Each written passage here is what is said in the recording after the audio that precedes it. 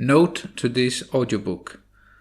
For reasons of practicality, this audiobook does not contain the footnotes, which amount to about 1/3 of the whole text.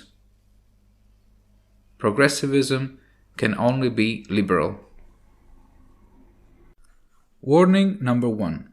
This book was written in Italian. The English translation is mine with the help of Google Translate. I already know there will be grammatical and style errors, but I think the text will be still understandable.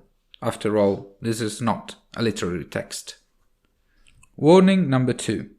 This warning is aimed primarily at US readers or those who are steeped in North American politics. It is a semantic clarification. For historical and cultural reasons that is useless to trace here, today in the United States, the word liberal is variously associated with the left and the Democratic Party. Strange as it may seem, the same word is perceived as a synonym of center-right and conservative in continental Europe, especially in Italy, Spain, and Greece. In both cases, it is a particularly unfortunate and misleading misreading of the word. By liberal, we mean here what refers to liberal political philosophy, which was first systematized in the 17th century by the British philosopher John Locke. The main foundation of liberalism is the idea that the citizen is endowed with individual rights and freedoms that no political power can violate. In itself, therefore, the meaning of the word liberal is neither left nor right. As far as I can see, the expression used today in the United States to designate the aforementioned meaning is classical liberal, which seems redundant to me. My hope is that a more precise use of the word liberal will be made soon both in Europe and in North America, finally purged of completely unjustified subsequent distortions. 0. Introduction. With this book, I intend to contribute to the cause of progressivism. I am convinced that progressivism is unfortunately not in good health today due to a profound ideological crisis. It is not the first time this has happened, indeed perhaps it is the norm. Ever since, in modern times, progressivism began to take the form of a structured philosophical theory, it has always had enemies who have tried to counter it with mixed success. For me, there is no doubt about when to temporarily place the seed of progressivism. In 1689, the British philosopher John Locke, 1632-1704, wrote, quote, "The end of law is not to abolish or restrain, but to preserve and enlarge freedom." End of quote. This sentence summarizes the creed of liberalism, namely that only the rule of law is able to guarantee the good of individual freedom, which is not equivalent to the power to do what one will, but to the freedom to dispose of one's own person, their own actions and possessions according to their will, as the laws allow, which protects them from the arbitrary coercion and violence of others. And if, quote, "preserving freedom," end of quote, can be the motto of conservative liberalism, certainly, quote, "enlarging freedom," end of quote, is for me the motto of progressivism, which therefore can only be liberal. But, as I said, progressivism has had to confront ideal forces opposed to any expansion of individual freedom. Numerous opponents and enemies are easy to recognize, if anything, because they are clearly placed outside it. But in my opinion, in very area, the greatest existential threat of progressivism has always come, so to speak, from within itself, that is, from thinkers and movements that have traditionally been assigned to the political area commonly called left, which in turn it is inextricably associated with the ideal of progressivism. The first and most illustrious philosopher who did so much damage to progressivism is the Genevan Jean-Jacques Rousseau, 1712-1778, who, with his main political work, The Social Contract, 1762, introduces a concept that will become fundamental on the left, that is, that the common or collective good has priority over individual freedom. Add to this that a few years earlier he published The Discourse of the Origin and Basis of Inequality Among Men, 1755, in which he argued that the institution of private property has led humanity from a happy state of nature to civil society with all its evils, including inequality, and we have, in a nutshell, all the theoretical paraphernalia of successive thinkers and movements that will aim at solving the social problems of humanity by adopting a collectivist approach and opposing the liberal one. The paradox is that the ideal of the collective good is the theoretical core of all conservative or regressive ideologies that have typically held individual freedom in contempt. All forms of repression of individuals have variously used the moral justification of the common good, whatever it may be, the purity of religious faith, respect for tradition and ancestors, social cohesion, the safeguarding of the nation, the victory of our race, etc. With a good approximation, the collective good that Rousseau inaugurates, which will have so much success later on the left, is the ideal of social justice and material equality among men. It is a noble and very powerful ideal, able of transforming the human feeling of piety and empathy towards our less fortunate fellow men into burning passion. And yet, often it has the effect of blinding those who believe in it to the point of inducing them to mortify and sacrifice individual freedom in the name of a supposed superior purpose. The truth is that there can be no progress or justice without the preservation and expansion of individual freedom. The contrast between the collective good and individual freedom is undoubtedly the most serious theoretical fallacy within the progressive field, which has not only polluted and distorted its ideology, but also has produced some of the worst disasters in the history of the last 2.5 centuries. The greatest challenge of progressivism is to demonstrate that not only individual freedom is not in contrast with the collective good of social justice, but it is even a necessary condition and, in some respects, sufficient, and must therefore be placed above any other ideal. This is the main goal of this book. It is an ambitious goal, I know, all the more so because it is really difficult to sow the seed of doubt, of being wrong in those who feel the sense of moral superiority that the cause of perfect justice on earth confers. After all, who is willing to believe that the political ideal of collective good is the greatest obstacle to the collective good itself? Yet it is so. Progressivism can only be liberal. 1. What is liberal democracy? When we hear that our democracies derive from the Athenian democracy of the second half of the 5th century BC, we hear a gross inaccuracy. Pericles' Athenian democracy had nothing to do with what we commonly understand by democracy.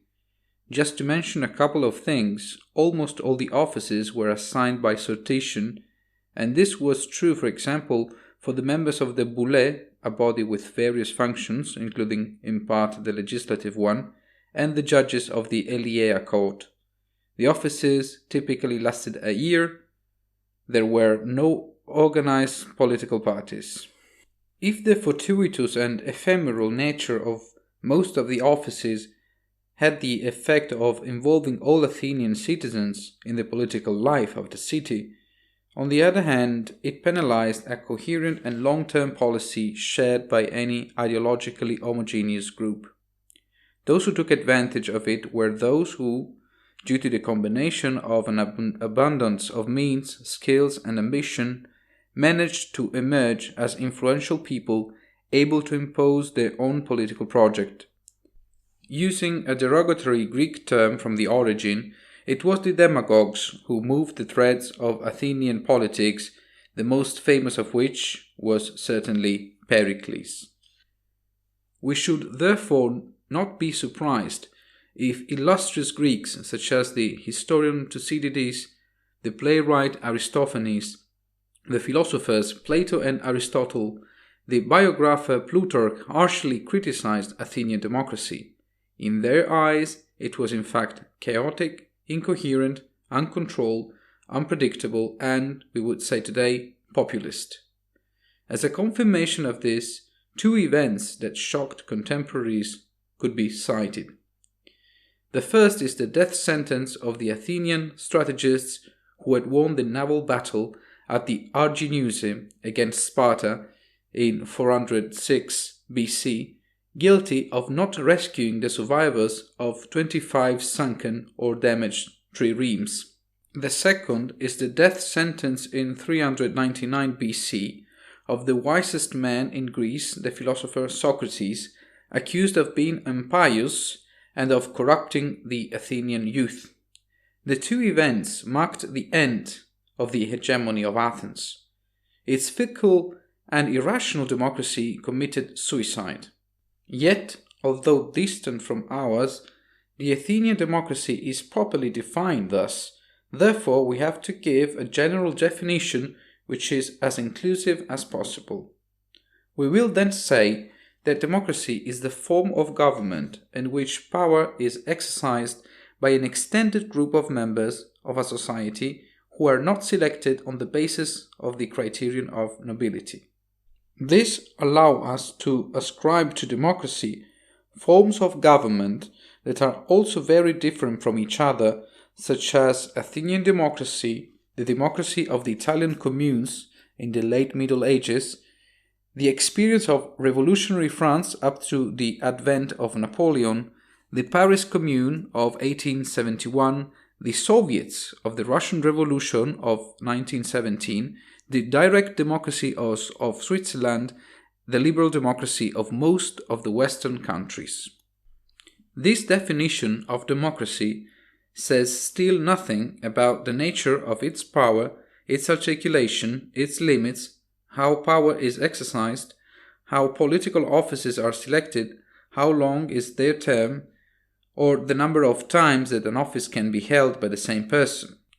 Of course, the expression extended group of members of a society may be vague, but on the other hand, it is impossible to quantify the precise percentage of individuals with full participation rights on the total population, beyond which we are allowed to speak of democracy.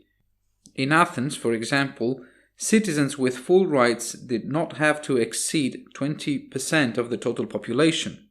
The same can be said for the Soviets, who mostly represented workers in large industrial centers in a country that was still essentially agricultural. So what distinguishes liberal democracy from all others? The main feature is that power is limited by individual freedoms or negative rights of individuals. In a liberal democracy, it is not possible to abolish the right to life, freedom of expression, and private property. A further limitation comes from the separation of legislative, executive, and judicial powers into three distinct bodies. Both negative rights and the separation of powers are typically mentioned in the Constitution or in other forms of basic laws, such as so-called Bill of Rights. As in the case of other forms of democracy, liberal democracy does not involve universal male suffrage or universal suffrage, contrary to what we are usually willing to think. Those are in fact recent innovations after all. Liberal democracy brings together liberalism and the democratic movement, two traditions of political thought that only apparently overlap. As Friedrich von Hayek pointed out, quote, "Liberalism is concerned mainly with limiting the coercitive powers of all government, whether democratic or not, whereas the dogmatic democrat knows only one limit to government, current majority opinion." The difference between the two ideals stand out most clearly if we name their opposites. For democracy, it is authoritarian government. For liberalism, it is totalitarianism. Neither of the two systems necessarily excludes the opposites of the other. A democracy may well wield totalitarian powers, and it is conceivable that an authoritarian government may act on liberal principles." End of quote. An example of totalitarian democracy is expressed in Lenin's famous, quote, "all power to the Soviets," end of quote, in the April thesis, which later became the slogan of the Bolshevik Revolution. If in the modern era the first and most important theorist of liberalism, of the need to limit powers of the government before individual liberties and to separate them, was John Locke, the main inspirer of the democratic movement was the Genevan Jean-Jacques Rousseau. In his The Social Contract, 1762, Rousseau argues how to establish a social pact that allows men to overcome the primitive law of the strongest, and which is as effective as possible for the protection of each contractor and their assets. The clauses of such a pact, quote, "may be reduced to one, the total alienation of each associate, together with all his rights to the whole community." End of quote. The pact must have a participatory character, which in a broad sense we could define as democratic. Quote, "each of us puts his person and all his power in common under the supreme direction of the general will, and in our corporate capacity we receive each member as an indivisible part of the whole. At once, in place of the individual personality of each contracting party, this act of association creates a moral and collective body composed of as many members as the assembly contains votes, and receiving from this act its unity, its common identity, its life, and its will." End of quote.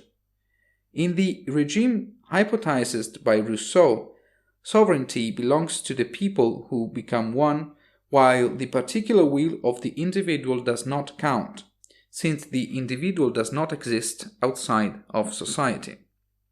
And when they become a threat to the regime itself, popular sovereignty can decide to get rid of them. This shows an approach that today we would call totalitarian. The individual must adapt to what the people, or whoever interprets their will, decide, under penalty of exclusion or cancellation. Another idea that earned Rousseau the title of champion of the democratic cause is instead expressed in chapter 15 of book 3 of the same work, Deputies or Representatives. Here indeed he argues that, quote, "sovereignty, for the same reason as makes it inalienable, cannot be represented. It lies essentially in the general will, and will does not admit of representation. It is either the same or other. There is no intermediate possibility. The deputies of the people, therefore, are not and cannot be its representatives." End of quote. It's about a form of radical direct democracy. If the people do not actively participate in politics, they are not truly free. Rousseauian freedom is therefore conditional on participation in political power. Now, although the concept of popular sovereignty and the rejection of forms of representation are characteristic of Rousseau's discourse, to be honest, it must be also remembered that in the social contract, serious doubts are raised about the fact that such a form of government is actually feasible. In fact, Rousseau argues that, quote, "if we take the term in the strict sense, there never has been a real democracy, and there never will be. It is against the natural order for the many to govern and the few to be governed. It is unimaginable that the people should remain continually assembled to devote their time to public affairs." End of quote. And even if a democracy could be established, it would only work in small communities, for example in city-states, which would sooner or later be overwhelmed by larger and more organized nation-states. However, Rousseau's pessimism about the feasibility of direct democracy can take a back seat. What matters here is to demonstrate that the democratic movement was originally compatible with a totalitarian or at least tyrannical approach to political management, and to remember that Rousseau's ideas proved fruitful given their immense influence in numerous successive experiences of total or absolute democracy, as in the case of the French and Russian revolutionary regimes. The social contract supports the so-called, quote, dictatorship of the majority, end of quote, that is, the unfortunate condition in which the majority imposes its absolute power on the minority or minorities. It is significant that the young Karl Marx accepted the Rousseauian concept of general will in order to contrast the conservative state of Hegel with that of democracy by universal suffrage. As it is significant that the famous expression, quote, dictatorship of the proletariat, end of quote, present in his critique of the Gotha program 1875 closely resembles the dictatorship of the majority, or that in the Manifesto 1848 we read, quote, we have seen above that the first step in the revolution by the working class is to raise the proletariat to the position of ruling class to win the battle of democracy, end of quote. It is therefore not strange to say that political Rousseau has been a point of reference for Marxist theory. This will serve the reader to critically review an implicit judgment that we have all internalized, namely that the democratic choices are always right. Like any power, in fact, even the democrat needs limits, otherwise it mostly likely leads to arbitrariness and arrogance. As said before, in the case of absolute democracy, the minorities will typically suffer from tyrannical power, and we must not forget that, quote, the smallest minority on earth is the individual, end of quote, as the philosopher Ayn Rand in 1905-1982 very appropriately put it. For this reason, it is vital that democracy be also liberal.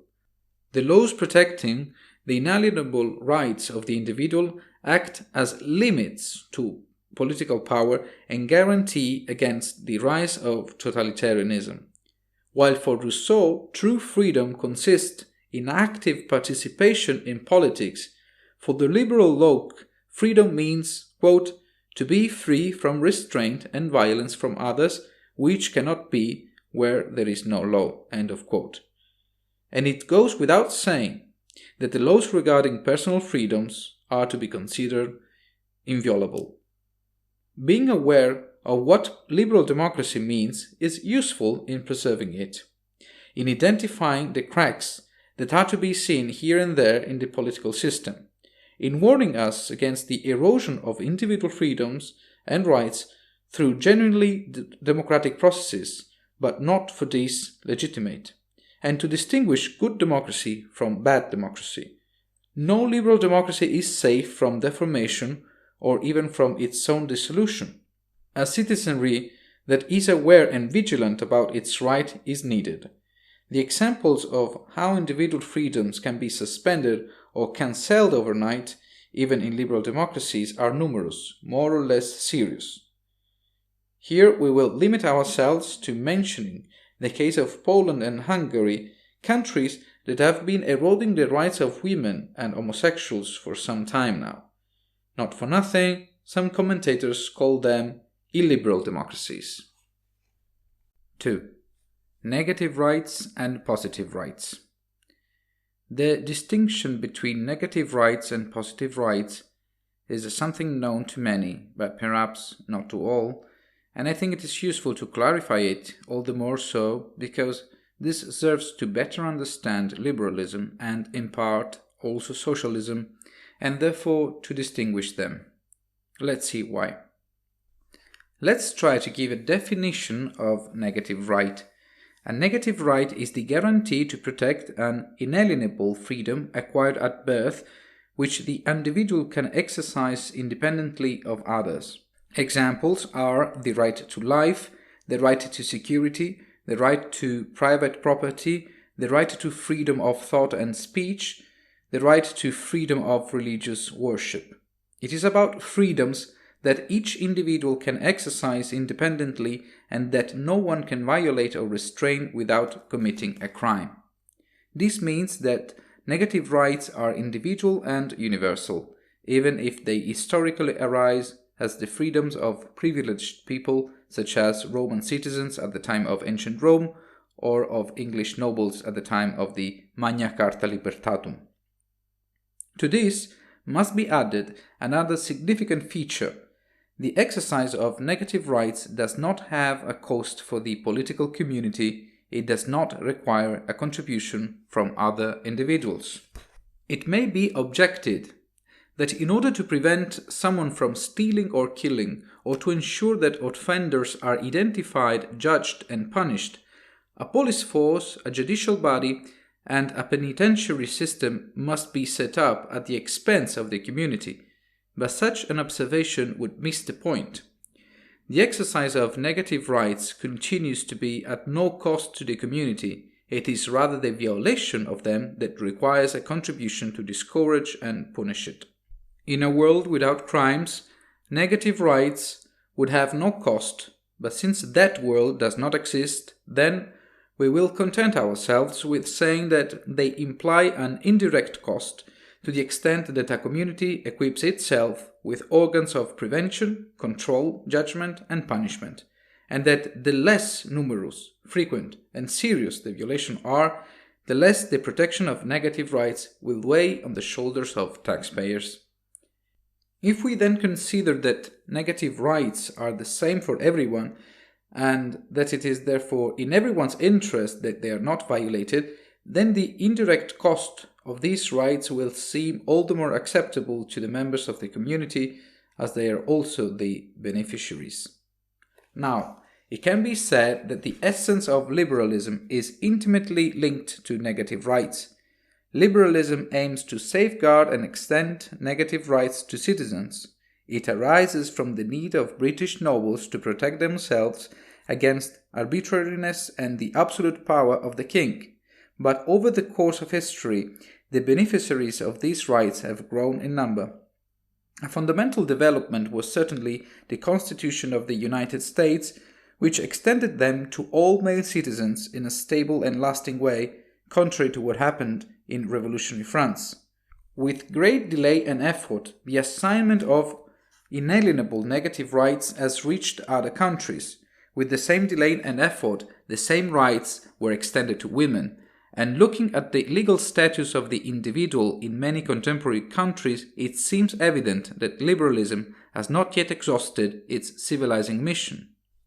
I know that some readers will find the word civilizing out of tune, but where the right to life and personal security, freedom of speech, freedom from slavery, freedom from arbitrary detention, the right to a fair trial, are not even guaranteed on paper, for me this is a good approximation of the term barbarism or lack of civilization. In order to avoid accusations of simplification between civilized and uncivilized countries, I will say that in no country has liberalism exhausted its mission and never will.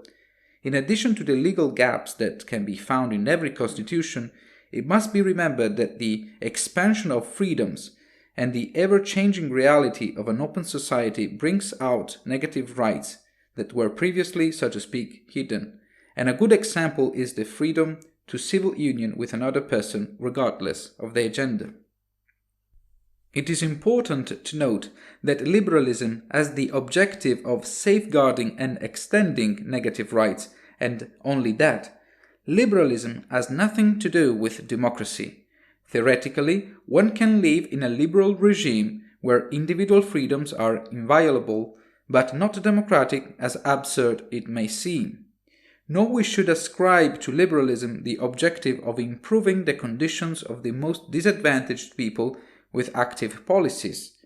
Rather, the liberal theory believes that a society of free men develops much more harmoniously and rapidly than a society in which rights are denied and it is therefore capable, better than others, of improving the conditions of the most disadvantaged people. The fact that today liberalism is associated with democracy by universal suffrage, or that contemporary liberalism is generally in favor of welfare policies, these are, to be fair, innovations that begin timidly in the 19th century in spite of a tradition that was born 2 centuries earlier, and this has happened at least in part under the influence of socialist theories and parties. And it is precisely socialist theories that allow us to introduce positive rights given their close connection. Let's give a rough definition. A positive right, also called social right, is the guarantee of the assignment of a good or service to be delivered or paid by the community by reason of the beneficiary's inability to procure it themselves autonomously. Examples of positive law are the right to a job, the right to a pension, the right to an invalidity pension, the right to a home, the right to education, the right to health care.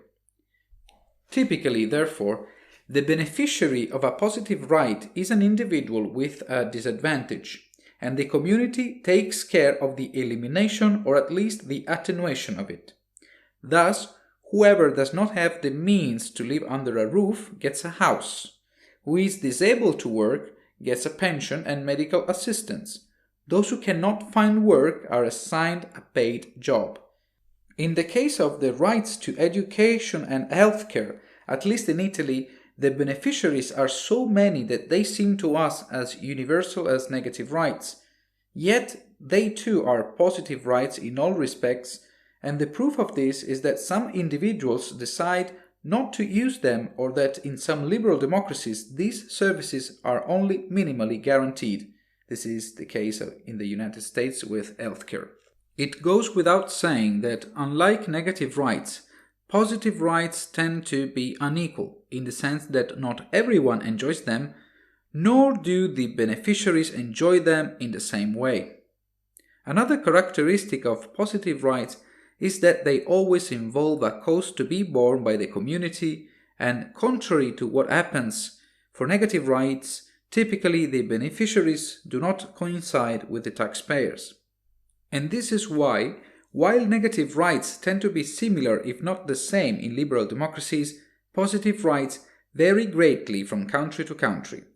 Positive rights are the result of highly articulated political decisions, both in purpose and in application, and they can be introduced, modified, or dismantled much more easily and often than it occurs with negative rights.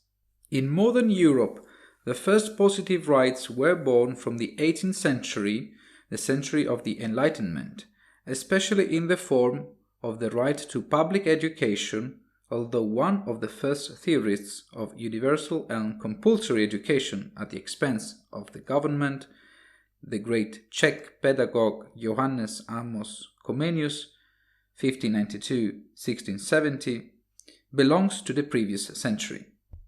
And yet, there is no doubt that a great boost to positive rights came from thinkers and from trade unionist and socialist movements coping with the new problems connected with industrial revolutions such as working conditions, wages, the need for social security, and so on.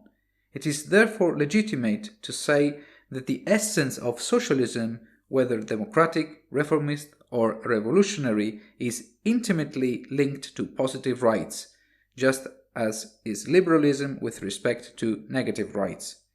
Positive rights are born as a tool to obtain social justice, negative rights to defend individual freedoms. Individual freedoms and social justice, liberalism and socialism, negative rights and positive rights are de facto dichotomies that can be superimposed. The question now is, which of the two terms have priority? Judging by the constitutions of contemporary democracies, negative rights clearly take precedence over positive ones.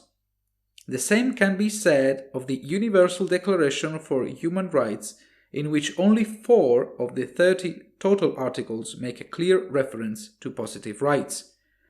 The reason lies probably in the liberal belief that in the absence of negative rights, the door opens to the arbitrariness of the absolute power of the rulers over the governed, and that in such a regime no form of legal equality or social justice is possible.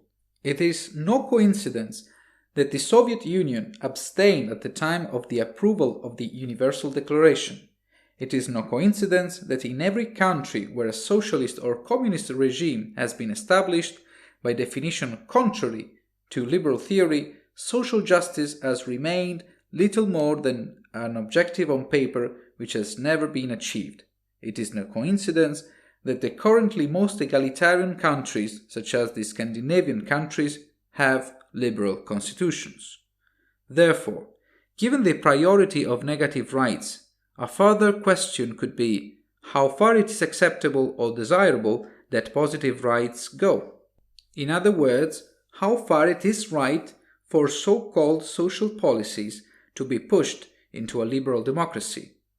The question is far from simple and arises from the observation that positive rights are at least in part in conflict with negative rights. In order to pay the cost of social policies, it is necessary to resort to the collection of taxes, and, strictly speaking, it can be considered a violation of the right to property, that is, to the free disposal of one's assets. Now, with the exception of the anarcho-capitalists, everyone agrees that taxes have to be paid, but the point is, how much?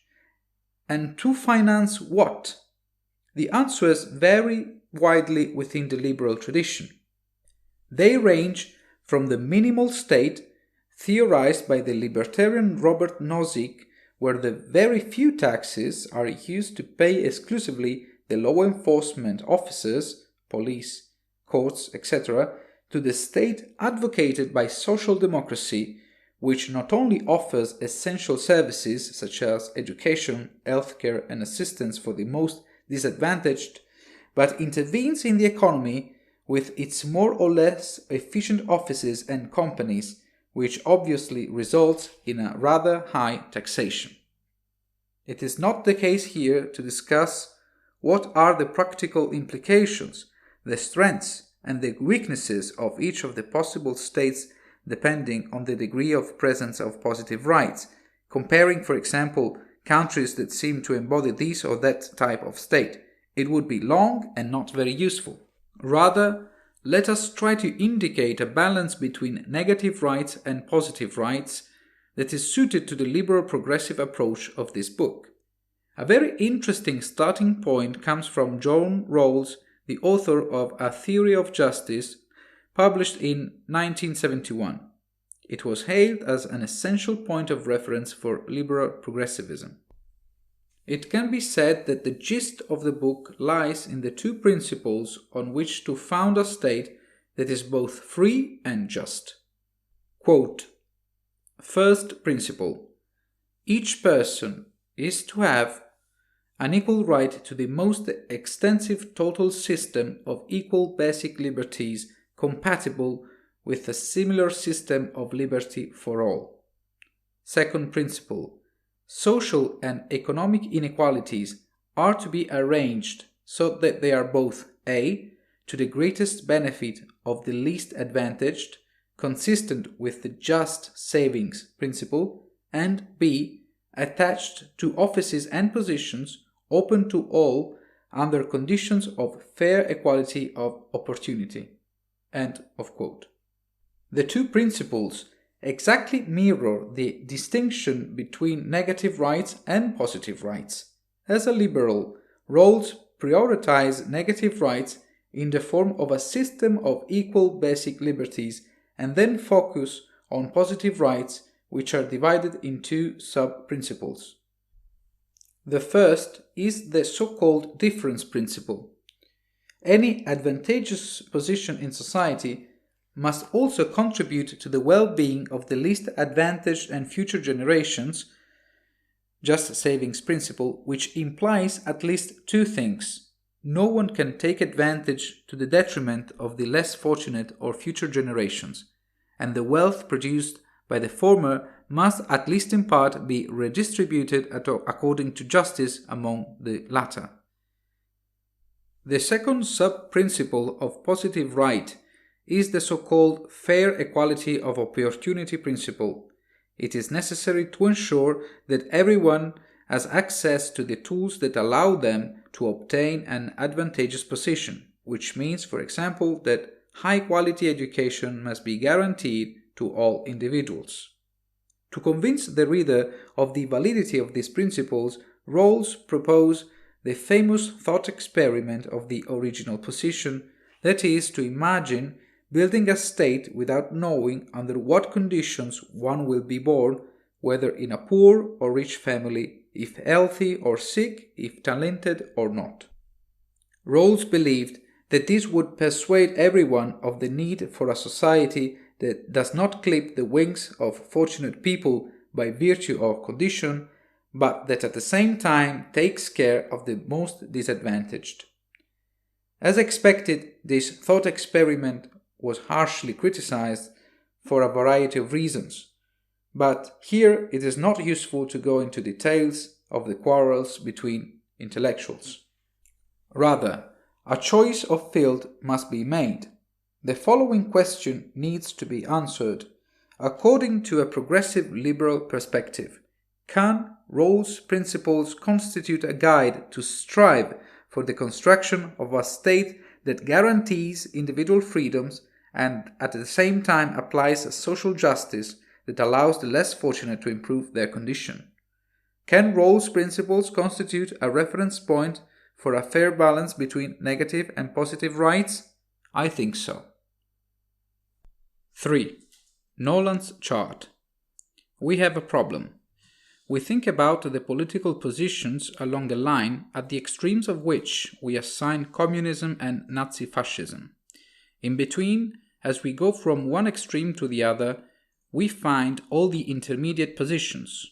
Going from left to right, we imagine the radical left, social democracy, liberal progressivism, traditionalist and social centrism, conservative liberalism, the traditionalist right and the nationalist right. Obviously, there are parties that are placed more to the right or to the left, depending on certain positions taken on particular issues or, more trivially, depending on the electoral and government alliances. Well, thinking political positions along one line is fundamentally misleading. Historically, this view was born in the revolutionary France of 1789. To the right of the National Assembly sat the supporters of the king and the institution of a constitutional monarchy, while to the left were the supporters of the revolution and a radical change of regime. In a nutshell, therefore, we appreciate a distinction between reactionaries and revolutionaries, conservatives and progressives, tradition and innovation. Since then, in any case, the dichotomy has been particularly productive in the rest of Europe and has been enriched with meanings that have often had the effect of simplifying and confusing rather than clarifying this distinction. Thus, for example, the right-left dichotomy is associated with couples that are often not superimposable, sometimes contradictory, sometimes even without substance or simply deceptive, such as fascism, communism, capitalism, socialism, private, public, freedom, social justice, elite, mass, war, pacifism, nationalism, internationalism, order, anarchy, xenophobia, xenophilia, intolerance, tolerance, greed, generosity, obedience, disobedience, rigor, indulgence, liberalism, statism, austerity, economic expansionism, individualism, collectivism, selfishness, altruism, destruction of the environment, ecologism, prohibition, permission, etc. According to what criterion could we gradually pass from the extreme left to the extreme right? The pursuit of social equality, the abolition of rigid social hierarchies? Neither works. Doesn't traditionalist and religious center care more about hierarchies than liberal right? Didn't fascism embrace a far more social approach than the liberals of the early 20th century? Or hasn't communism turned out to be much more attentive to the social hierarchies than numerous political regimes theoretically to its right? No, it is not possible to find a criterion that allows us to safely move the variable political position along a line that goes from left to right. It is a fallacious mental image, and as such, it is not only useless, it is even detrimental to the understanding of political discourse. It matters little if it has historically been widely used at all latitudes. It is much more productive to move in a two-dimensional space, a square rather than a line. The so-called Nolan Chart comes in handy. It takes its name from its creator, David Nolan, 1949-2010, an American politician and one of the founders of the Libertarian Party of the United States in the 1970s. Nolan starts from the assumption that political creed can be defined on the basis of the degree of government control desired over human action. Human action is divided in two categories: economic freedom and personal freedom. Here are the two variables of the two-dimensional space of the diagram. By economic freedom, we mean both the ease with which the individual can operate economically, which increases with decreasing bureaucracy, taxes, judicial inefficiency, and the degree of state intervention in the economy, which decreases as the economic freedom of individuals increases. By personal freedom, on the other hand, we mean the degree of autonomy granted to the individual to choose for themselves on matters that affect them personally or in relation to others. Some examples are the freedom to be in a civil union with anyone who is consenting, to express one's own opinions, to use drugs, to practice one's own religion, to choose treatments and therapies. At this point, it is good to use a couple of precautions. The first is that the two axes, economic freedom and personal freedom, are not exhaustive criteria, if only because they mostly take into account negative freedoms, negative rights, even if it is possible to associate some positive rights, such as public health and public education, to greater personal freedom at the expense of the state, which decreases economic freedom. There are also issues such as migration policy or foreign policy, which hardly fall into one of the two categories. The second precaution is that any visualization of political positions hides prejudices and ends, and this chart is no exception. As mentioned, David Nolan was a libertarian, and his chart may have been born with the aim of raising awareness of his political beliefs among the American public. The diagram looks like a square divided into 5 areas. The bottom corner corresponds to an authoritarian position in which the state significantly limits economic and personal freedoms. Ideally, we can place the dictatorships of the 20th century at the bottom vertex. The opposite corner at the top corresponds to the anarchist ideal, that is, no intervention by the state. In the corner on the right, characterized by a free market and capitalist approach in economics but traditionalist in terms of customs, we can place the conservatives. In the opposite corner, we find the progressives, often and mistakenly called liberals, that is, those who want greater personal freedom but substantial intervention and control by the state in the economic field. Finally, the square in the center brings together the intermediate positions. With a good approximation, it can be said that most of the parties of the liberal democracies are located here. In spite of Nolan's intent, I do not believe that this chart can serve as a precise tool for evaluating political positions, but it is nevertheless useful for assigning a rough location. Any analysis or test aimed at establishing with certainty the political position of a person, a party, or a country will, in all likelihood, have the defect of reflecting the political beliefs of those who have developed it. With this warning, I try to place the main current Italian parties in the Nolan Chart. To these were added Stalinist communism, Nazism, and anarchism. I leave it to the reader to evaluate the acceptability of my proposal, but it is appropriate to add some more comments.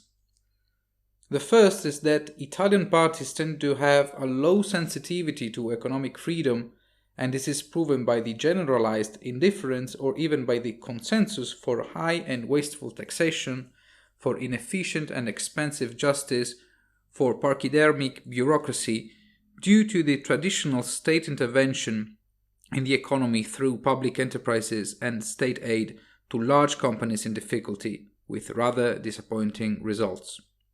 The second is that the Italian parties do not stand out for their sensitivity towards personal freedom.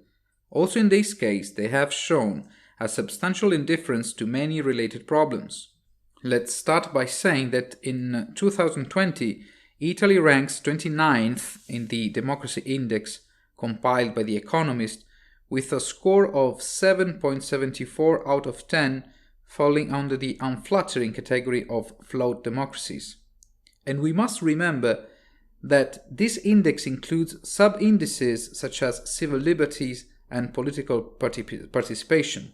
In terms of press freedom, Italy is in 41st place out of 180 according to the 2020 World Press Freedom Index.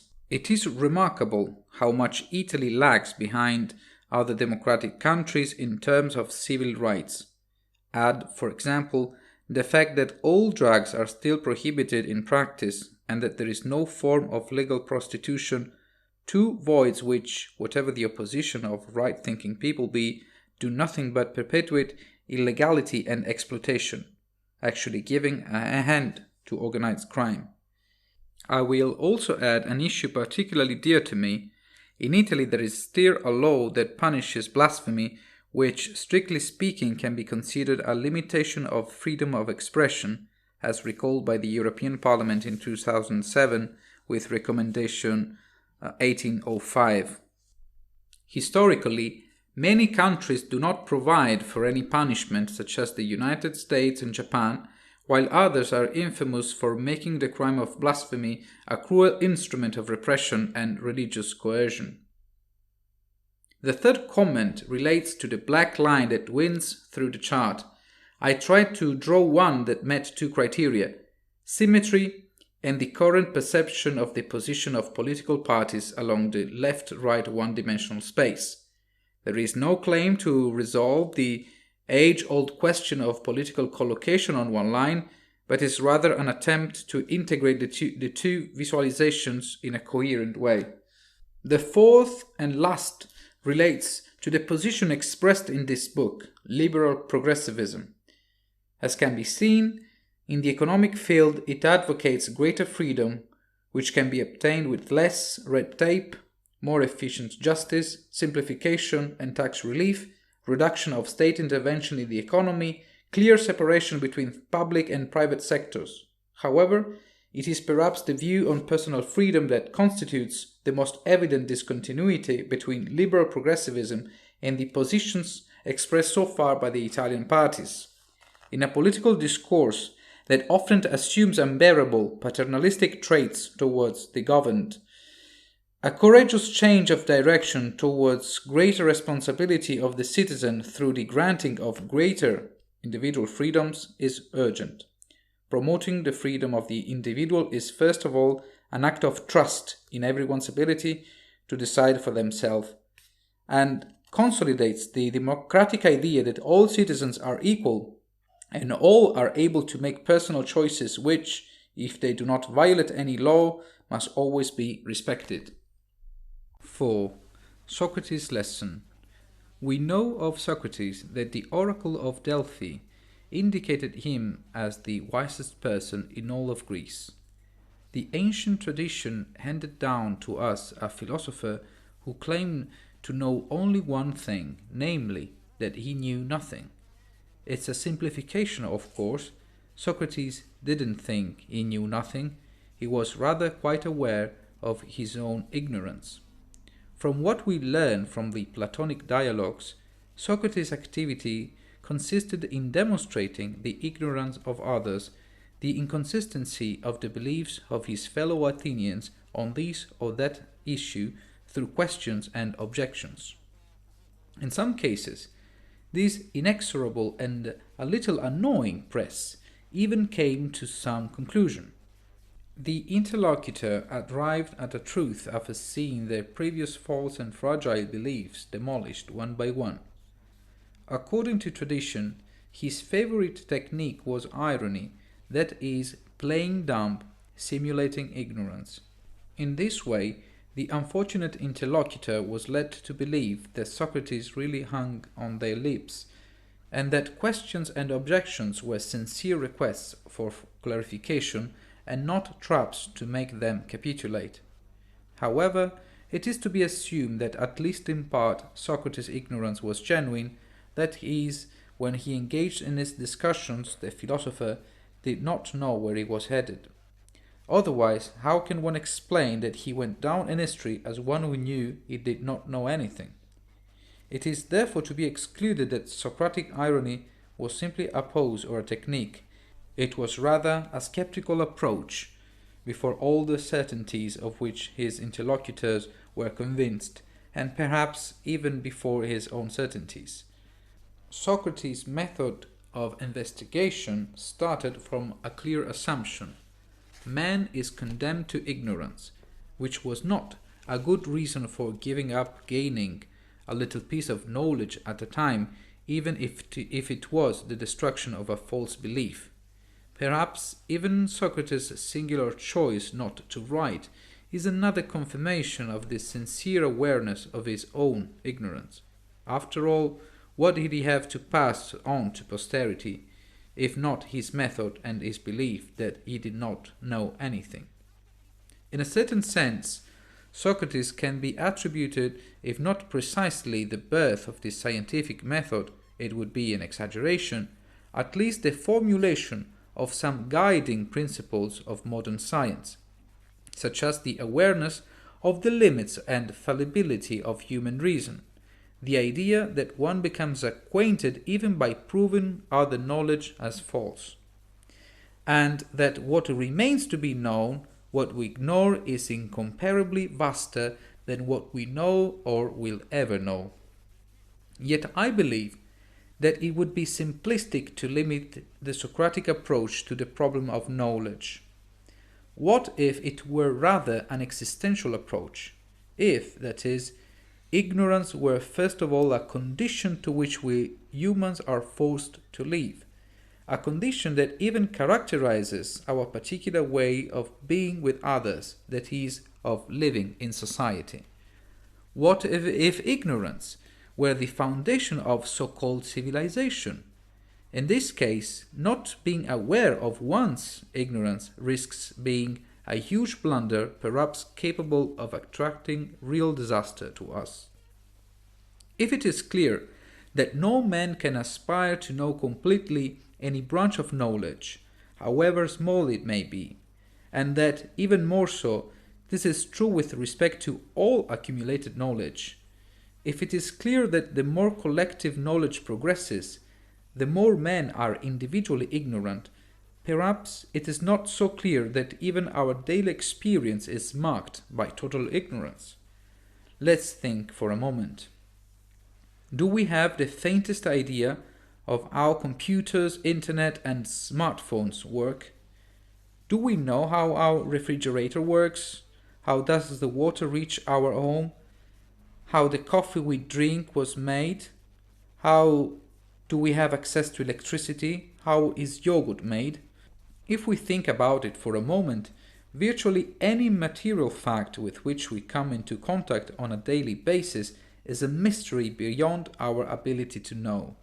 Our whole life takes place in a material reality that we use, that we know how to use, but of which we know very little, practically nothing.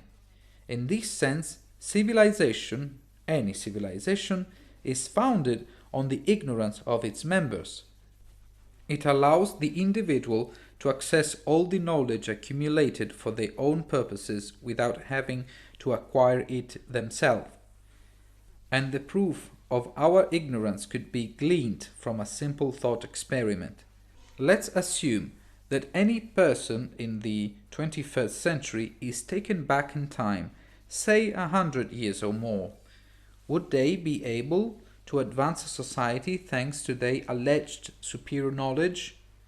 The answer is most likely no, for the simple fact that even the most experienced person in a field relies on collaboration with other knowledge as well as on technologies that they know nothing about except how to use them, and without them they are unable to take advantage of their own knowledge and to work. Perhaps the question would have a different answer if we assume the time travel of 100 craftsmen or 100 engineers. The profound ignorance to which we are forced also applies to intangible aspects that we use day after day, even if these will perhaps be more difficult to grasp. Think of the language, concepts, ideas, ways of doing, habits, traditions, rules of behavior that we use every day. We also know practically nothing about these. We do not know why they exist, why they are like this and not in another way, why they work. Yet, they are indispensable to ourselves and in relation to others. This consideration about human nature certainly does not have the purpose of plunging us into pessimism. It is simply awareness of our limitedness.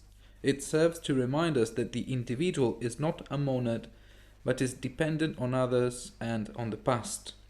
The expression standing on the shoulders of giants seems particularly apt. It would be a mistake to take it as an invitation to give up learning, broadening our limited knowledge, or trying to make a small, more or less original contribution to society. Well, but in practice, what do we do with the awareness of our ignorance?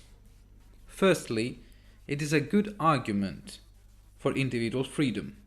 If no one can reasonably hope to know themselves to the point of knowing perfectly what they have to do and what they need, this holds even more true when we imagine someone deciding for someone else what they should do for their own good. Given our ignorance of what is good to do, it is wise that each is free to do what they want while respecting the laws, so that at least they take responsibility for the consequences of their choices and actions and do not blame or credit to someone else. Here is an answer to the question, why individual freedom? Secondly, ignorance is an excellent argument in favor of freedom of expression. How do you know where and in what form a useful contribution to society will come? Are we not in danger of harming ourselves if we limit our ability to express opinions? And consequently, ignorance is also an excellent argument in defense of tolerance. How can we be sure that certain ideas and opinions, not constituting a crime in themselves, should be censored because they are considered wrong? It's a good argument for democracy. Why shouldn't we ask everyone's opinion, since no one can know for sure what is best for the country? Isn't that a good way to collectively take responsibility for what derives from political power? But Socrates' lesson can also suggest general principles of conduct. Let's try to identify some of them. The awareness of our ignorance should advise us to avoid centralizing power and rather to decentralize it.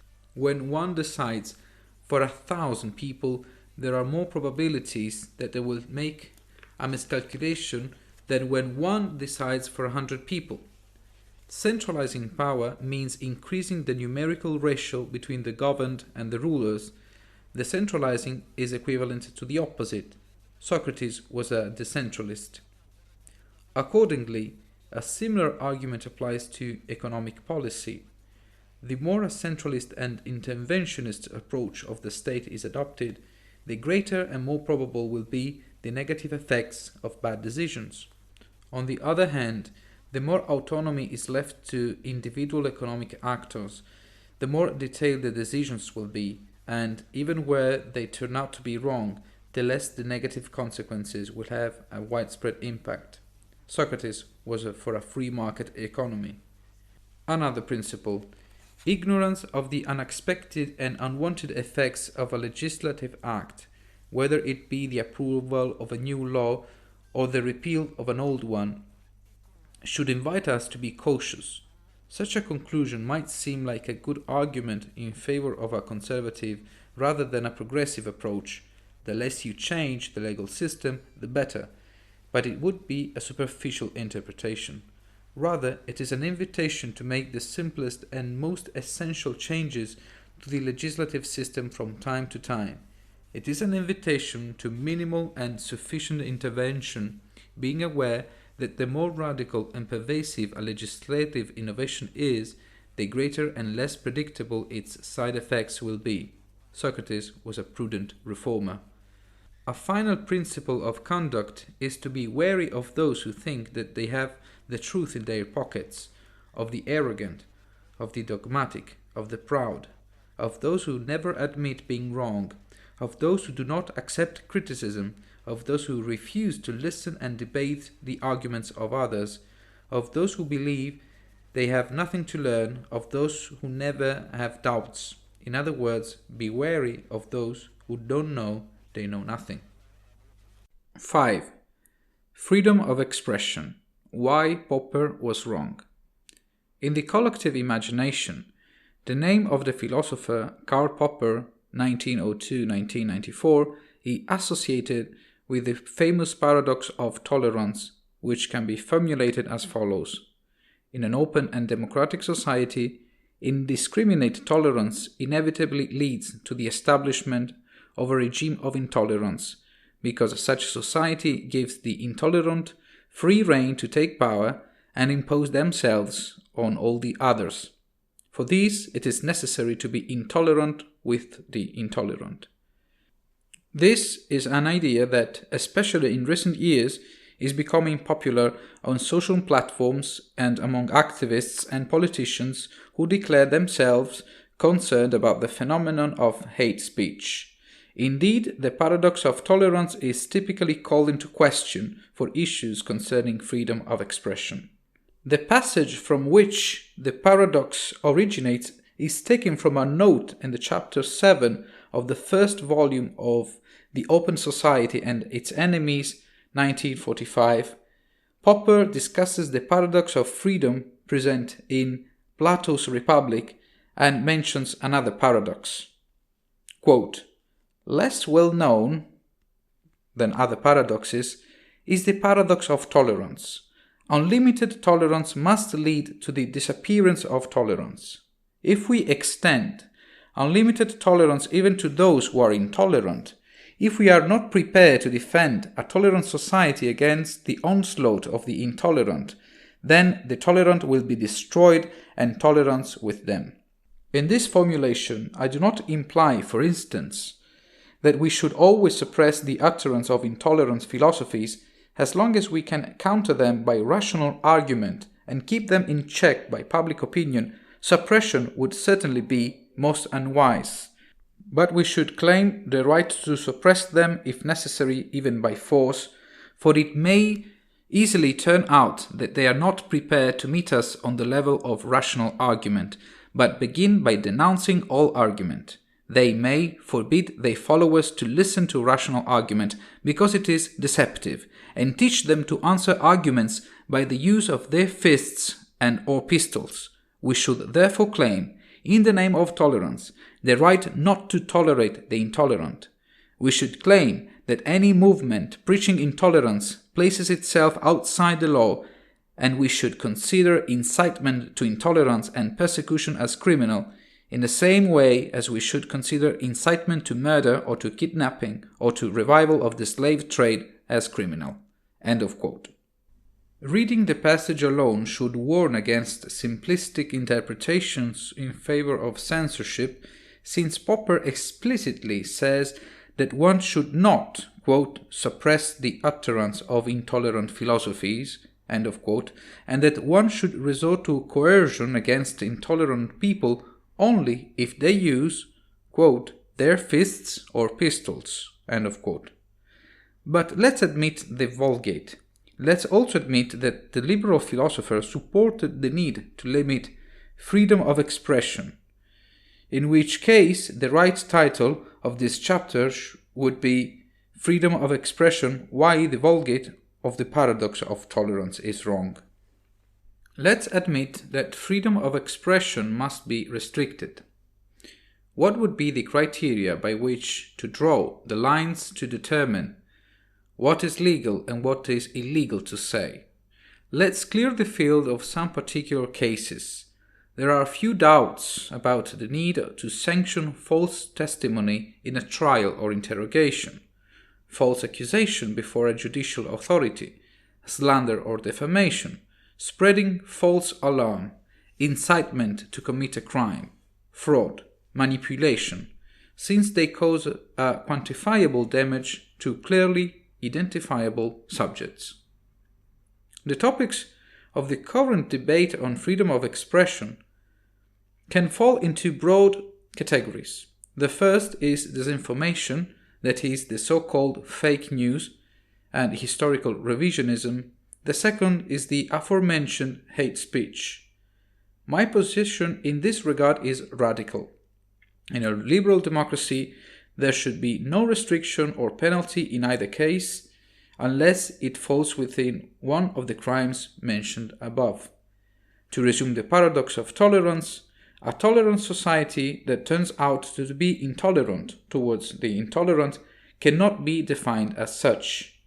It will be an intolerant society.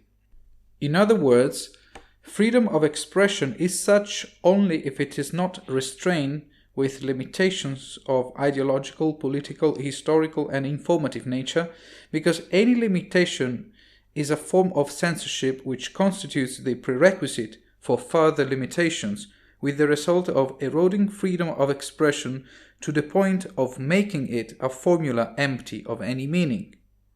Any form of censorship is more harmful than the pleasant consequences of full freedom of expression. Let's see why it holds true for each of the two categories. No one could deny in good faith that disinformation is a disservice to the political community, but the question is, how do you clearly distinguish disinformation from correct information? It would suffice to say that much of the information is in fact opinion and interpretation of what happens. And what about information that contains together true and false data? And how do you determine that the false data are not actually approximations with no deceptive or malicious intent? Should we therefore limit ourselves to information that exclusively reports the events that occurred?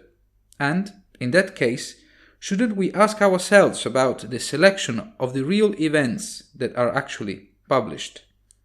Wasn't the work of Julian Assange and Edward Snowden a service to the public, as it disclosed the practices of the United States respectively in the management of war operation and the collection of data without consent, even if they have violated the censorship of the state secret? Of course, the most extravagant theories on this or that issue circulate on the internet, whether it is anti-vaccination, flat eartherism, political or historical conspiracy, powerful lobbies that would act in the shadows against the interests of citizens, and other amenities of the same kind. And what should we be afraid of? That certain people believing it can subvert our liberal democracies and the rule of law with impunity, as if there was no clear distinction between the publication of untrue news and an attack on the institutions? If so, if we fear that a part of citizenship is damaged by freedom of information, this means that we do not believe that men are equal, that everyone is endowed with reason, that everyone is able to decide for themselves, that they are responsible of their choices. In other words, we do not believe in democracy, which means that we are elitists and authoritarians. We believe that not everyone should have the right to vote, for example, and it is necessary to draw a line between first-class citizens and second or third-class citizens. This is the genuine seed of authoritarianism, of paternalism, of government for the people but without the people, perhaps even of totalitarianism. And on the other hand, isn't it true that the primary concern of dictatorial or totalitarian regime is precisely the control of information? So what would be the difference between a self-styled free country and a dictatorship if not, among other things, the fact that in the former there is freedom of information?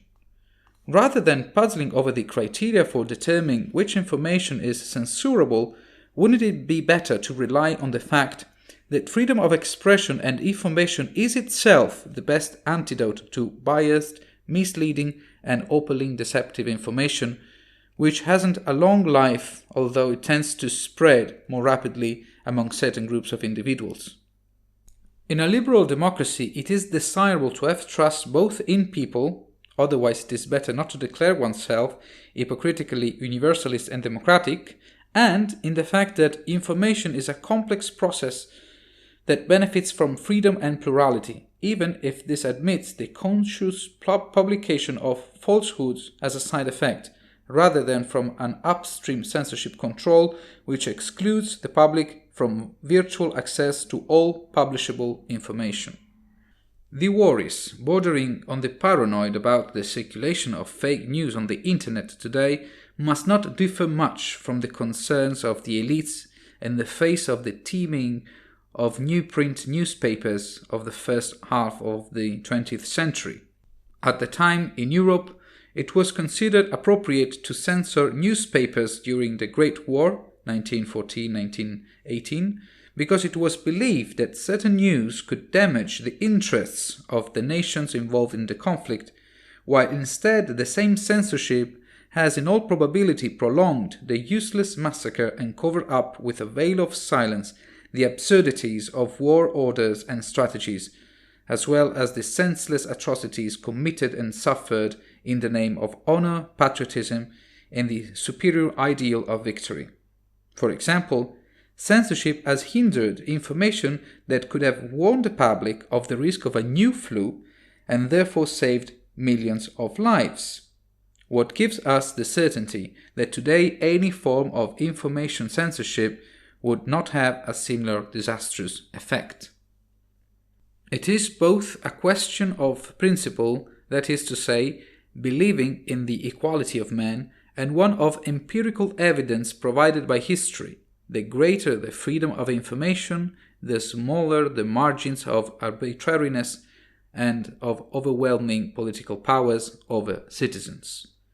The same goes for historical research and dissemination, which fully fall into the category we are focusing on. Providing any limitation to the publication of historical facts means undermining the freedom and independence of historiography. It would be objected that total freedom in the matter would be equivalent to giving a hand to revisionism of the worst kind, the one, so to speak, which, for example, denies that the Holocaust ever happened. Thus we forget that the greatest guarantee against falsifications in any field of knowledge is precisely the freedom of research, and that therefore the discovered historical revisionisms would succumb to the mass of contrary evidence, just as their authors would lose all credibility within the scientific community to which they belong. We should rather worry about the opposite, namely that a law that limits historical research and dissemination of controversial positions does not end up favoring them by giving them the aura of truth denied by an authoritarian power that finds no better way to oppose it than using the coercive force of the law. Let the revisionists write what they seem most appropriate. If anything, we will have the advantage of seeing them come out into the open and being able to challenge them on the merits. Also in this case, An open society could not fear that it does not have rational scientific argumentative means to deal with openly biased and deceptive historical theses. It must rather fear introducing exceptions to the freedom of research and dissemination, which will serve as dangerous precedents for further exceptions. Let's focus now on the second category of expressions accused by supporters of a tightening of free speech, namely hate speech. It is an extremely vast, multifaceted, and slippery terrain. Let's try to put some order. Let's start with a rough definition. Hate speech is a public communication that aims to express and spread hatred and intolerance, or to encourage the use of violence against a person or a group based on criteria such as ethnicity, skin color, nationality, gender, sexual orientation, religion, disability, or other social or cultural affiliation. Before proceeding, it is worth clearing the field of examples of hate speech which, falling within other crimes punishable by law, will not be included in the main subject of our discussion. Incitement to violence undoubtedly constitutes a crime where psychological assistance is proven, that is, the direct link between criminal actions and conception, planning, or persuasion to commit the crime. It is definitely more problematic to define when direct involvement is not proven. The direct threat and intimidation of a person or group on a discriminatory basis is a crime as it undermines the safety or perception of safety of the victims. Examples of threat and intimidation are not only verbal confrontation, in presence or not, but also showing or delivering to the victims threatening symbols such as a noose, a severed head of an animal, a swastika, bullets, etc. It is agreed that harassment on a discriminatory basis is also a crime, that is, to provoke, insult, verbally annoy someone. Characteristics of harassment are both the intentionality with which it is carried out and the identifiability of those who are the subject of it. The intentionality of the perpetrator and the identifiability of the victims seems essential criteria of the slander and defamation mentioned above, while it is rather uncertain whether these crimes can be ascribed where the two aforementioned criteria are not recognizable with certainty. Given these premises, the kind of hate speech to be observed yet typically implies a damage that can go under the heading of offense. And it is in fact a very recurring term among those who fight against hate speech. Their goal would not be to limit freedom of expression, since the freedom to offend would be a totally distinct thing. The first element of vagueness derives precisely from the nature of the offense. It can be described as an unpleasant psychological sensation, but since it is a fact linked to subjectivity and personal sensitivity, it is very difficult to quantify it.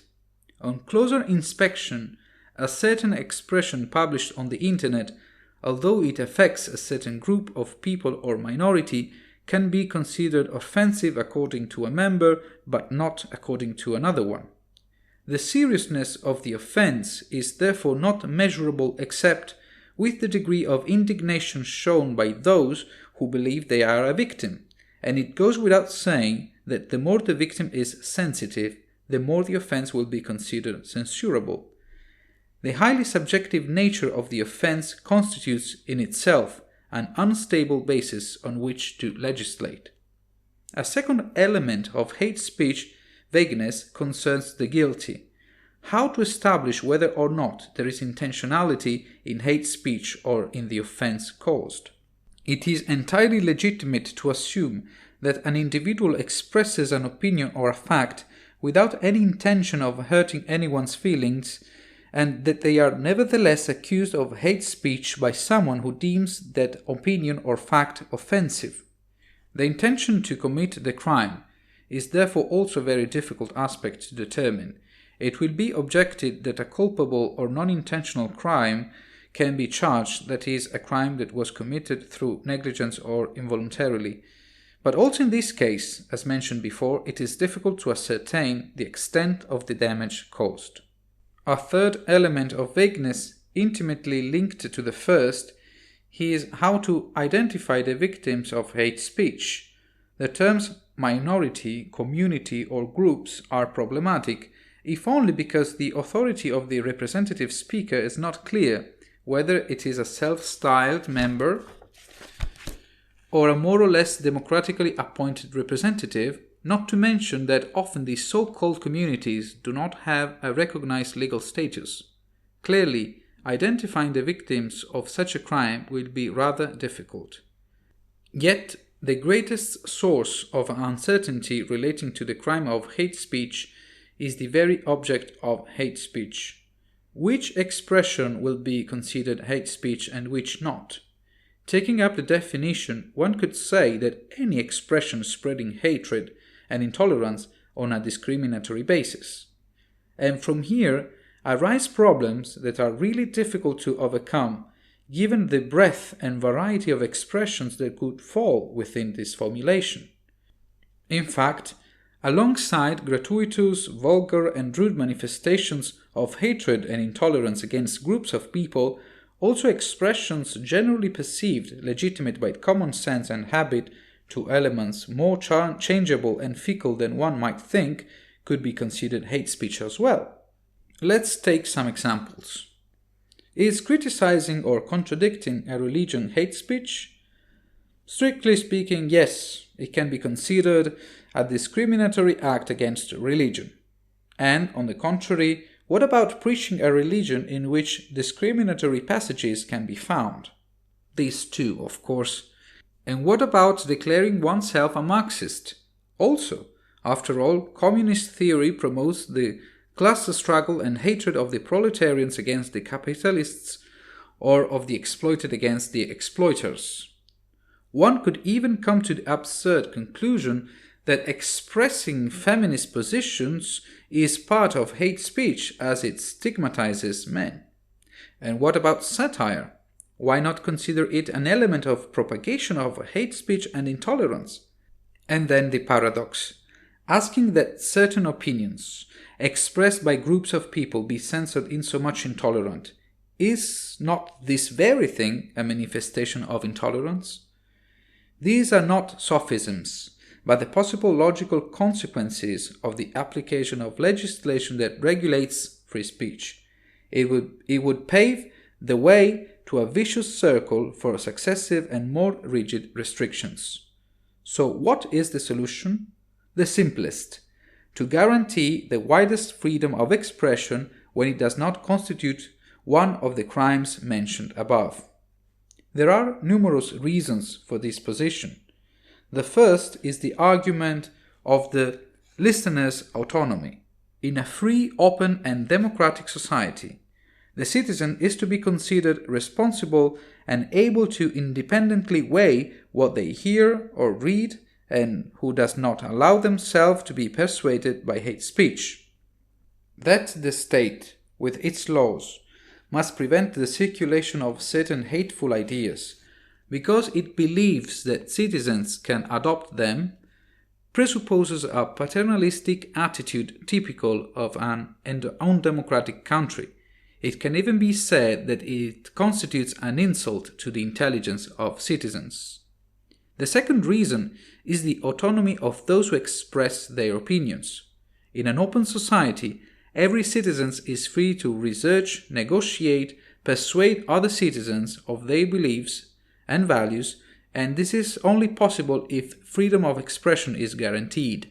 In other words, the state should not legislate on what is morally inappropriate to say, because it would limit the citizens' autonomy to build their own opinions and ideas, which is also expressed through freedom of expression. The third reason, closely linked to the first two, concerns the nature of democracy. A democratic regime is characterized by the fact that all opinions are virtually on the table, compete, are screened by the citizens, and are preferred on the basis of the majority criterion. A state in which certain opinions are excluded from the debate by law cannot be defined as fully democratic. It may be objected that a democracy must be preserved and cannot allow a position capable of upsetting it from its foundations to prevail politically, and that is therefore legitimate to envisage certain restrictions on freedom of expression. But the founding principle of a democracy, especially a liberal one, is that citizens are free to sift, promote, choose the positions they deem most appropriate according to the processes provided for by the Constitution. And this is guaranteed where there is full freedom of expression. The fourth reason concerns a purely gnoseological question, namely the way in which we know. The expression of ideas and opinions is in fact a formidable and irreplaceable means of getting to know the thoughts of others. Any limitation of freedom of expression would compromise citizens' ability to acquire information, hinder the understanding of the complex ideal and material reality experienced by other individuals. This is all the more true if we consider that any restrictions on freedom of speech would have the unpleasant effect of discouraging people from expressing their own opinion, even if perfectly legitimate, for fear of incurring sanctions. A psychological question would be added to the gnoseological question. Restrictions would produce a repression, a state of mind that is as burdensome for those who experience it as it is potentially dangerous for the community, not to mention that psychological repression is a typical element of authoritarian regime. A fifth reason is provided by the philosopher John Stuart Mill, 1806-1873. Quote, "But the peculiar evil of silencing the expression of an opinion is that it is robbing the human race, posterity as well as the existing generation, those who dissent from the opinion still more than those who hold it. If the opinion is right, they are deprived of the opportunity of exchanging error for truth. If wrong, they lose what is almost as great a benefit, the clearer perception and livelier impression of truth produced but by its collision with error." End of quote. Nobody can be sure that their beliefs or those of the majority are absolutely right, and this is not a sophism. It is not possible to know a priori from whom and how a new contribution will arrive capable of shedding some light on the fallacy of certain common opinions. The circulation of ideas and free debate must be guaranteed. It is necessary to have faith in the fact that in an open society, erroneous opinions will be gradually defeated by less erroneous opinions, that even the most vulgar demonstrations will have at least the advantage of never making the debate around the founding beliefs of liberal democracies out of date, like the freedom and equality of man, which, taken for good by habit, risk becoming moldy and losing their meaning. The best weapon against hate speech, whatever that means, is free debate, confrontation with other opinions, other reasoning, other ideas. Before closing, a final consideration. Isn't it true that freedom of expression has proved to be the most effective tool for the advancement of any society in terms of knowledge and rules of coexistence?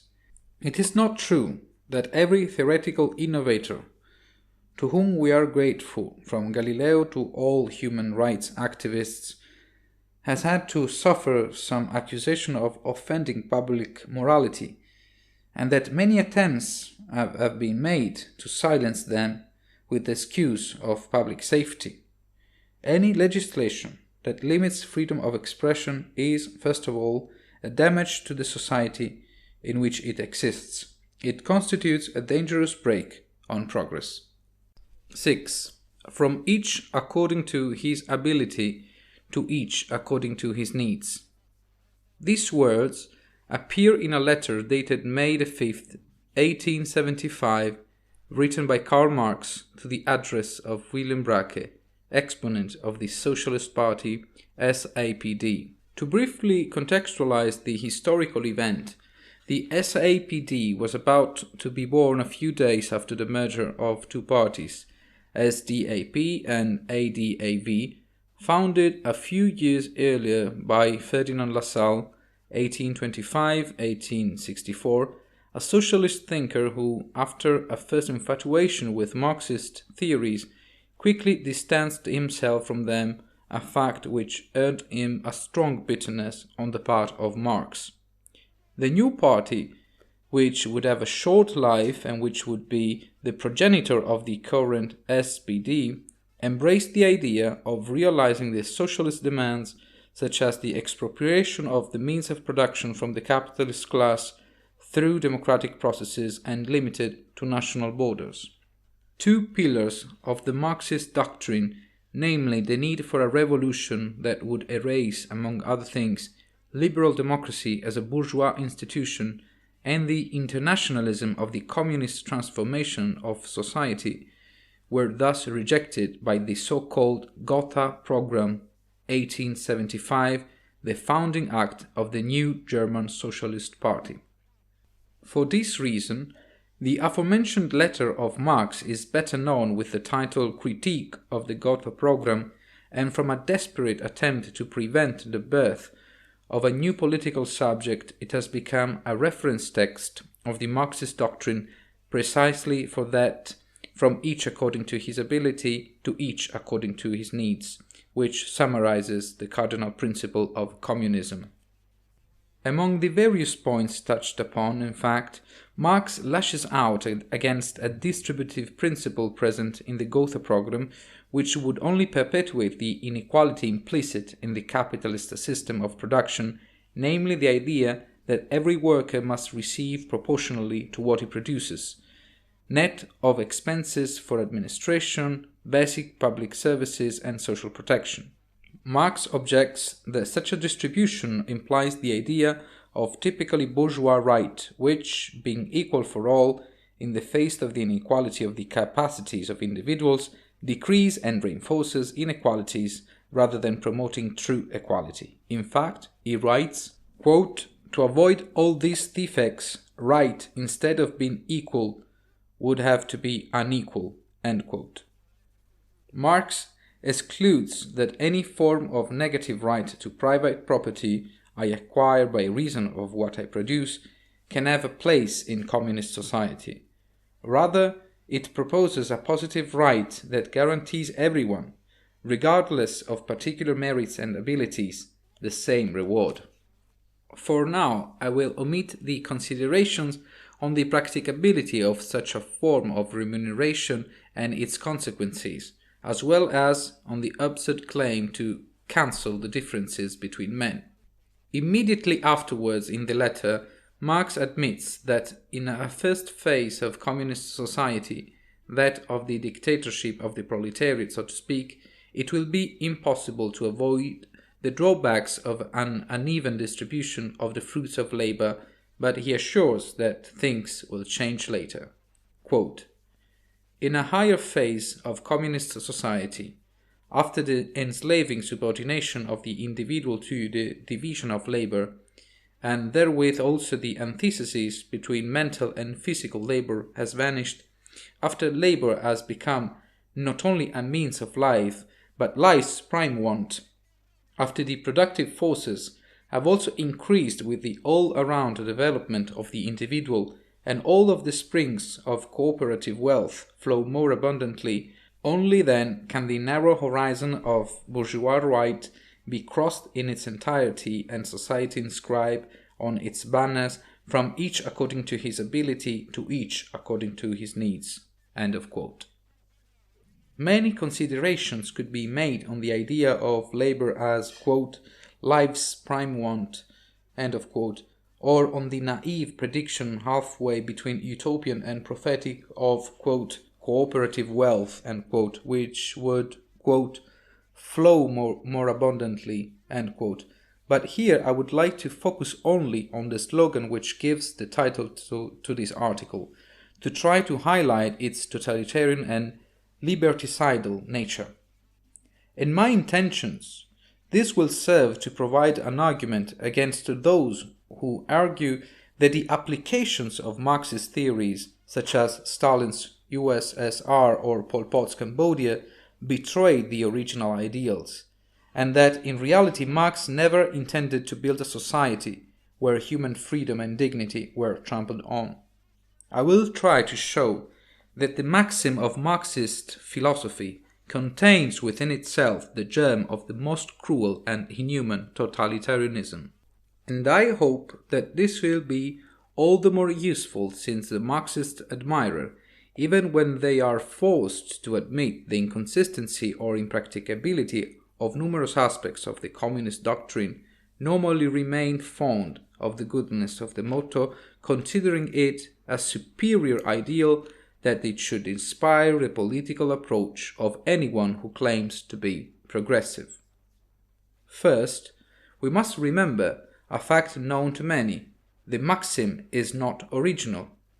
We trace one of its ancestors in a passage from the Acts of the Apostles, where we read of the first Christian communities in Jerusalem, in which the properties and proceeds of the activities were shared and handed over to the apostles, who had the task of distributing to each according to his need.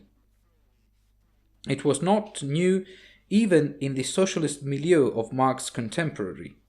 The political activist August Becker wrote exactly the same words in 1844 as did the socialist Louis Blanc in 1851, but it is undoubted that if it is not possible to attribute the authorship of the maxim to Marx, its great popularity is nevertheless due to him. To demonstrate its totalitarian nature, I will proceed to analyze the two parts of which it is composed separately.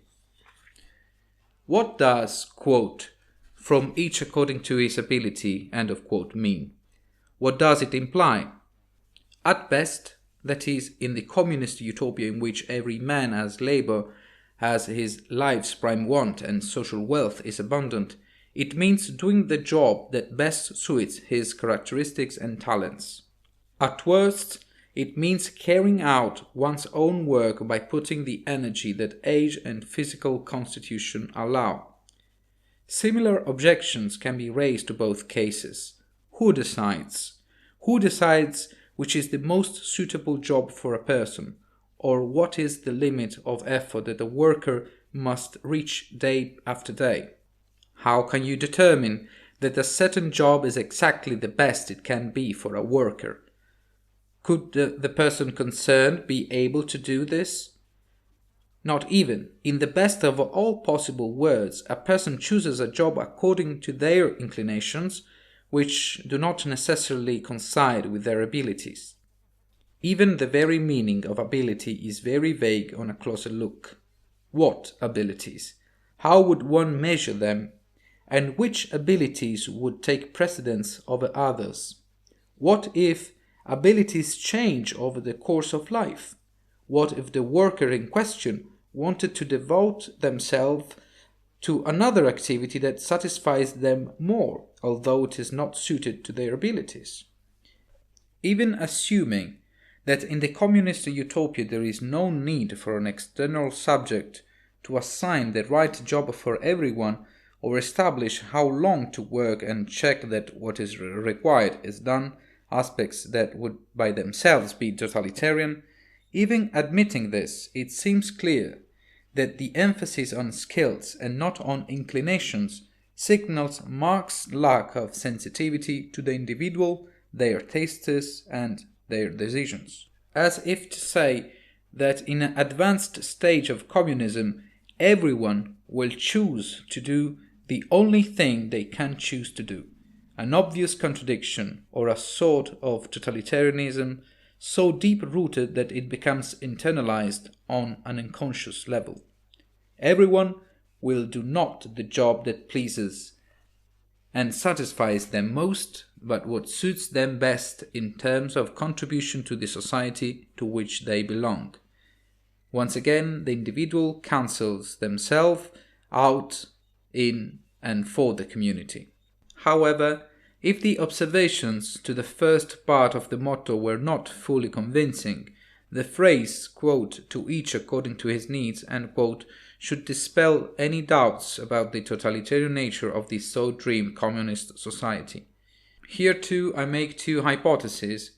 For the best, every man will be so just and devoid of any greed that he will ask for exactly what he needs, and therefore will only make balanced requests.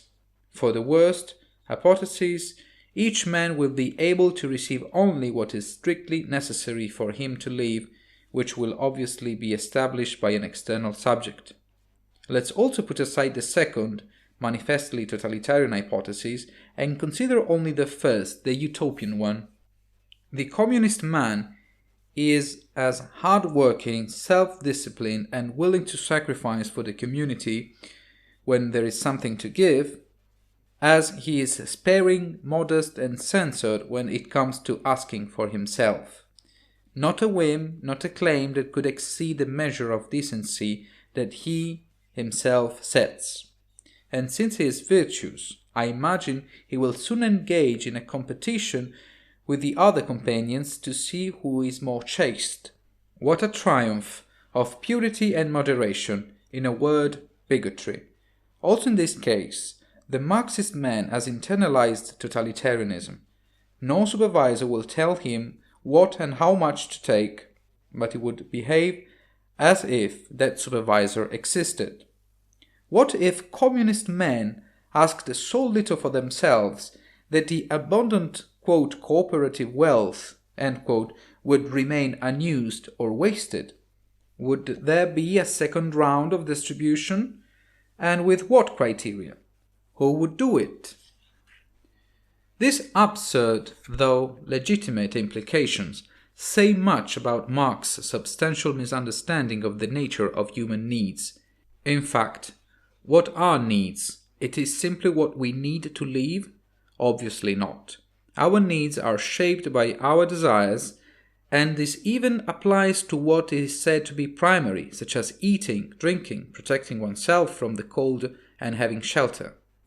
Strictly speaking, to be properly nourished, it would be sufficient to ingest the right proportion of carbohydrates, proteins, fats, vitamins, and minerals for an amount of 1,500 to 2,500 calories, depending on the case.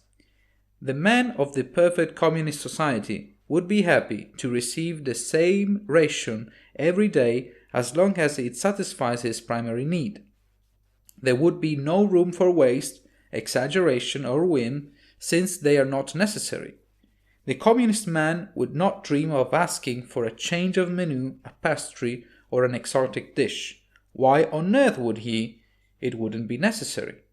The same goes for all the other primary needs, while for the secondary needs the conclusion would be even more absurd.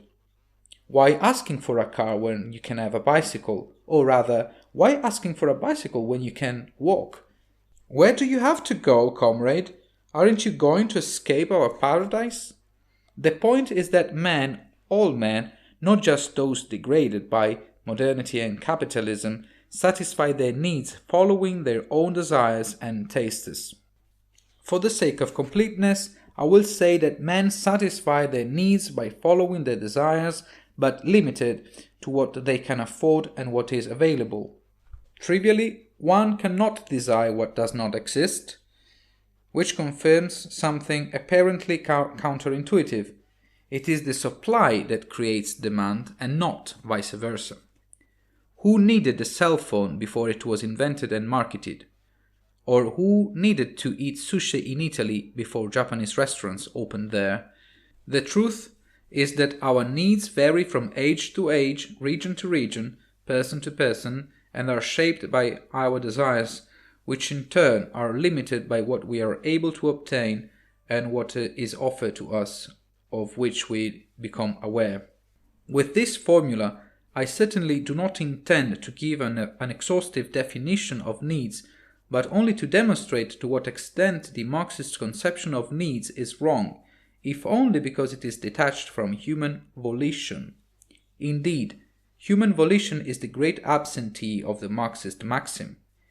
We talk about ability to can, needs to need, to necessitate, but not about inclinations and desires to want, among the most characteristic aspects of the individual, since wanting means choosing, and choosing means exerting their freedom, the main target of a totalitarian system. Totalitarianism is in fact the political regime that aims to replace the chaotic proliferation of divergent individual wishes with the will of the community to which everyone must conform. The will of the individual does not exist, and if it does exist, it has no value. I close this article with two questions. On closer inspection, isn't true that in any historically given totalitarian regime, therefore not only communist but also fascist and Nazi, we can trace a basic echo of the motto from each according to his ability to each according to his needs. And it is not true that the same motto would very appropriately have stood at the entrance of a Nazi concentration camp or a Soviet gulag. 7. Beware of utopias. Few concepts have created more disasters than the concept of utopia. And if by utopia we mean not only the political or religious project of creating a perfect society, but also the promise of a perfect world after death, as long as we conform to the dictates of a religion that is of paradise, then we can be sure that no concept has done worse in the history of mankind. I do not think that including the idea of paradise in the category of utopia is an intellectually dishonest operation, since historically the belief in the afterlife has determined relevant political and social implications, such as the conquest of North Africa and Spain by Muslims, or the cultural colonization of the American continent through Christian evangelization. Utopia is in fact a political or spiritual ideal so important for those who believe in it that all one's energy and even one's life must be sacrificed to it, your own life and that of others. Utopia is the supreme end for which every means is allowed. The principle "the end justifies the means" is perfectly suited to the concept of utopia. Utopia was the political project of Hitler's Nazi Germany. Utopia was the communist society of Marx, as well as the various declinations of his followers Lenin, Stalin, Mao, Pol Pot, Kim Il-sung, Castro. Instead, I have difficulty seeing the utopian project in fascist Italy. Mussolini was a braggart who said everything and the opposite of everything. By training, he was a maximalist, belligerent and authoritarian socialist, but judging from what we read from his speeches, it is impossible to find a coherent, much less utopian political project. Rather, one gets the impression that the dictator Mussolini has from time to time chosen what seemed most appropriate to him, both in domestic and foreign policy. As Eco recalls, quote, "Fascism was certainly a dictatorship, but it was not completely totalitarian, not so much for its meekness as for the philosophical weakness of its ideology." End of quote. And again, quote, "Mussolini had no philosophy. He only had rhetoric." End of quote. Utopia, just to give a recent example, is the restoration of the caliphate in the Middle East by ISIS, a political religious project that has inflamed the hearts of many fundamentalist Muslims willing to reach Syria and Iraq to join the Holy War. Utopia is typically the social project of religious sects, alternative communities, communes, which, when they do not fail, however, soon end up being closed, rigid, and asphyxiating, vaguely totalitarian. And in fact, it is inevitable that a utopia is also totalitarian, whereby totalitarian we mean that it positively foresees and regulates every aspect of private life. The first great utopian of Western culture was Plato, with his Republic, governed by the wise guide of the philosopher kings, And it is no coincidence that Plato was indicated by Karl Popper as the first totalitarian thinker, the enemy of individual freedom and open society. But any more or less serious utopian project one encounters, whether it be Thomas More's Utopia 1516, Tommaso Campanella's The City of the Sun 1602, or more recent examples from the 19th century, it is always strong the impression that men are acting in it according exactly to foreseen and rigid modalities. Utopias are not only totalitarian, they are also terribly boring. Nothing unexpected happens. Everything works perfectly. Everything always works the same way, immutable and static. Even putting aside the totalitarian nature of utopias, the mere fact that they are models of static societies should warn anyone who intends to take politics seriously.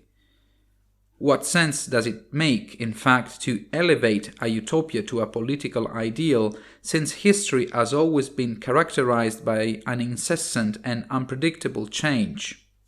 There are many contraindications. The first is that the utopian politician will be so absorbed in their own project that they will lose sight of the reality they want to model according to their project, thus giving up understanding it. They will be a blind and delusional fanatic. The second is that the utopian politician will tend to consider it acceptable to pass above everything and everyone, above the laws, in order to achieve their goal. They will be a bloodthirsty, unscrupulous, manipulative, and treacherous revolutionary. The third is that the utopian politician, even if they succeed in their intent, will face certain frustrations, because the result will never be as they had imagined it. Their reality will continue to escape their claims of control. They will be a paranoid suffering from intolerance and depression. That utopia is a concept to stay away from is also told by the so-called logical fallacy of nirvana, or the fallacy of the perfect solution, in which it fully falls. The nirvana fallacy consists in comparing real things with unreal or idealized things, that is, comparing two by nature irreconcilable terms. Alternatively, the same fallacy suggests that there is a perfect solution to a problem. Yet Voltaire had warned us about this way of proceeding. In fact, in 1770, in his Dictionnaire philosophique, he cited an Italian proverb, "The best is the enemy of the good." That's right. Given a problem, no matter how hard you try, the solution will never be perfect, which is certainly not an invitation to adopt the first ameliorative solution that happens, but rather not to believe that there is only one definitive solution. It is a healthy, realistic, and open approach to problems. But the aficionado of utopia could come up with a line such as, quote, "Utopia is the unattainable horizon towards which we tend and which allow us to move forward," end quote. Nothing more false. If utopia pushes us to take a step, it will in any case be towards an attainable and totalitarian project, therefore a step in the wrong direction. Yet, there is at least one other objection that comes to mind in defense of utopia. What about the Universal Declaration of Human Rights? Isn't that a utopia? In a sense, yes, it is true. A world in which all 30 articles of the Declaration were even formally respected would be a much better, practically perfect world, some might say. But the point is that the rights listed there, as in other democratic constitutions, are typically negative rights: right to life, right to freedom from slavery, etc., i.e. individual freedoms that others are required not to transgress, not positive norms of behavior, not indication on how a society should be designed, and not even positive rights, that is, obligations to satisfy the needs of others. As Locke said, quote, "The end of law is not to abolish or restrain, but to preserve and enlarge freedom." End of quote. So no, the parallel is only apparent. Rights, especially negative rights, are intended to promote personal freedom and with it the unpredictability of the individual's contribution to society, while utopias design perfect societies in which everyone conforms to them in the established ways to the detriment of their freedom. 8. Three concepts about economics. For some strange reason, the most disparate and contradictory ideas circulate on the economy, and not only among ordinary people, but also among so-called experts, academics. To be a matter that has to do with numbers, the total disagreement on even fundamental aspects is truly singular. Then, if we consider that the life of each of us basically depends on the state of the economy, this is even disturbing. To justify the profound and irreconcilable divergencies, it is sometimes argued that the economy as a human phenomenon is not subject to mathematical laws, or, alternatively, that economics is a reflection of politics and ideology, and that therefore there are as many economic approaches as there are political ones.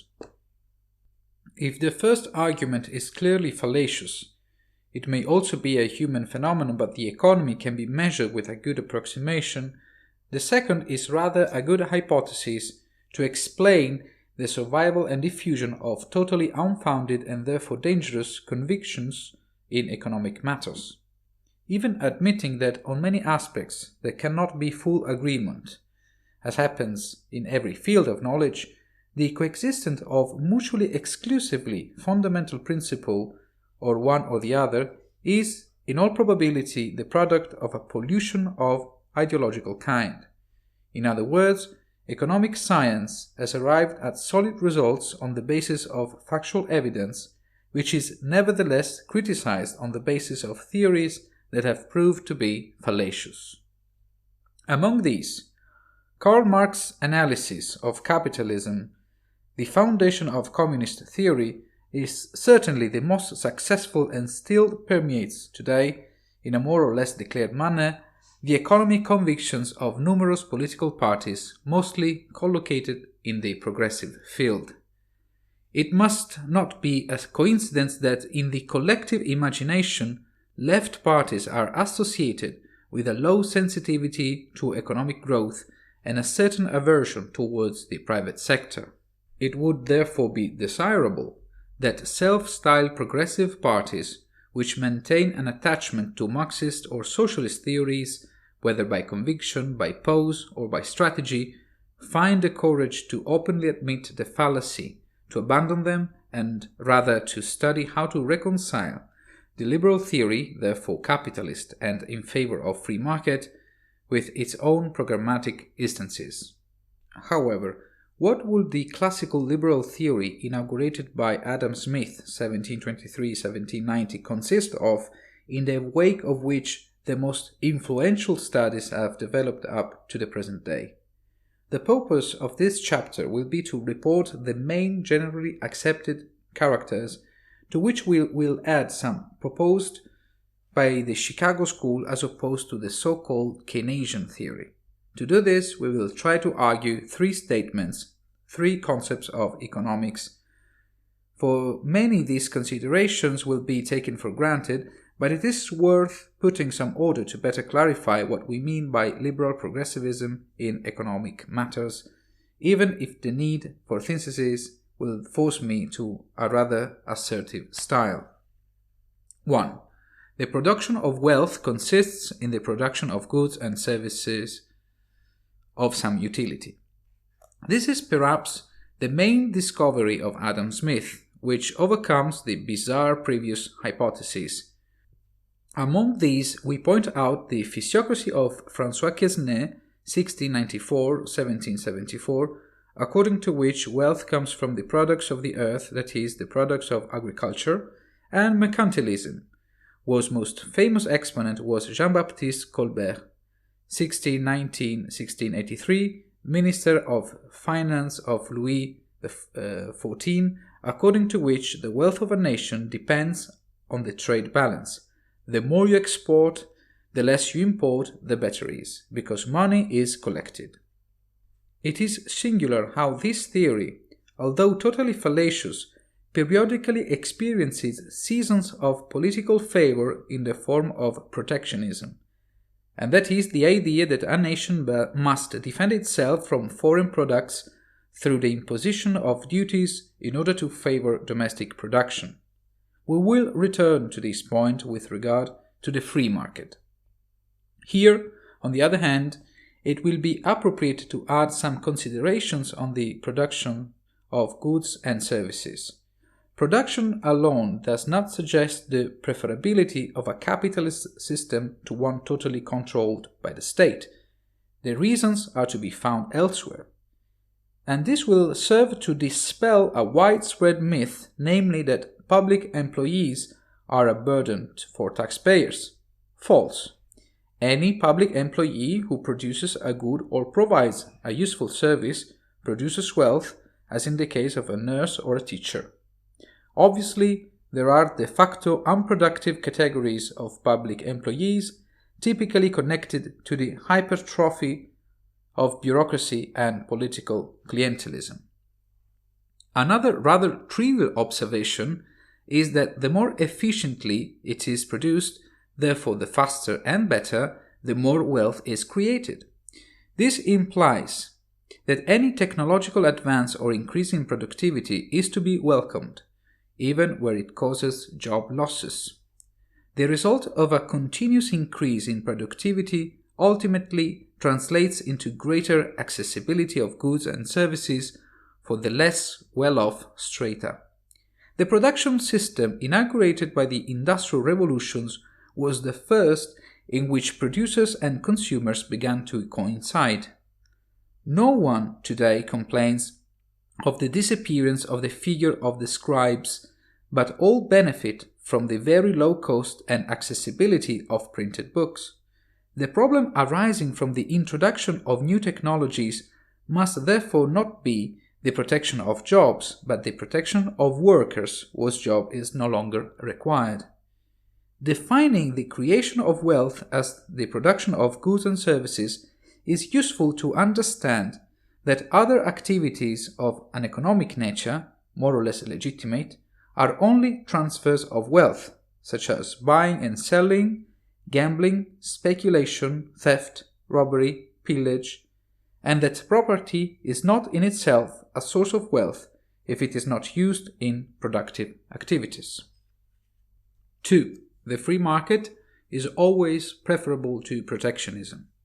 This discovery is also due to Adam Smith, and it was no less revolutionary than the previous one, since the most popular economic theory at the time, mercantilism, claimed exactly the opposite, namely that it is good for a state to protect itself from imports and try to export as much as possible in order to have a trade balance in surplus and therefore increase the total quantity of money. The suspicion that then as now the idea of the free market is attached to is probably due to its apparently counterintuitive nature. Why should I buy a good from a foreigner when I can instead give my money to one of my compatriots? According to the same logic, it would be preferable to buy from a fellow countryman, a fellow citizen, and a neighbor, to conclude that it is better to self-produce and not buy from anyone. To convince of the goodness of the free market, Adam Smith takes as an example the common sense of the father of a family who would never try to produce at home what would cost him more to make than to buy. So the tailor does not make shoes, but buys them from the shoemaker with the proceeds of his business in which he specializes. And the same principle that you should buy what it would cost more to produce it yourself applies equally between people from different countries. A thought experiment might be useful. Imagine a community of 1,000 people. In which case will it thrive the most? By letting everyone interact freely with the other 999, or by dividing the community into 10 groups of 100 people each, so that everyone can interact freely only with the other 99 in their group. In the first, professional specialization, the growing availability of goods and services, the circulation of ideas and information, innovation, and the birth of new professions will be favored. In other words, in the first, the 1,000 people will tend to produce more wealth. And the same goes with the inhabitants of the world. The more they are free to interact with others, the more they will create wealth. On closer inspection, protectionism is the economic policy most suited to nationalism. That is to say, the idea that one's country is surrounded by potential enemies from which to defend itself or over which to prevail. Just like nationalism, protectionism tends to be paternalistic, paranoid, and aggressive. Isn't it true that two warring countries break off any economic ties, or that an economic war consists in the termination of any free trade agreement? Or again, isn't it true that the embargo is a very effective weapon to weaken the country that suffers it? If protectionism worked, the embargo would even be desirable. On the contrary, the free market is associated with peace. Peace is in fact the prerequisite of every economic agreement between two countries and is also its consequence. Whoever wants to promote peace in the world must, among other things, promote the free market. The growing economic interdependence between countries in the world, especially in the aftermath of the Second World War and after the fall of the Soviet Union, is positively correlated with the drastic decrease in armed conflicts between states and in the victims of wars. It seems strange, but it is really so. But let's go back to flying low by making some other economic considerations on the consequences of the free market.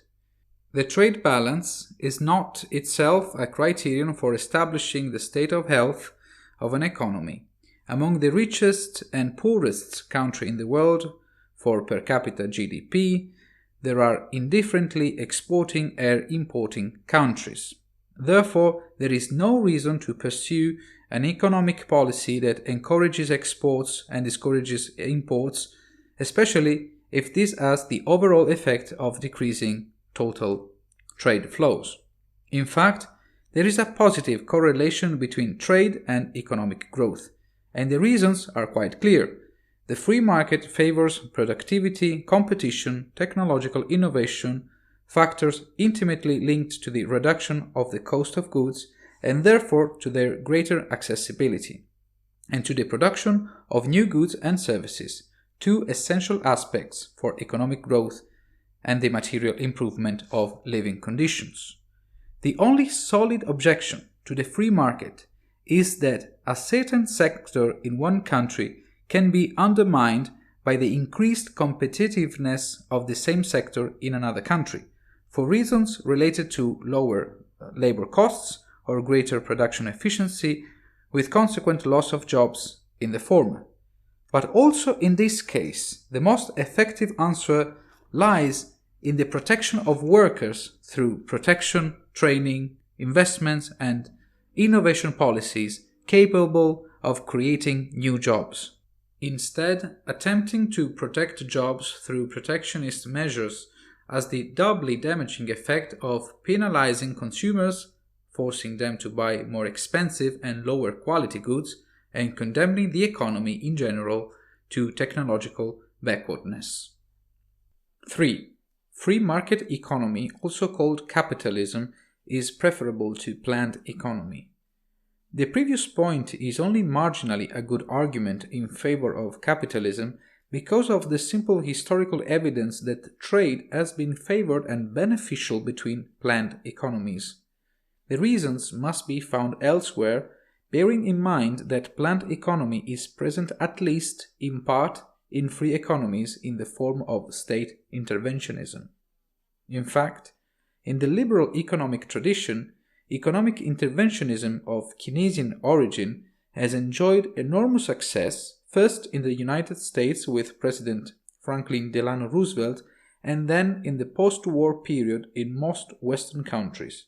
And it continues to enjoy it, especially in the political field that traditionally ranks on the left, although, on closer inspection, interventionist policies in economic matters are far from being disdained on the right as well.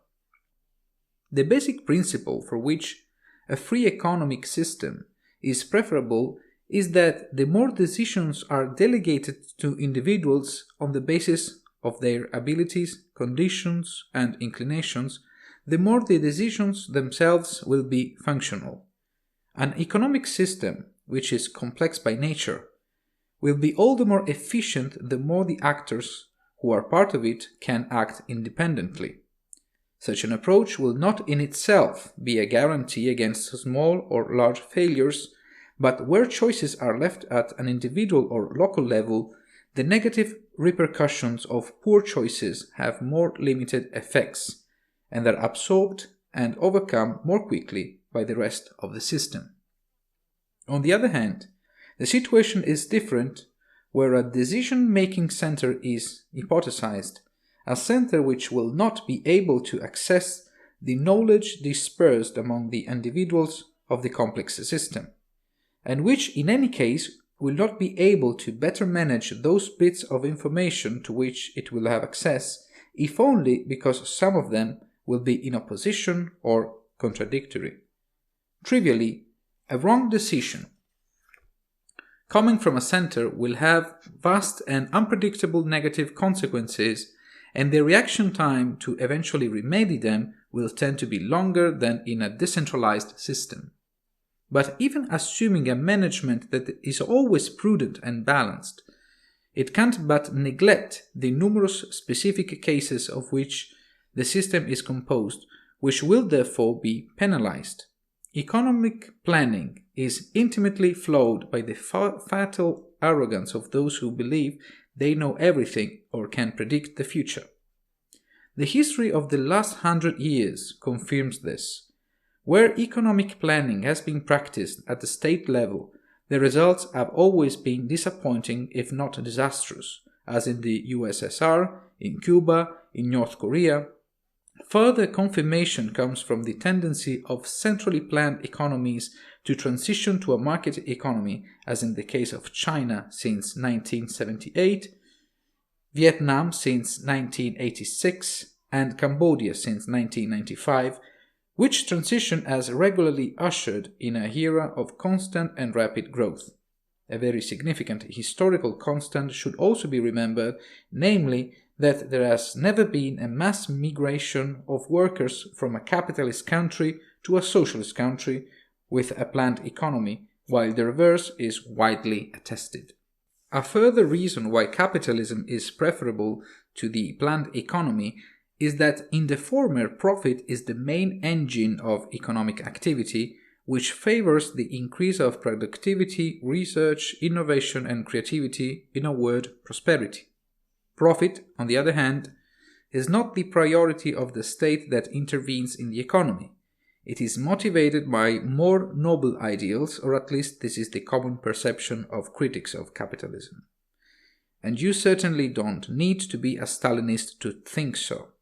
According to the Keynesian approach, in fact, it is good for the state to intervene directly in the economy to remedy the imbalances caused by the free market, helping companies in crisis because they are no longer competitive, stimulating demand with incentives and putting money into circulation, implementing employment policies regardless of their actual usefulness, making great strategic choices even if these will weigh on future generations in the form of debt.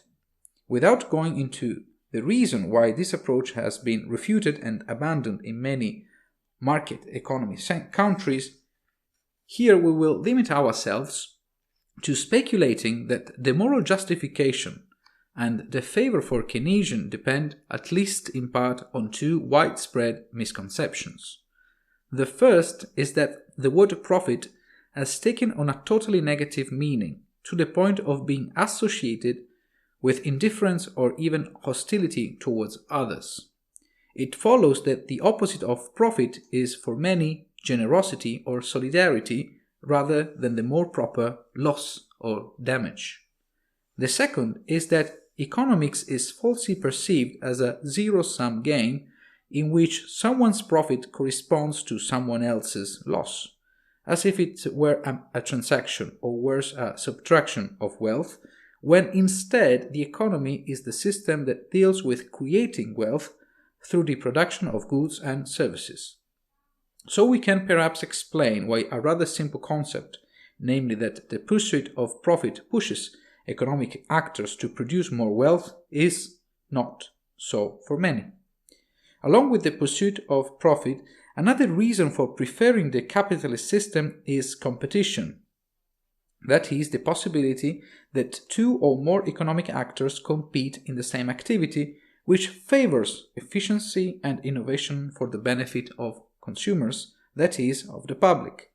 To put competition in a better light, it would be enough to remember that its opposite is the monopoly, typical of a planned economy, which condemns the consumer to submit to its impositions, depriving them of the possibility of looking elsewhere for the satisfaction of their needs, as it would be useful to underline the parallel between economic competition and scientific research.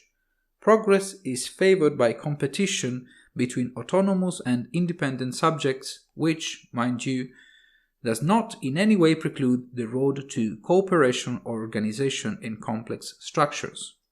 Finally, it is singular to consider how the normal daily practice of preferring what satisfies the most and which costs less, if transferred from an individual to a collective level in the form of economic competition, becomes for many a fact to be wary of.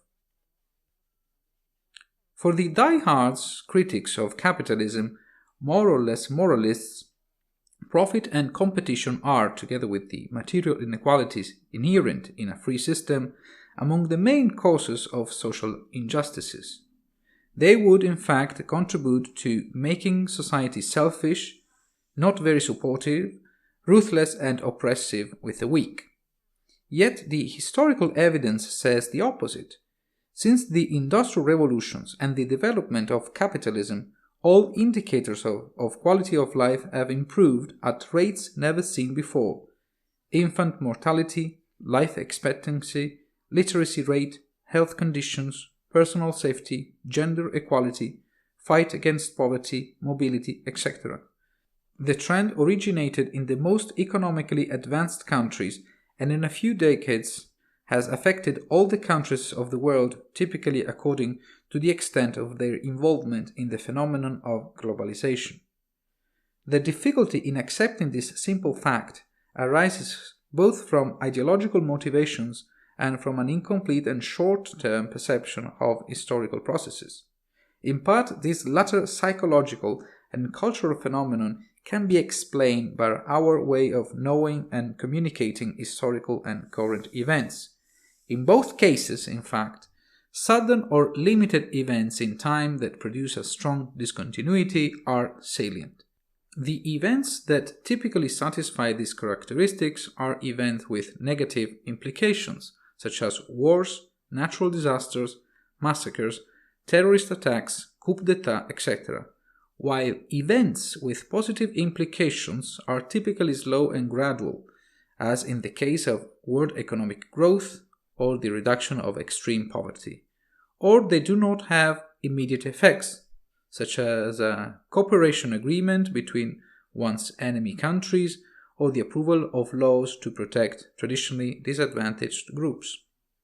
Having said that, becoming aware of these perceptual fallacies and recognizing the contribution of economic freedom to human progress in the last 2 centuries does not in any way mean underestimating the horrors of the past or the still unresolved problems of the present, such as the climate crisis. Rather, it serves to place contemporary evils in a broader, more realistic and balanced perspective. But the same critics of capitalism would reply that the most convincing arguments for distrusting an economic system based on profit and competition are found precisely in history. Capitalism would in fact have written among the most tragic pages of recent history, such as the destruction of entire civilizations, colonialism, and world wars. Nothing could convince them otherwise, not even arguing that the destruction of a civilization is a phenomenon largely pre-existing to capitalism, and that in recent times it has been perpetrated above all by authoritarian countries with limited economic freedom. That colonialism is rather the product of nationalism and imperialism, and that the two world wars were triggered by countries characterized by strong economic planning, respectively by the German Empire and by the Nazi Germany and the Soviet Union. To return to the discussion about the preferability of a free economic system to state planning, we must remember a trivial but perhaps not obvious fact. The main, if not the only, clients of the war industry are the states. Limiting state spending, its presence in the economy, could therefore be considered a good pacifist argument. If we add to this the empirical evidence that it is extremely unlikely that a war will break out between democracies, here is another pacifist argument in favor of capitalism. It is in fact a necessary but not sufficient condition for a state to be democratic. In other words, there is no democracy whose economic system is not capitalist. But ultimately, capitalism is preferable to a planned economy for the simple reason that it produces wealth more quickly and more efficiently. It does not have the advantage of creating a more equal society, but of making it richer. And this is exactly what the economy is about, which should once for all be clearly distinguished from the social policies of redistribution of wealth, which are also essential for anyone who believes that a political community has the obligation to at least partially alleviate the discomfort of those in difficulty. And yet, it would be a mistake to suggest that such social policies are the remedy for the imbalances produced by a free economic system. It is rather true that capitalism is part of the solution to the problem of poverty and the advancement of the poorer classes, because better than others it favors the creation of job opportunities and the improvement of working conditions, two of the main factors of social mobility. Strange as it may seem, therefore, a policy sensitive to the conditions of the least and the disadvantaged must first of all promote economic freedom, not only by limiting the direct intervention of the state, but by simplifying the regulatory, bureaucratic, judicial and fiscal system as much as possible. Or, to put it in the words of Winston Churchill, quote, "Some of them regard private enterprise as a predatory tiger to be shot. Others look on it as a cow they can milk. Only a handful see it for what it really is, the strong and willing horse that pulls the whole chart along." End of quote. 9. Notes about colonization and globalization, why Europe conquered America and not vice versa.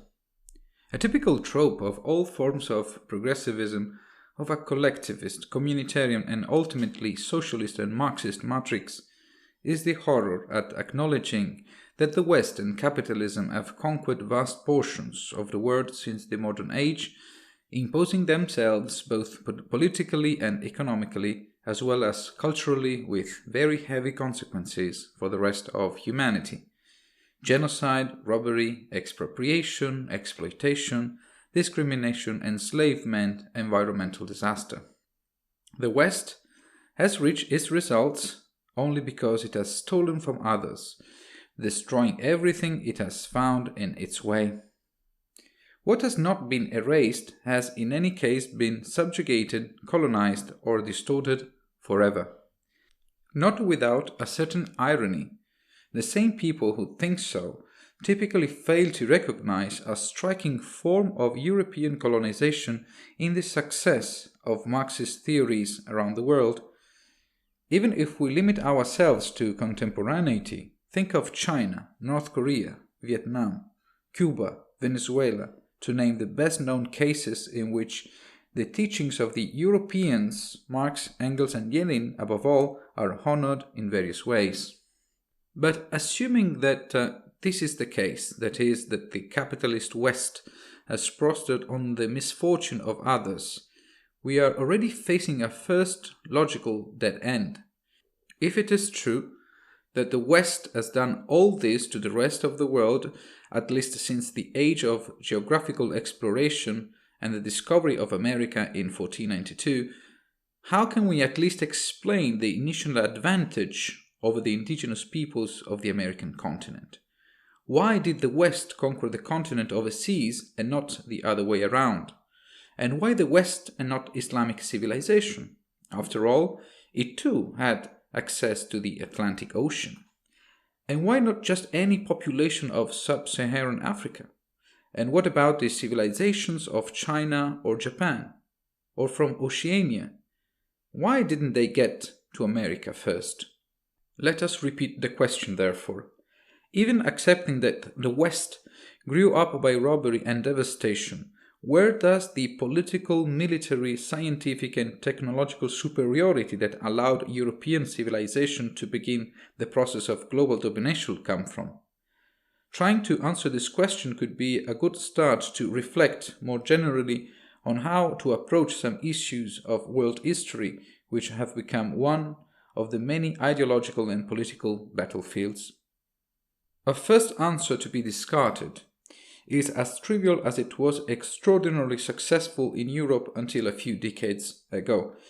Europeans would be of a superior race in terms of intelligence and organizational capacity, with significant variations due to the evolution of scientific discourse. Racist theories have dominated the debate on European exceptionalism since the discovery of America, with, for example, the Spanish philosopher Juan Ginés de Sepúlveda, 1494-1573, who supported the inferior nature of Native Americans until a good part of the last century.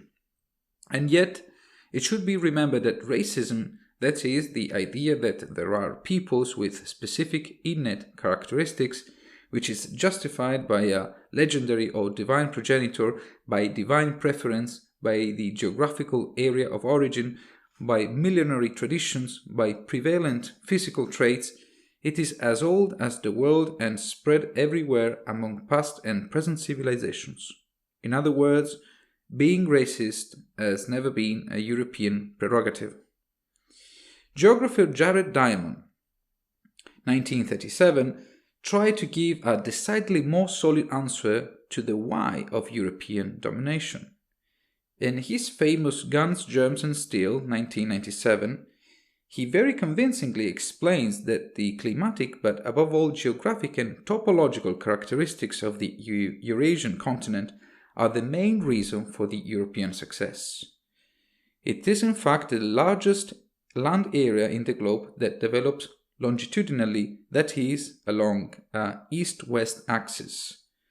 Other continents either extend along the north-south axis, that is, they are narrow and long, as in the case of the American continent and the African continent, to be considered more properly so in the sub-Saharan portion, given that the Sahara Desert is a difficult natural border to cross, or they are decidedly small and isolated, as in the case of Oceania, or again they are uninhabitable for climatic reasons, such as Antarctica.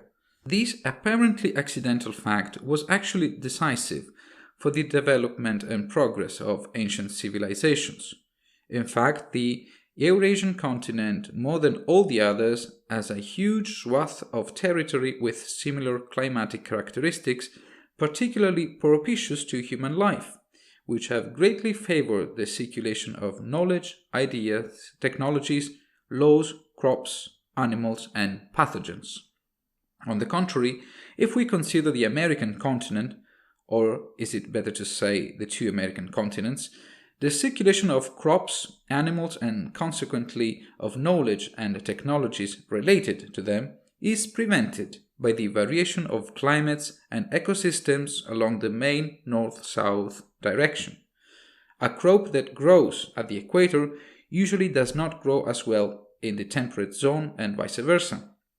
And even if it is true that the American continent has many pairs of similar climatic zones, specularly to the equator, the territory in between still constitutes a great obstacle to the spread of plants and domestic animals.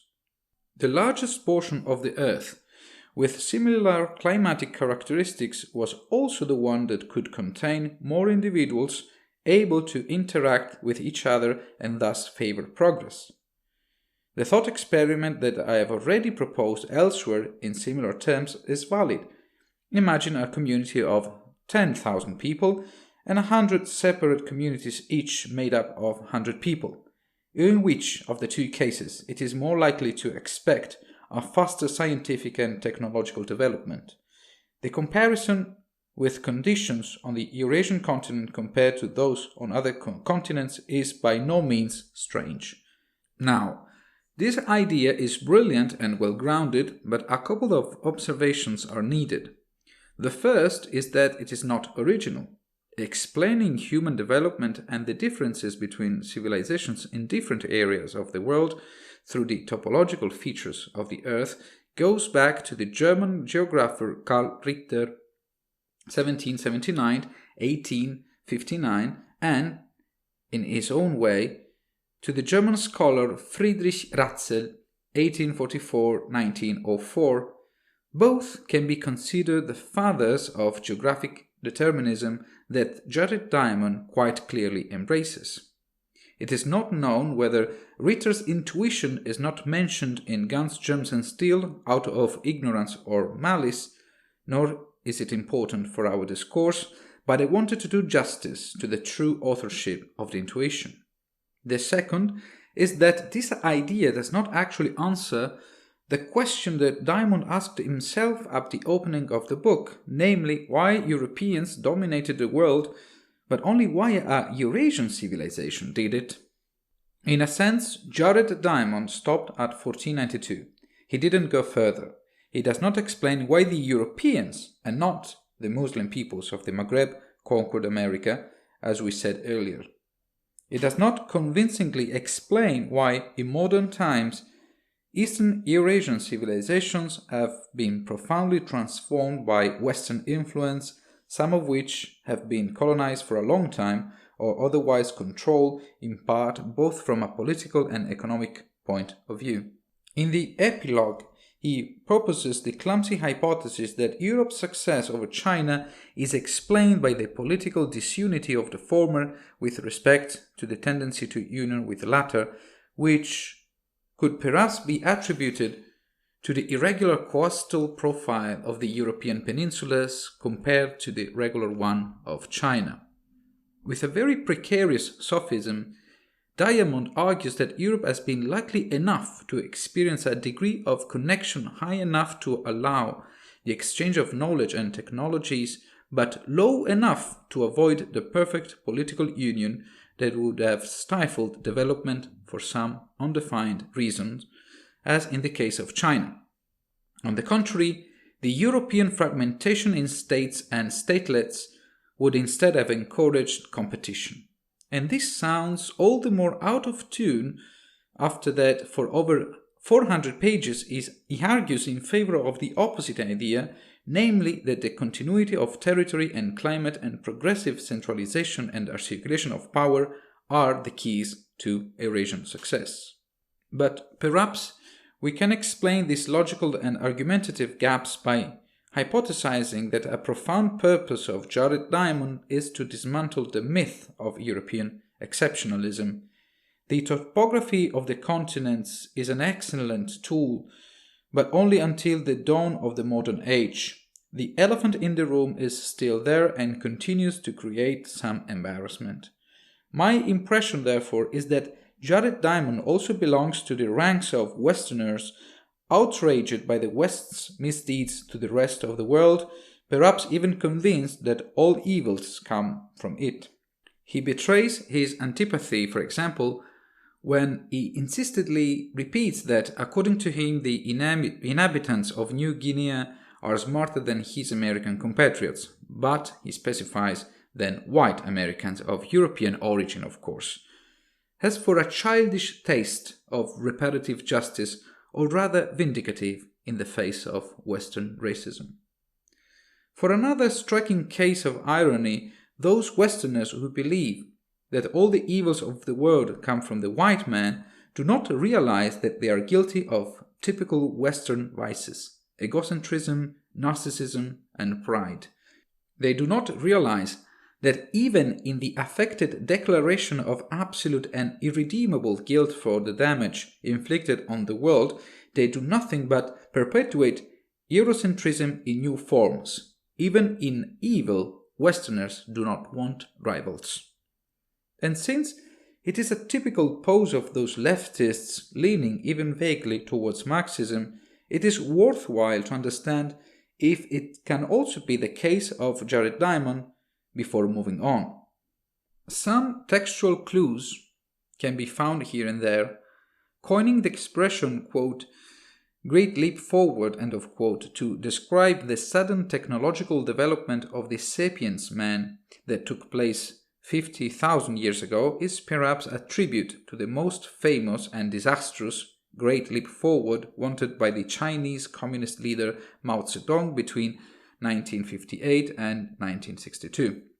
A similar thing can be said about the use of the term kleptocracy, which serves to describe the regime of those increasingly numerous and complex societies that developed ways and justifications for stealing wealth from those who produce it in favor of those who do not produce it but hold the power, if this is not an ideological aligned vision.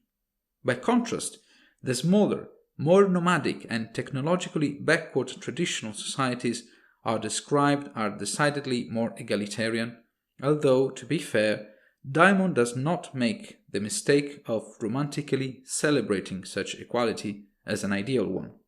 In general, the geographic determinism of guns, germs, and steel goes well with Marx's historical materialism, the deterministic theory according to which history would be driven by the continuous evolution of the deep material structure made up of technology and production of goods. In both approaches, human action is almost an accidental accessory, devoid of imagination and originality.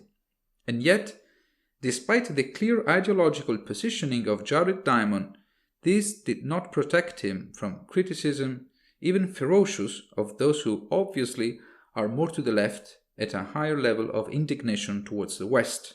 No one has ever won the race to who is purer in spirit. But let's go back to the topic of this article now. With Diamond, we answered the question of why a Eurasian civilization has dominated the world in the last 500 years. Now let's try to put forward at least a hypothesis on why it was the West and not other civilizations of the same continent. Perhaps it will be helpful to try to assess the issue with detachment. For some strange reason, the subject of Western success inflames the mind because the speaker cannot help but feel involved either as a tormentor or as a victim, which makes no sense. I am of the old school of thought that the faults of the fathers do not fall on the children, nor the merits. Yes, it's true. At birth we inherit many fortunes and many misfortunes from the past quite randomly. Those born to a wealthy family in New York tend to be more fortunate than those born orphaned in a Rio de Janeiro favela. A healthy sense of justice advises us to do something to improve the condition of the unfortunate. A distorted sense of justice advises us to hate the rich New Yorker, to take them to the stand, take all their money from them and give it to the poor orphan. With the same shaky logic, the speech applies to any random pair of people. Once the criteria to be taken into consideration have been chosen, an operation that is far from being free from whim, it will be discovered that one is always more fortunate or privileged than the other. What to do then? Level up the slightest differences? Where do we put the bar of tolerable differences? And how do we continuously monitor them? The ideal of perfect equality is as unattainable as it is dangerous and destructive. as it is any form of restorative justice that does not intervene on crimes in which neither the responsibilities of the perpetrators nor the damage suffered by the victims are clear. Roughly identifying the culprits and the victims in certain categories of people is a typical operation of totalitarian and intolerant powers, which usually preludes much more serious injustices. At first glance, it would not seem like it, but genocides and massacres are typically the fruit of the concepts of perfect equality and perfect justice. Only a supreme ethical ideal and the absolute certainty of being right can persuade men to commit blind and indiscriminate atrocious actions against defenseless people. Blind obedience is not enough. Ardor is also needed, which confers a strong moral justification. As I've said elsewhere, respect for individual freedom alone is an excellent guarantee against any totalitarian drift. Can we therefore make the effort to observe from afar what happened in the West as we could do with other civilizations? I'm not saying to suspend the moral judgment, but to try to put it in the background, or in any case to apply it as we would apply it considering, for example, the collapse of the Hittite civilization in the 2nd millennium BC, the end of the Western Roman Empire in the 5th century, the massacres at the hands of the Mongol king Genghis Khan and his successors during the 13th century, the bloody sacrificial rites of the Aztecs in Central America in the 15th century, or the slave trade in East Africa managed mostly by Arabs between the 8th and 20th centuries. Now, while recognizing that an engine of human history is constituted by the material conditions in which men find themselves by chance, whether it is the topological characteristics of Earth, the crops and animals available, scientific knowledge, technologies, the modes of production of goods and services, I believe that another essential engine is constituted by the ideal, cultural and philosophical dimension. By this aspect, I mean the set of values, moral judgments and beliefs that every man has and which he uses continuously both in his interiority and his everyday relationship with others and with reality. As you can imagine, this set of ideal values is difficult to define in its various aspects. It changes over time. It presents internal contradictions. In part, it is inherited, and in part, it is built by everyone, and yet it guides human action, whether the individual is conscious or not. Believing in a certain God or no God, believing that it is okay to eat meat or not, believing that man is free or that he is a slave of circumstances, believing that the future will be bright or dark, believing that it is good to have children or not. These are some of the infinite possible examples of values of which human psychology is made and which deeply characterize us. An exhaustive analysis of what we believe is impossible, and this represents a strong argument in favor of the free and unpredictable nature of the individual's thought and action. It must be said that the ideal and real dimension are constantly in contact and influence each other. Experience shapes and changes our values change reality. But considering and treating them separately when it is useful to the discourse is a quite legitimate approximation. After all, it seems perfectly normal to us that given a virtually identical material reality, twins develop very different character and psychological traits, as it seems perfectly normal for two people to coincide on many ideals and values despite having totally different life experiences behind them. Just as each of us is the custodian of an unstable set of values, judgments, and beliefs, so, with a good approximation, any society has prevailing values, judgments, and beliefs. It is what we commonly call culture. Also in this case, the prevailing ideas are not easily definable. They change over time, sometimes to the point of being supplanted by opposing ideas. They are contradictory to each other, etc. Cultural changes are produced by changed material conditions or by sets of minority values that for some reason take the place of the majority or prevailing ones. The very recent tolerance toward homosexual people in a large part of the countries of the world is a very clear example of how a minority idea has managed to impose itself on a previous idea of opposite sign. Why is this consideration useful to us?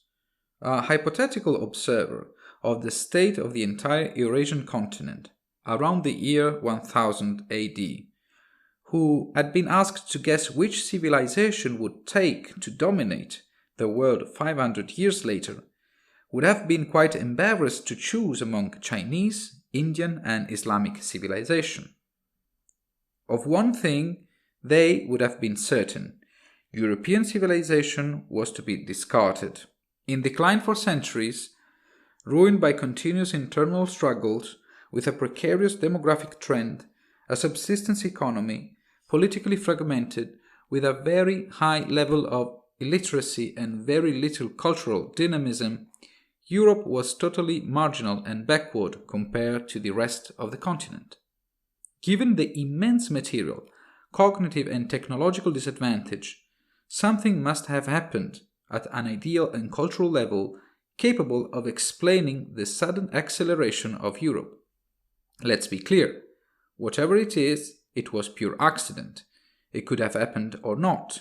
Better still, it certainly happened elsewhere, but in Europe the cultural change that we will now try to define has accidentally taken root by winning against the ideal forces opposed to it. My hypothesis is greatly in debt to the reflections of Adam Smith and to a small extent by John Stuart Mill. The former offers a very convincing explanation as to why Europe gradually emerged from the Middle Ages after the year 1000. It was the merit of the bourgeois, that is to say the inhabitants of small fortified towns, villages, who starting from the 11th century inaugurated economic activities and ultimately a new model of life alternative to that of large landowners, whose power was mainly based on the use of military force, on subsistence farming practiced by serfdom, and on the rigid maintenance of hierarchies through a patronage system. To be more precise, it was two categories of bourgeois who changed the destiny of Europe: the artisans and, above all, the merchants. According to Smith, the merchants managed to progressively break down the power of the feudal lords by exploiting their vanity. Buying superfluous and luxurious goods from the merchants brought from distant or even exotic places, the feudal lords began to spend more and more for themselves and less to maintain the client system, which required spending all the economic surplus for sustenance of their subordinates. While in the feudal era there was a bond of total dependence or loyalty between lords, subordinates, and servants, as a result of the merchants, these bonds became less and less exclusive and necessary. A buyer could turn to a seller who satisfied him more. A seller can dispense with the loss of the buyer as long as he had enough of them to justify his business. What men needed began to lack a precise face. It began to become depersonalized. Thanks to the merchants, it took effect the democratic principle that no one is irreplaceable. But there is more. According to Smith, merchants inaugurate the logic of profit, efficiency, and investment. A feudal-minded landowner tends to be satisfied with the annual agriculture product, whatever it may be, and consumes it entirely, without bothering to improve the yield. Instead, a bourgeois landowner tries to monitor production, to make changes that will increase it the following year, and to save at least part of the surplus, influenced as he is by his merchant mentality. This is a very significant transition from a waste economy, typical of traditional societies, to an economy of savings, accumulation, and investment of contemporary societies. I am well aware that romantics and the pure in spirit look with contempt on the figure of the merchant, calculating, greedy, obsessed with profit, perhaps even fraudulent by nature. What a disgraceful and unjust fate which the merchants have had to suffer by historians and philosophers moved by the highest ideals and disdainful of vile money. And instead, the merchants must be given undeniable merits. In addition to having promoted the culture of saving, of work, of the calculation of the value of things and of the balance between risks and benefits, the culture of planning and projects for the future, we can ascribe to them qualities that even the typical haters of the rich recognize as such. I am referring, for example, to the courage to undertake long, uncertain, and dangerous journeys by land and sea, to the curiosity to discover new places, new cultures, and new people, to the openness and intelligence to learn new languages, to know new traditions, to grasp the beauty, usefulness, and genius of artifacts and theories seen and heard for the first time. If, with their economic intelligence, merchants formed the ideal basis for future operators and theorists of the free market and capitalism, with their courage in the face of the unknown, they paved the way for all subsequent explorers, travelers, and researchers. They invented adventure, a form of glorious enterprise that does not necessarily involve violence. So not bad for filthy businessmen, right?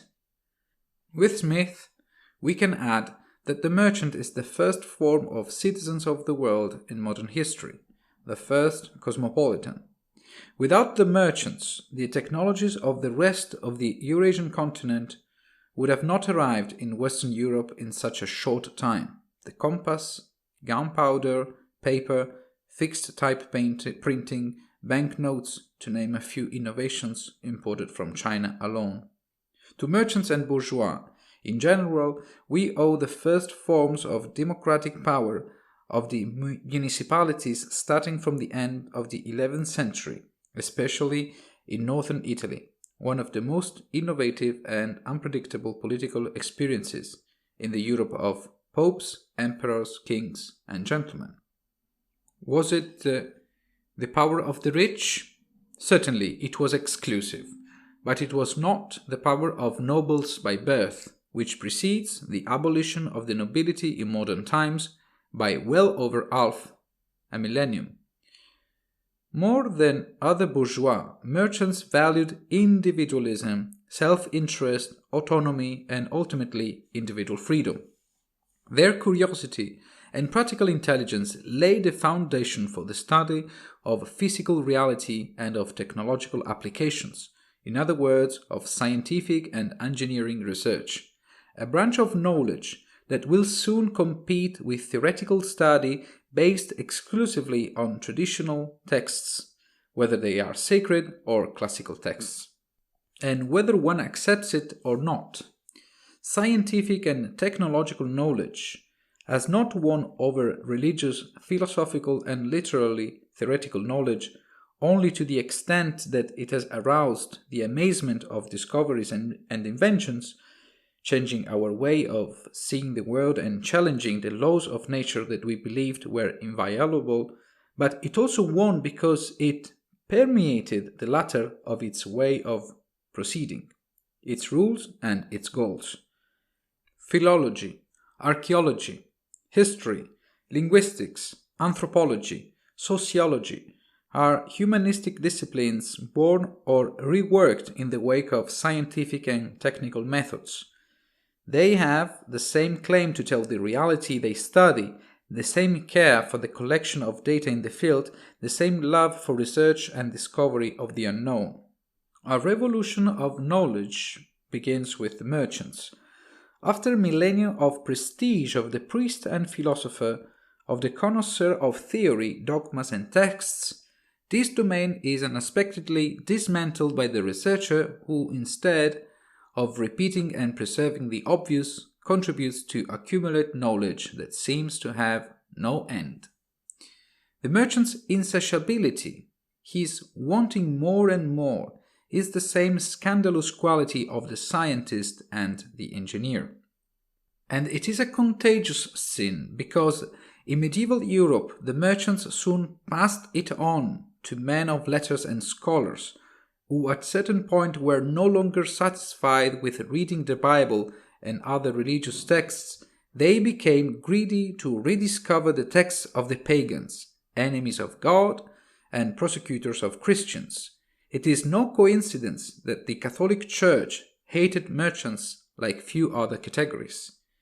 There were so many reasons.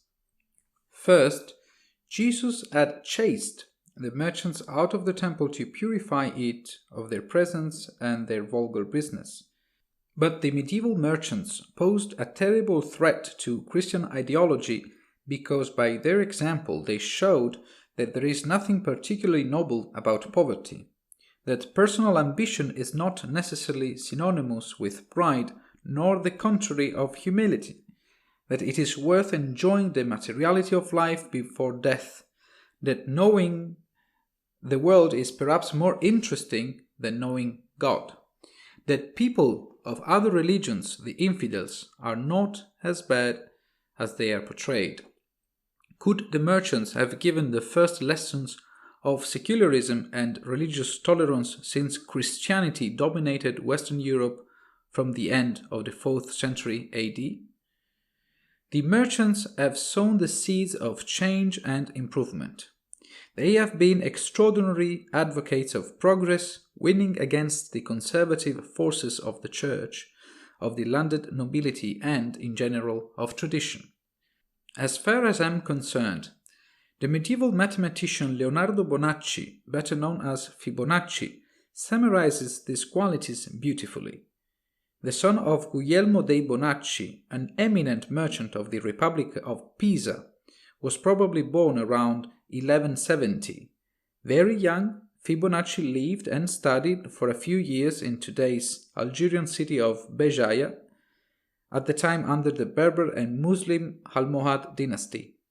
Here, among other things, he learned the decimal number system, an Indian invention dated between the 1st and 4th centuries AD, adopted by the Muslim civilization in the 9th century, mainly thanks to the Persian mathematician Muhammad ibn Musa al-Khwarizmi, who around year 820 published the fundamental work Al-Kitab al-Mukhtasar fi Isab al-Jabr wa Muqabala,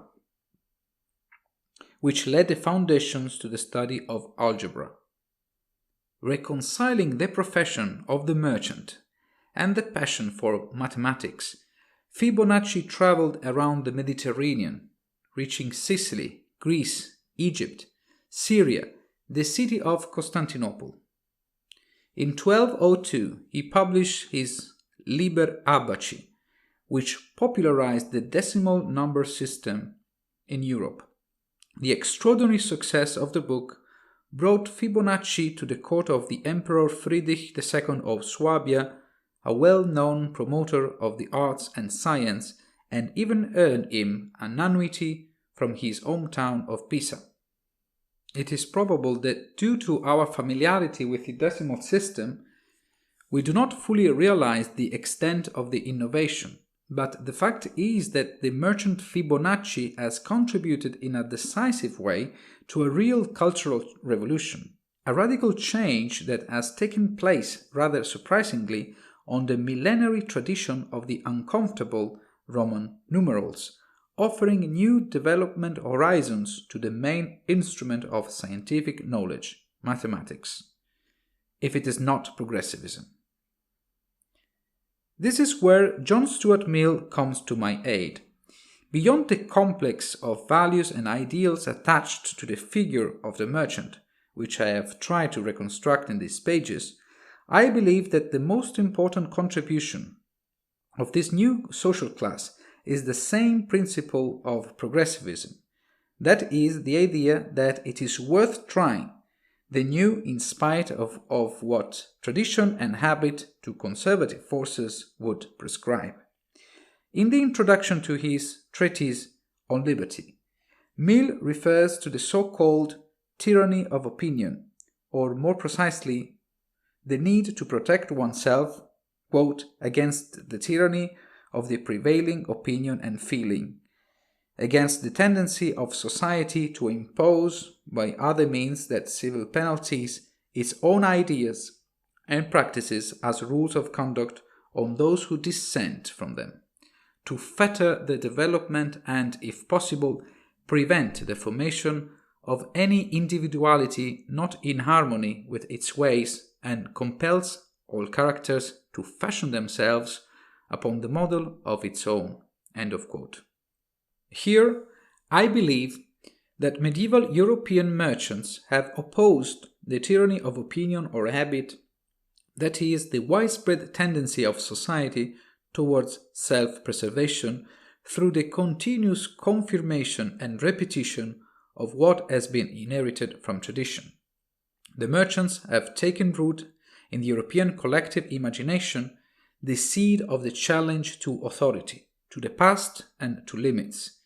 It is likely that a society spasmodically projected towards the future and innovation without any sensitivity for the preservation of the past is doomed to failure, but this is not the typical risk of past and present societies.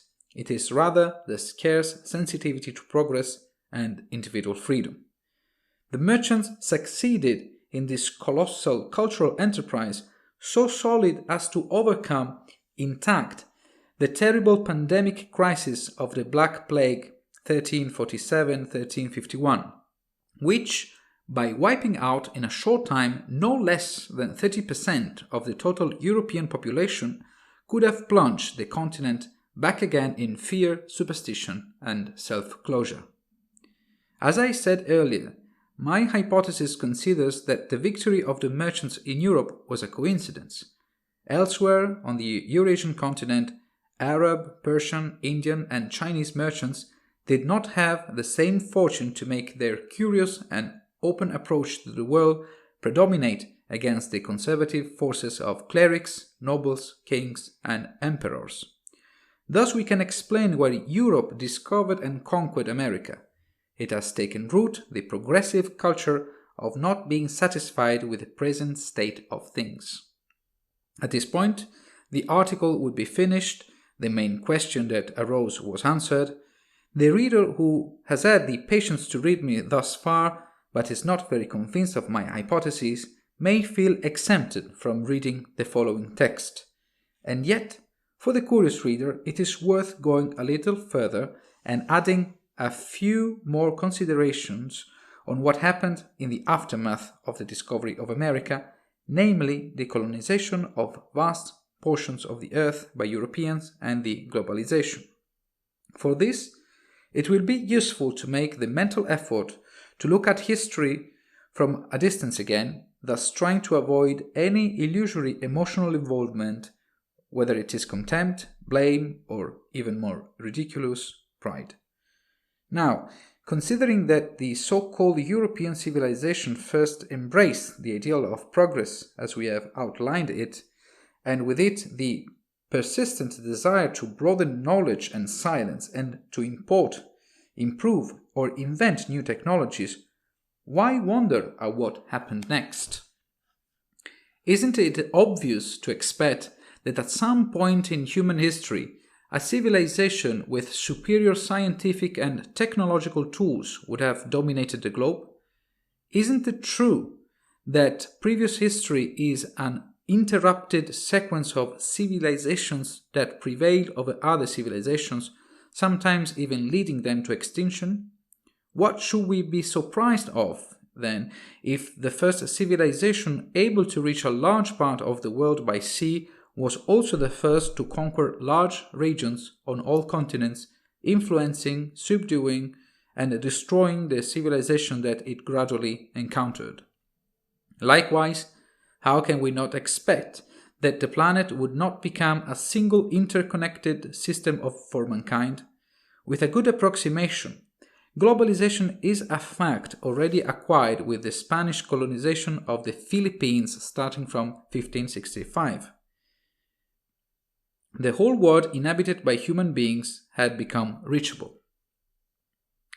Since then, it can be said that globalization has simply gained speed with an exponential trend until today, when moving people, goods, and information has never been so fast and cheap. Over the past 3 centuries, the exponential trend of globalization has gone hand in hand with the scientific, technological, and productive trends of industrial revolutions, which have made goods and services available at an unprecedented rate and to ever larger strata of the world population.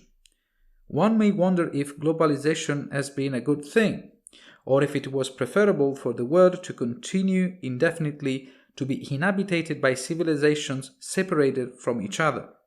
The fact is that it has happened, and only in the wildest fantasies of the catastrophists it is plausible to go back half a millennium.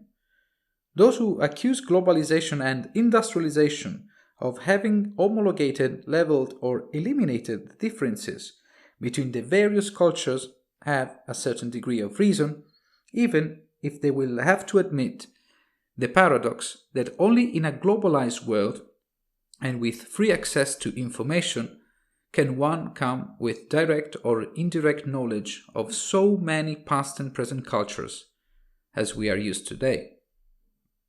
But even conceding this defect to globalization, are we sure that we would prefer a world without common horizons that cross the narrow confines of our communities, cities, countries, and continents?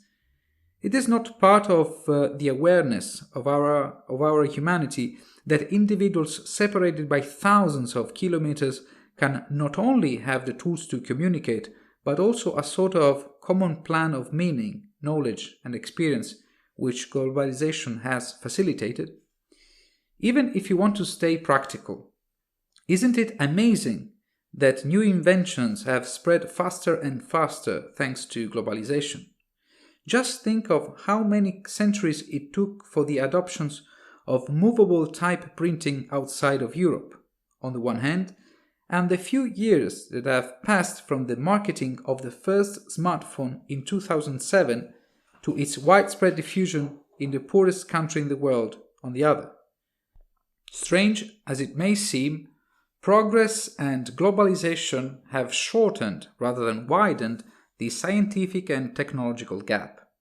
They have made rapid economic development possible even in the most remote areas of the world. They have allowed emerging powers to supplant the old ones, as in the case of the United States and Japan in relation to Europe. They are preparing the ground for this to happen again, that is, for the United States to be challenged and eventually beaten by even more innovative new powers such as India or China. What is certain is that anyone who wants to win the next world competition on a scientific, technological, and perhaps geopolitical level will not be able to do so by withdrawing into themselves or by limiting individual freedom, the true lifeblood of progress. In other words, they will have to follow in some way the ideals advanced by the merchants, a seed that has taken root globally in most individuals, but perhaps not so much among those in political power.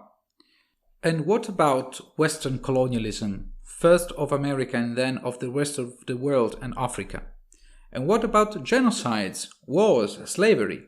Even admitting the goodness of globalization and industrialization, was it really inevitable that all this evil would happen and contribute to happen here and there? What to do with this past? Really difficult to answer in general, impossible to do here. I can only say that studying the past is always useful and dutiful. Sweetening, ignoring, or deleting it, always counterproductive. Making sense of the darkest pages in the history of the last 500 years is an operation that can only be made by those who have faith in God or in an ultimate and ineluctable end of humanity, be it self-destruction or its perfect realization. This is not my case. As for me, better just to observe. This resolution helped me get rid of the distorted lenses of the prevailing pessimism of recent decades.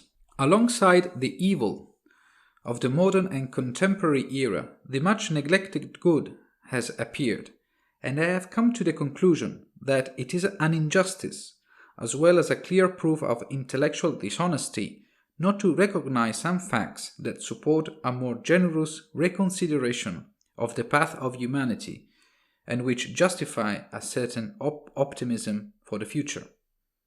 By asking the reader to use a critical spirit and not to accuse me unfairly of naivety or simplification, I am referring, for example, to the end of nobility by birth, the abolition of slavery, the abandonment of torture and death penalty, the spread of democracy, women's emancipation, religious tolerance, human rights, the fact that we have never been so many, that life expectancy has never been higher, that illiteracy has never been so low, that extreme poverty is constantly decreasing, that fewer people die of diseases, and that, unbelievable but true, it has never been so unlikely to die a violent death.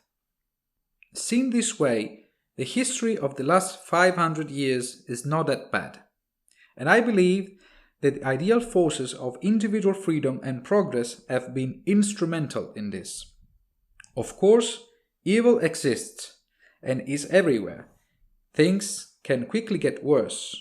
The risk of collapse is always a possibility, and for this reason it is desirable to defend the good we have inherited and spend ourselves to conquer new ones. Yet, even so, the danger of working unwillingly for evil is concrete. We therefore need a control and guarantee tool. I recommend respect for the freedom and autonomy of the individual, which I believe is also the main lesson of medieval merchants: calculating, realistic, selfish, greedy, obstinate, courageous, optimistic, curious people, open and jealous of their business. 10. A strange case of anti-racism. Black Lives Matter.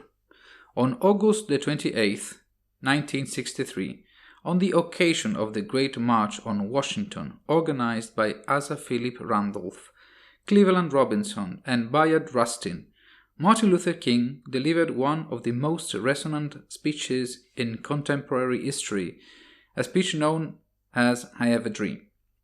The passage I like to remember is the following. Quote, I have a dream that my 4 little children will one day live in a nation where they will not be judged by the color of their skin, but by the content of their character. I have a dream today. End of quote. King's anti-racism is based on a principle as simple as it can be shared. Whatever differences among people are attributable to genetic factors, such as the color of the skin, it is unfair and harmful to raise them to a criterion of evaluation or discrimination of an individual. In addition to being unfair and harmful, genetic studies would have added the expression unscientific. The discovery of the molecular structure of nucleic acids containing information on how each of us is made, the so-called DNA, dates back to 10 years earlier, 1953. Since then, with the advancement of gene analysis techniques, research has effectively dismantled the concept of human races, a concept that has been widespread since ancient times, which had received scientific, today we would say pseudo-scientific, legitimation, especially from the 18th century. To date, it can be said that the scientifically solid position in this regard within which all the others oscillate are 2.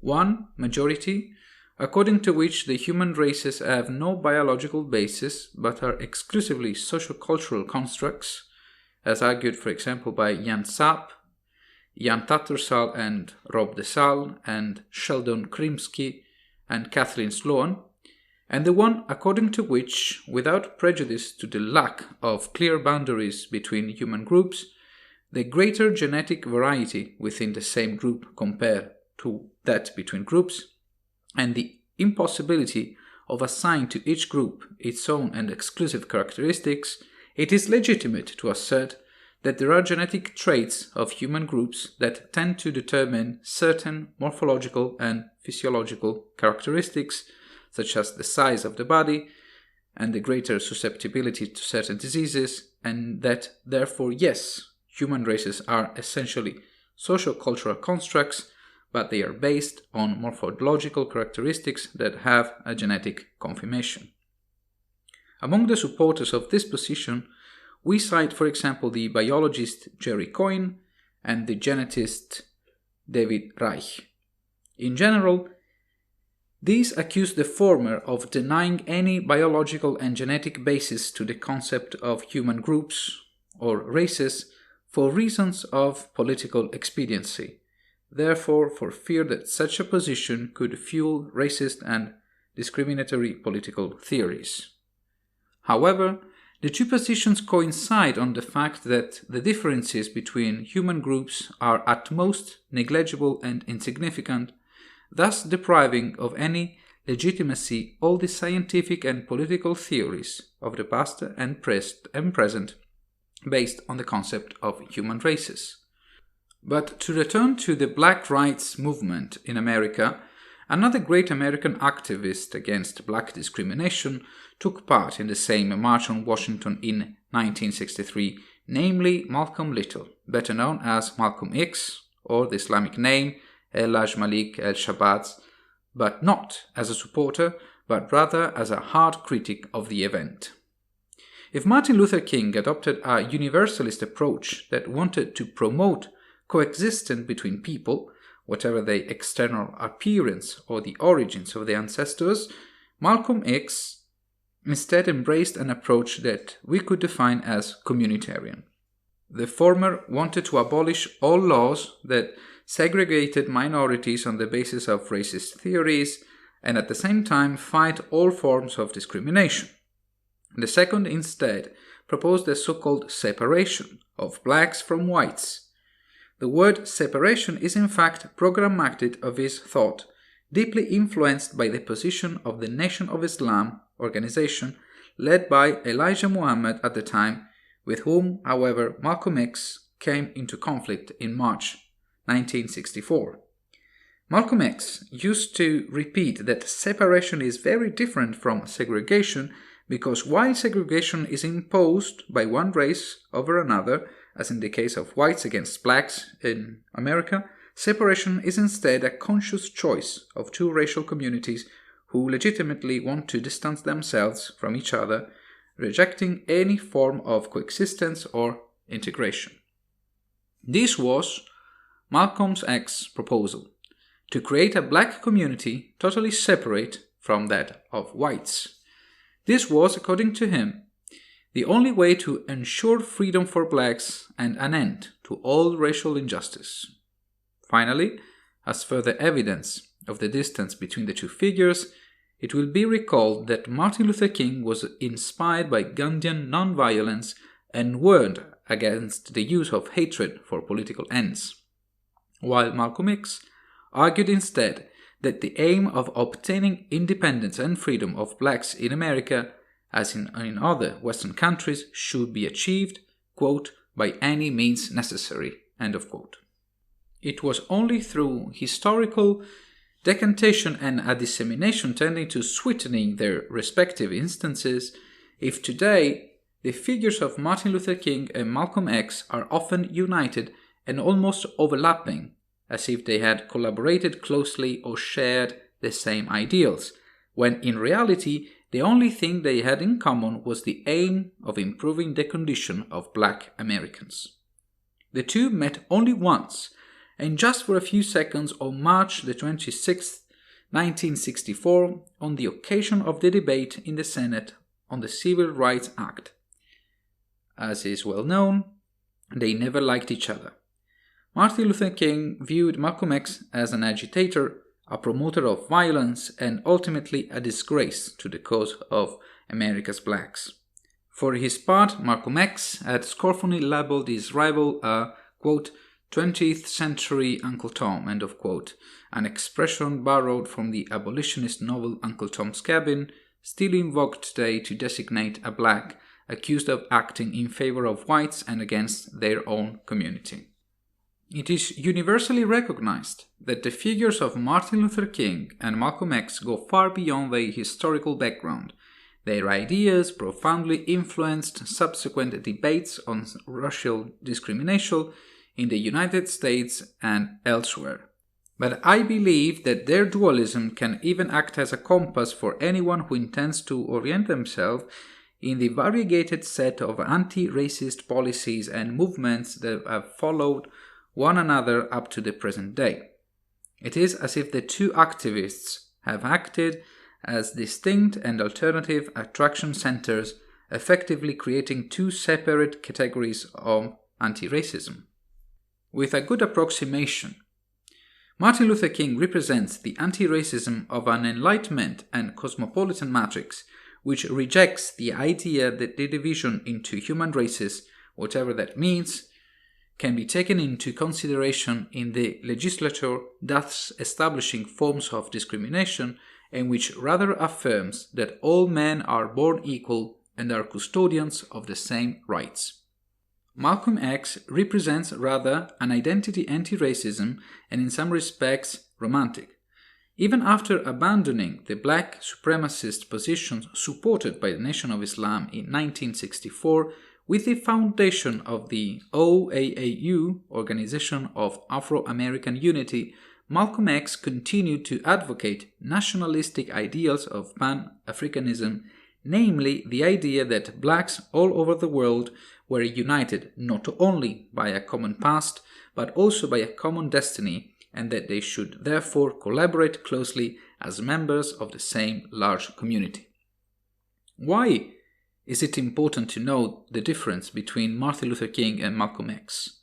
Because, given a problem, in this case the condition of blacks in the United States in the 1960s, the solutions proposed are not necessarily reconcilable. On the contrary, they sometimes come to rival, as they differ profoundly in the theoretical assumptions, in the means and the objectives, some of which may turn out to be undesirable or at times even worse than the evils they aim to eradicate. Specifically, this means that, given the just cause of anti-racism, the political movements that have made it their own flag are not necessarily equivalent. On the contrary, they can be so different as to be alternative, which implies an observation that is perhaps not taken for granted. One can criticize an anti-racist movement without, however, being racist, but rather precisely to denounce its ineffectiveness or even its counterproductive effects. Martin Luther King and Malcolm X are alternatives and require you to make a choice, either with one or the other. As the reader will have already guessed, the writer supports the former and views the positions of the latter with suspicion and concern. Without fear of forcing terms, Malcolm X activism is built on racist theoretical foundations. In fact, he addressed exclusively to Americans of African origin with an unequivocal message: whites are by nature the enemies of blacks, and any collaboration or compromise with them must be avoided. For blacks, there is only salvation if they build and remain within communities of only blacks, or that in any case exclude whites. In other words, Malcolm X's approach only confirmed the racial prejudice according to which it is good that men of different races do not live together because they are essentially incompatible. Clarifying this is all the more useful as many successive anti-racist movements have been inspired in various ways by Malcolm X. One of these is the Black Lives Matter, a movement born in July 2013, which has gained great visibility after the killing of George Floyd on May the 25th, 2020 by a police officer in Minneapolis. However, the thread that binds Malcolm X to Black Lives Matter is not direct. It is mediated by another important anti-racist organization which from the beginning openly expressed its debt to Malcolm X, namely the Black Panther Party. Huey Percy Newton, one of the founders, made it explicit in these essays from the Minister of Defense, written between 1967-1968. Malcolm X represented the best interpreter of black nationalism and the need to resort to arms, if only for defensive purposes against white oppressors. With a good approximation, it can be said that the Black Panther Party combined the teaching of Malcolm X, purified of Islamic proselytism and Marxism-Leninism, and managed to embody the ideal of the so-called Black Power better than other organizations, namely the self-determination of the black community in the United States. And yet, although the goal was very ambitious, namely the creation of a communist society tailored to the black community, following a violent revolution against a regime in which the evils of capitalism and racism were inextricably wielded, despite this, the activities of the Black Panther Party concentrated mostly on the patrolling of the black majority neighborhoods and on the control of the activities of the police accused of racism and brutality. Particular emphasis was placed on the right to use firearms for self-defense purposes as enshrined in the Second Amendment of the American Constitution. Among the numerous episodes of armed confrontation between party members and law enforcement, it will be remembered that Huey Newton was arrested for the murder of the policeman John Frey in Oakland on October 28, 1967, although the verdict was overturned on appeal 3 years later following a major mobilization campaign for his release, or that 17-year-old Bobby Hutton, party treasurer, was killed on April 6, 1968 during a long shootout between police and members of the Black Panther Party in which 2 policemen were also injured.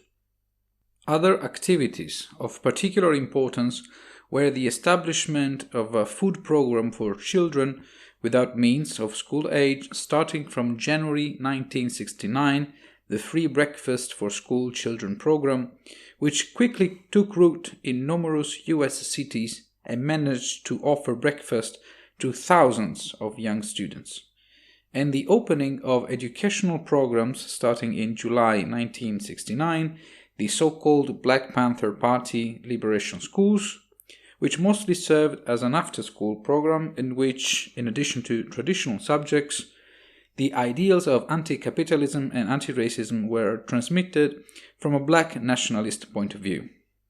Although they were quite limited in size and diffusion, these schools nevertheless had a strong symbolic and cultural impact in the years to come.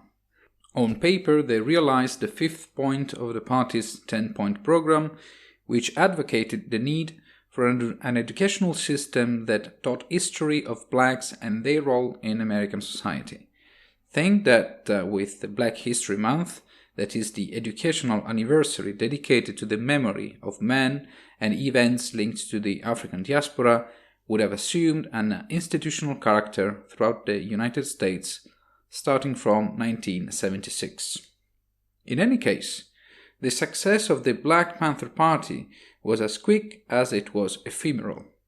The peak of participation was reached between 1969 and 1970, just 3 years after the foundation, with about 5,000 members and over 40 sections scattered among the major cities of the United States.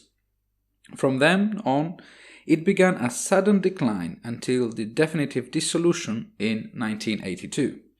Among the causes are usually cited internal disputes within the party, criminal activities perpetrated by party members, such as drug dealing and extortion, that may have alienated sympathy within black communities, and the alleged sabotage carried out by the FBI through the program, counterintelligence program. And yet, judging by the decidedly modest electoral results in the competitions in which it took part, it seems clear that the political program of the Black Panther Party never managed, not even locally, to make its way into the vast public of black voters, probably because it was perceived as extremist and unrealistic. Now, what are the parallels between the Black Panther Party and the recent Black Lives Matter? What are the possible debts of the latter towards the former? Which amounts to asking, for what reasons does Black Lives Matter advocate an anti-racism more consistent with that of Malcolm X rather than that of Martin Luther King? First of all, 2 of the 3 founders of Black Lives Matter, henceforth BLM, are of Marxist orientation. Interviewed by Jared Ball in 2015 for the Real You Network, co-founder Patrice Cullors declared that she was, together with Alicia Garza, a, quote, trained Marxist, end of quote, and that their great familiarity with ideological theories played a central role in the construction of the BLM movement. Further confirmation of the Marxist matrix comes from 3 passages of the text What We Believe, a presentation of the values and instances of the movement on the official website, a text that was removed in September 2020 for unknown reasons and replaced with a shorter and more generic one. In the first 2 of the 3 passages, the term comrades appears, which in English-speaking countries unequivocally indicates the comrade in the Communist Party. The third betrays its debt to Marxism on an ideological level. In fact, among the pragmatic points we read, quote, we disrupt the Western prescribed nuclear family structure requirement by supporting each other as extended families and villages that collectively care for one another, especially our children, to the degree that mothers, parents, and children are comfortable, end of quote.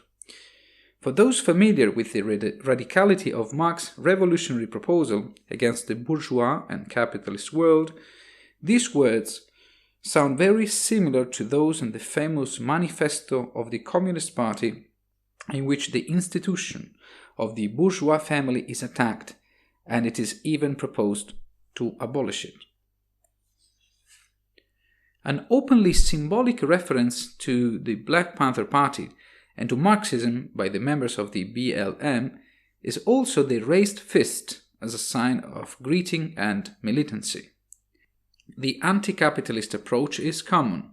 If it is true that the Black Panther Party saw capitalism as an inherently racist oppressive system, the same is true of the BLM, although in this case there is greater discretion in stating it openly, especially to the general public.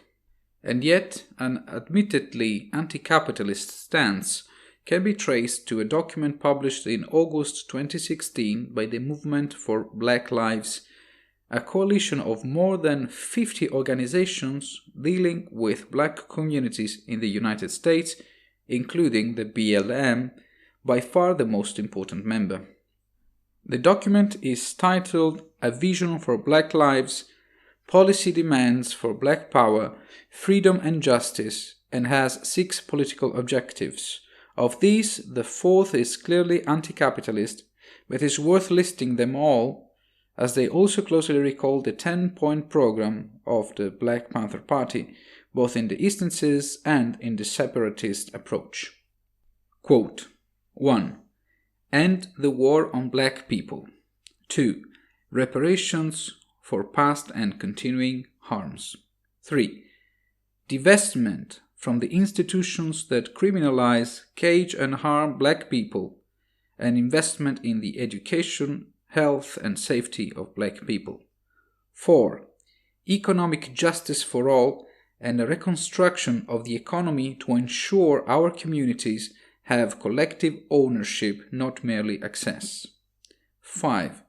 Community control of the laws, institutions, and policies that most impact us. 6. Independent Black political power and Black self-determination in all areas of society." End of quote. For the sake of completeness, it should be remembered that the movement for Black lives is also inspired by Professor Cedric Robinson, 1940-2016, author of a very influential book in the circles of the American radical left, Black Marxism, The Making of the Black Radical Tradition, 1983, famous for the coining of the term racial capitalism and the hypothesis that capitalism, seen in agreement with a Marxist point of view as a process of exploitation of the work of others, is from the very beginning of a racist nature. Before returning to trace the parallels between the Black Panther Party and the BLM, it is perhaps appropriate to take this little digression to make another one. In BLM language, the terms systemic racism, structural racism, and institutional racism are recurrent, all three roughly equivalent, which refer to the supposed existence of a racism embedded in the laws, norms, and institutions of a country, even where apparently there is no trace of it.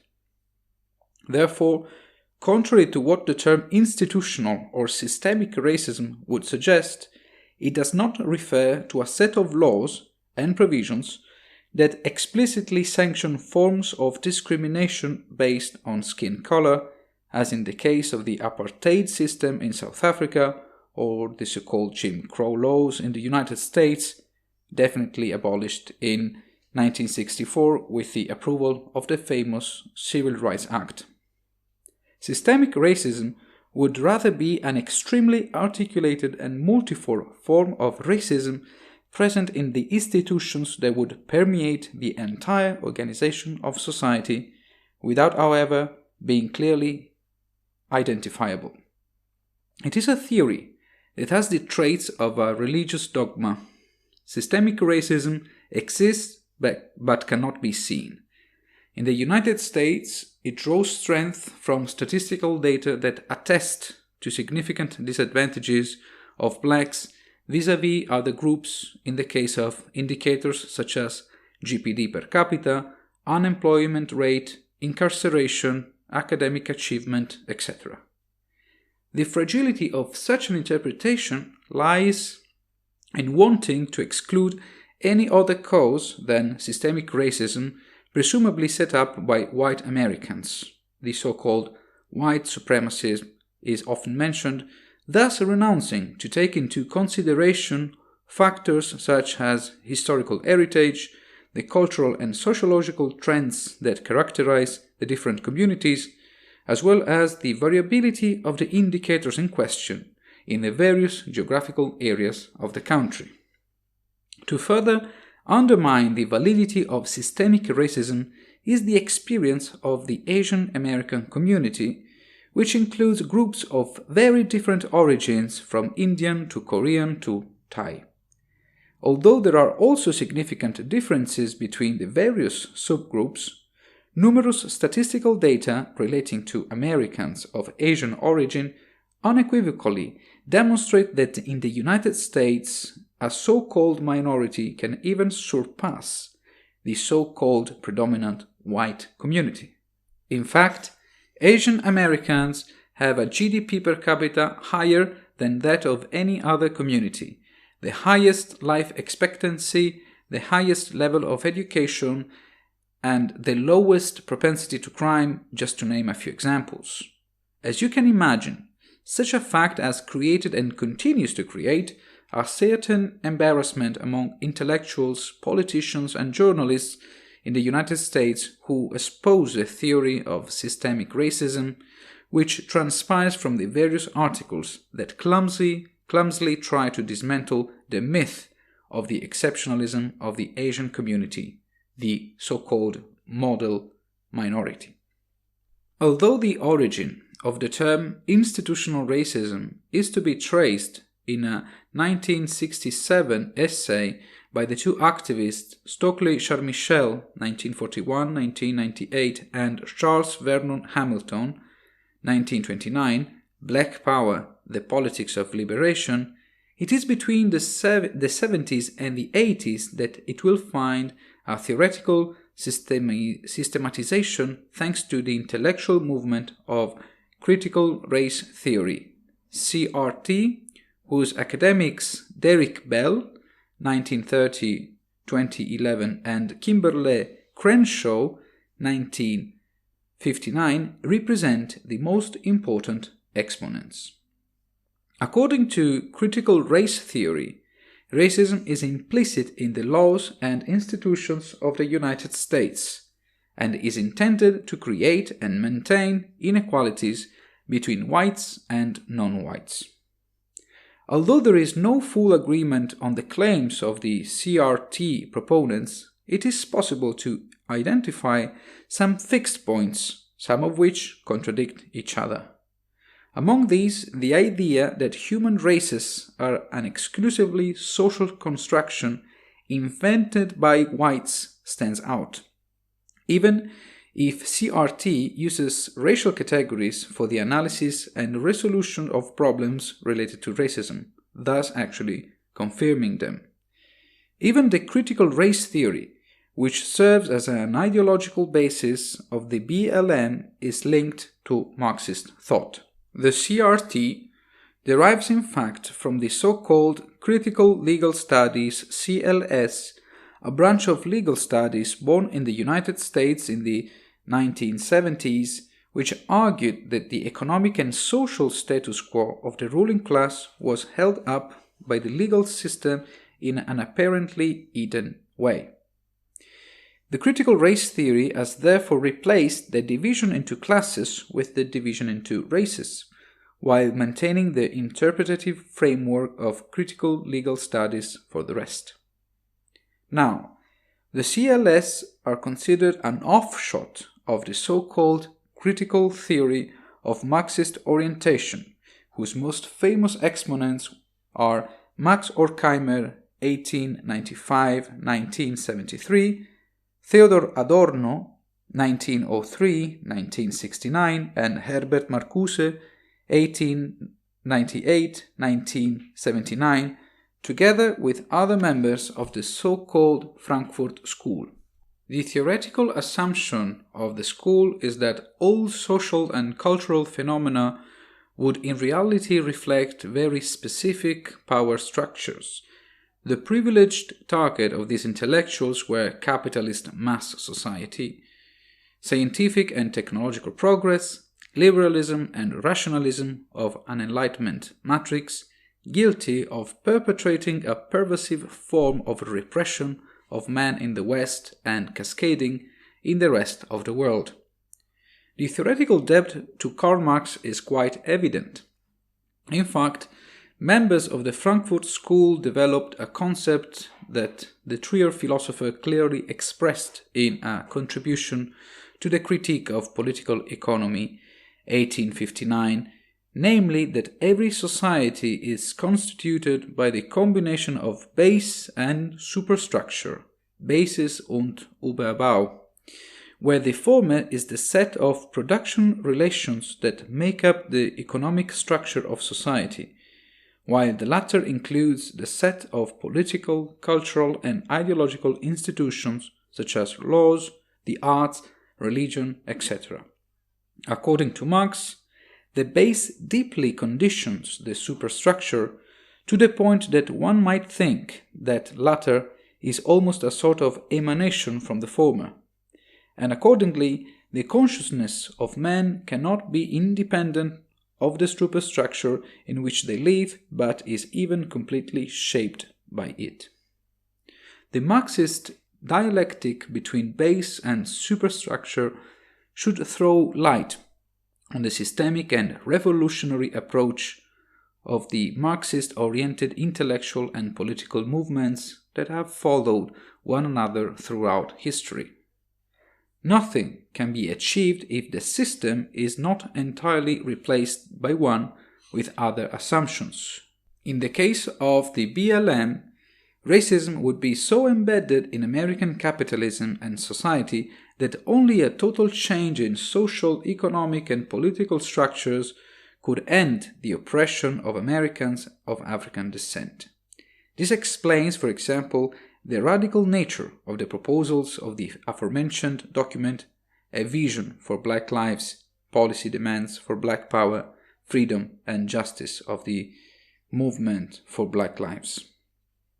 Yet, despite all clear debts to Marxism, the BLM has always tried to minimize or deny them in front of the general public. We can hypothesize that this attitude is due to political expediency. For a political movement that aspires to reach broad strata of American society, is not the best of ideas to present itself openly as a Marxist, and the failed experience of the Black Panther Party teaches just that. Even in an era, the 1960s and 1970s, in which Marxist theories had much wider circulation and were much more successful in the West, also due to the relative success of numerous socialist revolutionary experiences in the world in previous years. Rather, it is much more productive to espouse a cause universally recognized as just, such as anti-racism, to give it non-original meanings derived from a very specific political theory, in this case, the systemic racism due to the American capitalist economy designed by and for the white supremacists, claiming that anyone who disagrees with the new definition of anti-racism does not do so because they do not share the political structure of the interpretation of racism, but because, in reality, they are racist. This tactically very complex and refined operation has two main effects. On the one hand, a powerful persuasion tool is set up that works in a similar way to moral blackmail. Either you are with a BLM or you are a racist, which also serves to delegitimize any critic. On the other hand, ideas and values of a political theory are propagated through activism for a de facto unrelated cause, with most of the participants being substantially unaware of it. In this way, it is possible to proceed to the diffusion of a political culture without having to make it explicit as such, in the hope of obtaining in the long term a sort of cultural hegemony of Gramscian memory. In the case of the BLM, it attempts to spread a Marxist political culture without almost ever naming Marx. After this long parenthesis, let's now move on to the last important parallel between Black Panther Party and BLM, and approach the conclusion of this article. Both movements were founded as a reaction to the murder of two black teenagers, respectively Matthew Johnson in 1966 at the hands of policeman Alvin Johnson and Trayvon Martin in 2012 at the hands of volunteer vigilante George Zimmerman. As noted above, the bulk of the Black Panther Party's political action focused on controlling police activity in predominantly black neighborhoods through armed surveillance teams. A key point of their program was to end police brutality against members of the black community. A similar thing can be said of Black Lives Matter, since it is known to the general public primarily as a US protest movement against the killings of blacks by police officers. As mentioned earlier, the BLM gained great international visibility following the murder of George Floyd in May 2020. The protests that took place in the following weeks were aimed at exposing the brutal ways of the police. And the movement's most recognizable proposal is defund the police, which is to cut resources from the police and invest them in communities, however vague that may be, and social service programs. In support of the thesis that the police are an intrinsically racist institution and that therefore it is necessary to dismantle them, the disproportion of killings by the police among Black Americans compared to the portion of the total population they represent is usually cited. There are no reliable data on this, and the figures can vary significantly, and yet the trends found in the various databases are mostly overlapping.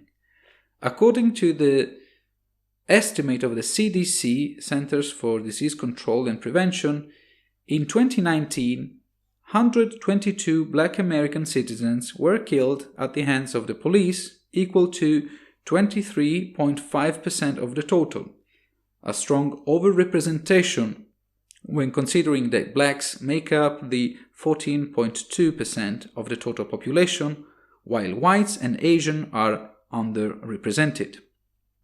Such a figure should demonstrate the racial prejudice of police officers towards blacks. But how can we interpret the fact that, according to the same report by the CDC, if we consider all the victims of firearms, blacks constitute as much as 26.6%, while the other groups are underrepresented? And the fact that beyond 88% of these murders were committed by Black Americans, so they are technically intraracial. And how to interpret the figure that in 2019 Black Americans are attributed 37% of violent crimes and even 51% of total murders.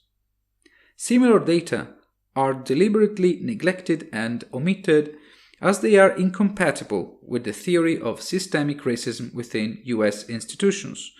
But strange as it may seem, to confirm it, the data of incarcerations are instead cited, which, consistently with trends in terms of crimes committed, show an overrepresentation of blacks compared to other groups. That the American incarceration system needs a profound rethink, given that the United States is currently the first country in terms of incarceration, is quite evident.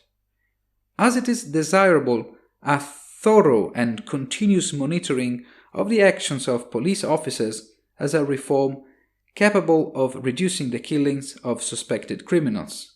It is much less justified to call for a reform of the two institutions by taking as an argument the overrepresentation of Black Americans and therefore accusing them of perpetrating a racist persecution. To draw a perhaps somewhat forced parallel, it would be like accusing the police and the judicial system of practicing sexist discrimination, since men far outnumber women among both inmates and victims of police operations, a constant of all countries of the world.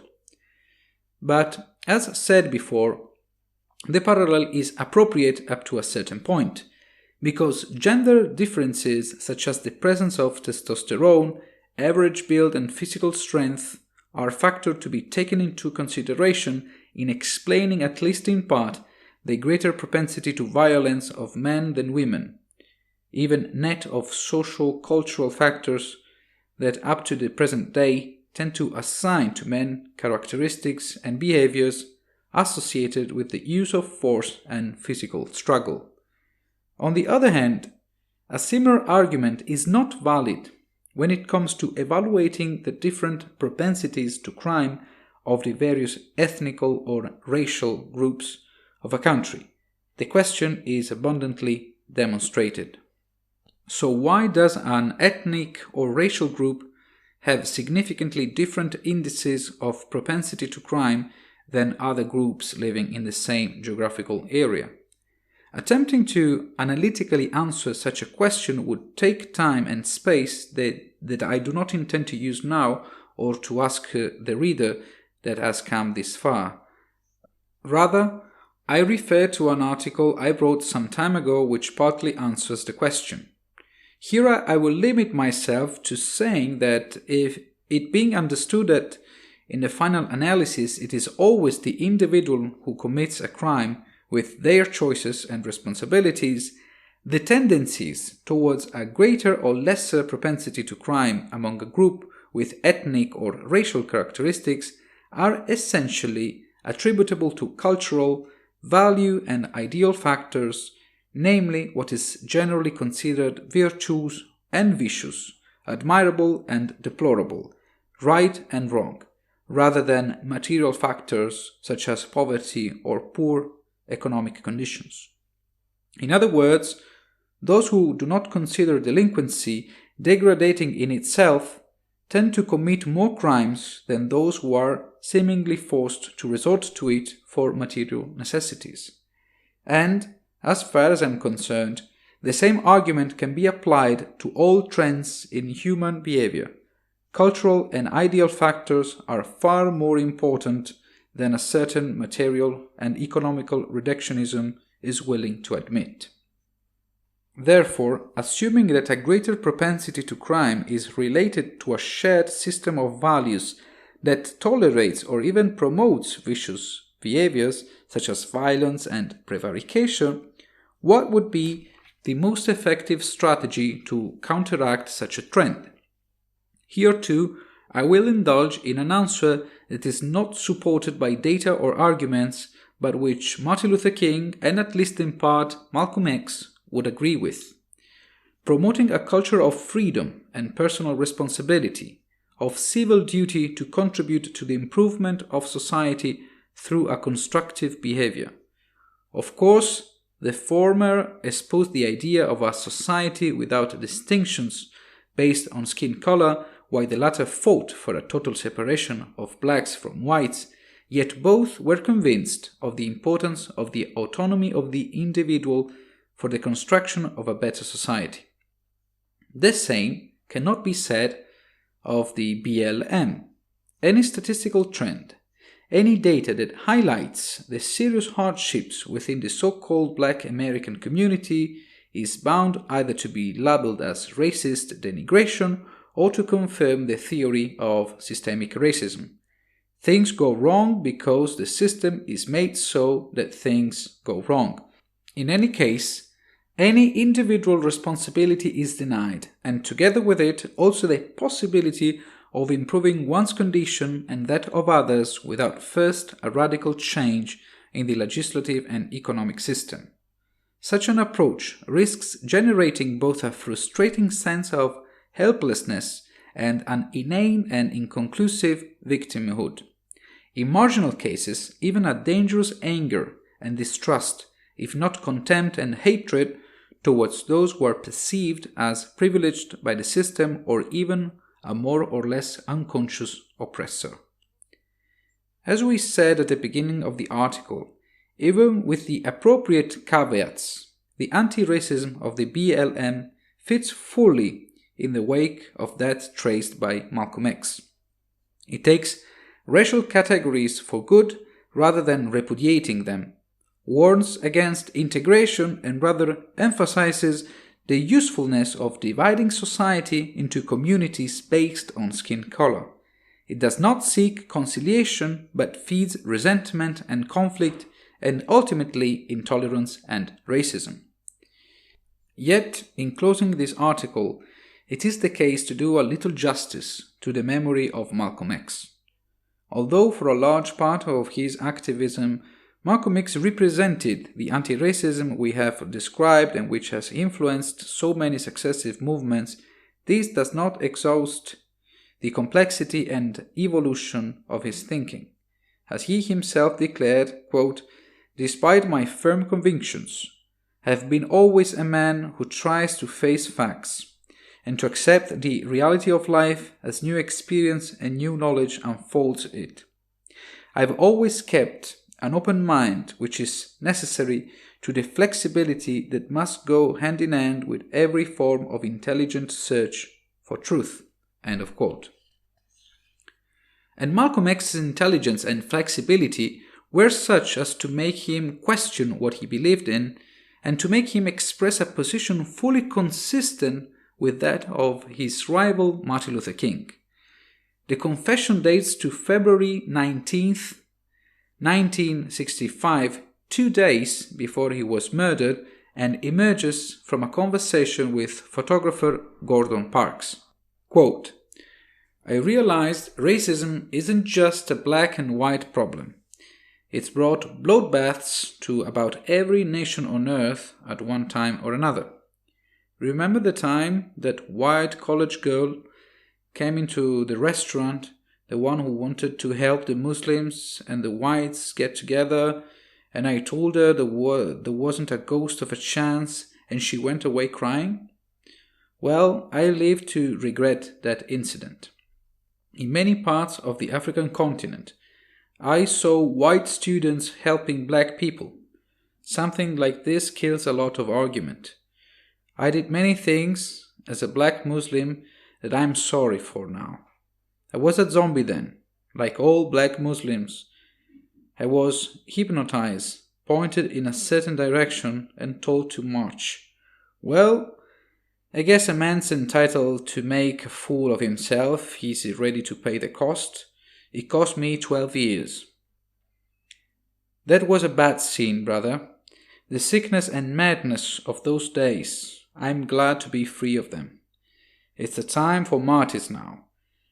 And if I'm to be one, it will be in the cause of brotherhood. That's the only thing that can save this country. I've learned it the hard way, but I've learned it. And that's the significant thing." End of quote. Who knows what would have happened if Malcolm had lived long enough to make his new belief known to everyone. Maybe the BLM would never have arisen. P.S. A concrete proposal for any US anti-racist activist who wants to be inspired by Martin Luther King: abolish the Census Bureau's practice of asking its citizens what race they are, and consequently abolish all the rules and regulations that are based on these distinctions, including the so-called affirmative action. Any legislative instrument that introduces a racial criterion, even if done with the best intention of compensating for the disadvantages of a minority, keeps racism alive. 11.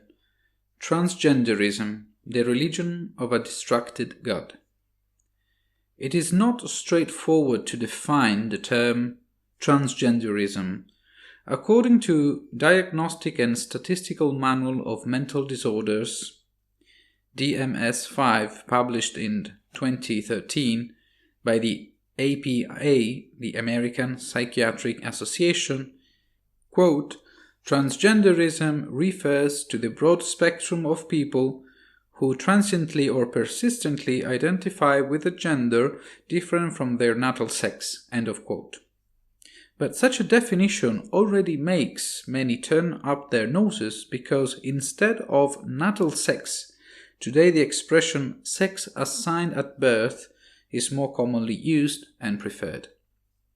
Transgenderism is particularly complicated to define also because it is an umbrella term, another very popular expression, that puts many different cases under a single category, some of which are men who feel like women, trans women, women who feel like men, trans men, people who do not feel of any particular gender, a gender, people who feel of a gender that changes over time, gender fluid, people who feel of multiple genders or even all possible genders, pangender, men who undergo transition, that is, hormonal treatments or surgery to assume female traits, transsexual or M2F, male to female or also trans women, women who undergo the transition but in the opposite direction, transsexual or F2M, female to male or also trans men.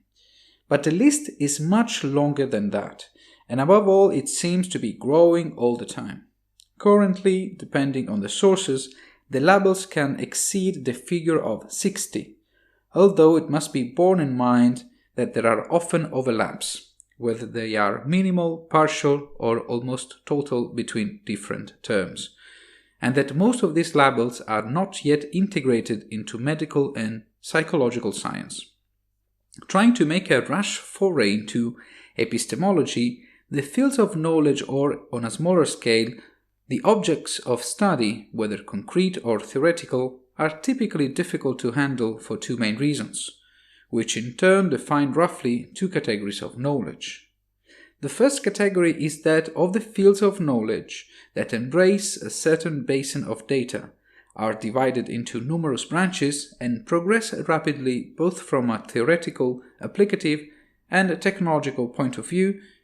The second category is instead composed of those fields of knowledge that are vague, elusive, changing, which often precede by statements that are not adequately verified or by indisputable truths, seem to constantly reflect and re-elaborate themselves, and are the subject of dispute between schools of thought with interpretations so different as to trigger real ideological wars. The two categories are certainly not to be considered mutually exclusive, but it can be agreed that astronomy falls rather into the first, while astrology in the second. In the category of smoky and impenetrable knowledge, I insert all forms of dogmatic knowledge, including religions, of course, but also many philosophical systems which, despite the fallacy of analysis and forecasts, continue to be revered in a similar way to religious faiths. Among these, I certainly include Marxism. I am well aware that such a complicated epistemological question does not end in a few lines, and I am undoubtedly sinning with naivety, arrogance, and coarseness, but I trust in the indulgence and intelligence of the reader. I am sure that these two categories of knowledge, however approximate, will be clearly distinguishable. Well, the question around transgenderism is also complicated because it seems to combine elements of the two categories of knowledge. One purpose of this article is to isolate some theoretical foundations of transgenderism and demonstrate that they are nothing more than dogmas, which as such require a profession of faith, just as with religions. In other words, I will focus on the part of transgenderism that falls into the second category of approximate knowledge that I've tried to outline. To do this, I will completely neglect some scientifically valid aspects in the fields of biology, genetics, medicine, and psychiatry, but which do not constitute the heart of the theoretical problem. I will keep out of the discussion, for example, the issue of intersexuality, that is, the long list of birth anomalies relating to primary and secondary sexual characteristics. The epigons of transgenderism, or, if you like, of the theory of gender identity, argue that we must keep the three concepts of biological sex, gender identity, and sexual orientation well separated. Let's focus on the first two terms. If biological sex is in fact the set of sexual characteristics encoded in the 23rd pair of chromosomes present in the nucleus of every single cell in our body, gender identity, on the other hand, is the idea that each individual has of their own sexual gender, which may or may not correspond to the biological sex. To simplify, those who do not feel that their biological sex and gender identity match, in these cases we speak of cisgender, fall into the large category of transgender people. Those unfamiliar with this statement may need some clarification. To get to gender identity, we must first explain the concept of gender and the difference between it and biological sex. According to the World Health Organization, quote, gender refers to the characteristics of women, men, girls, and boys that are socially constructed. This includes norms, behaviors, and roles associated with being a woman, man, girl, or boy, as well as relationships with each other. As a social construct, gender varies from society to society and can change over time. End of quote.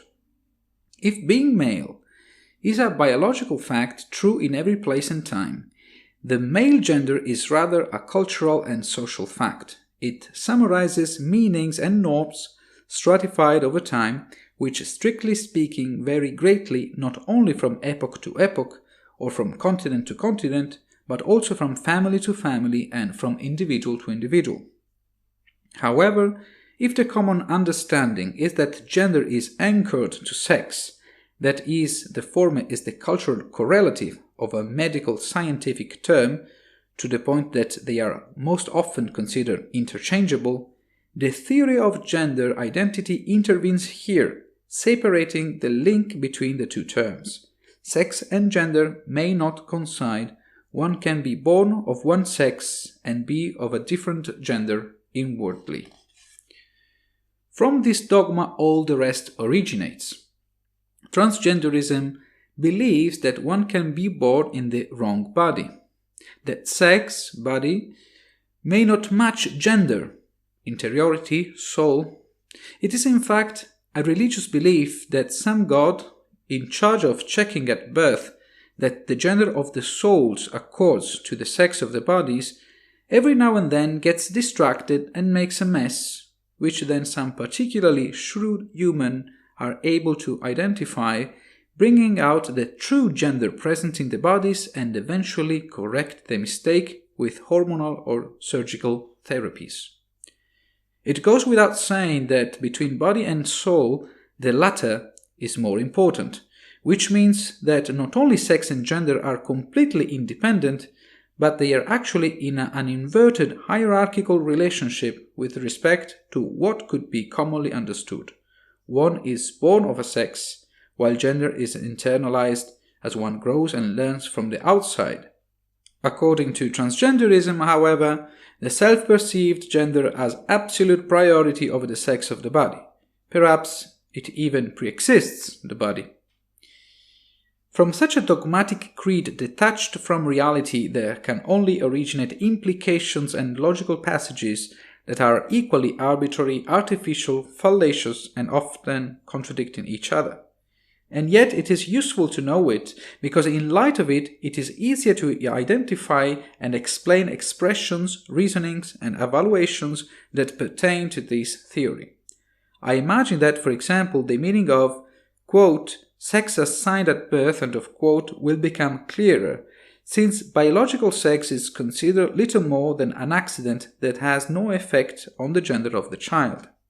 This explains the constantly updated list of gender identities.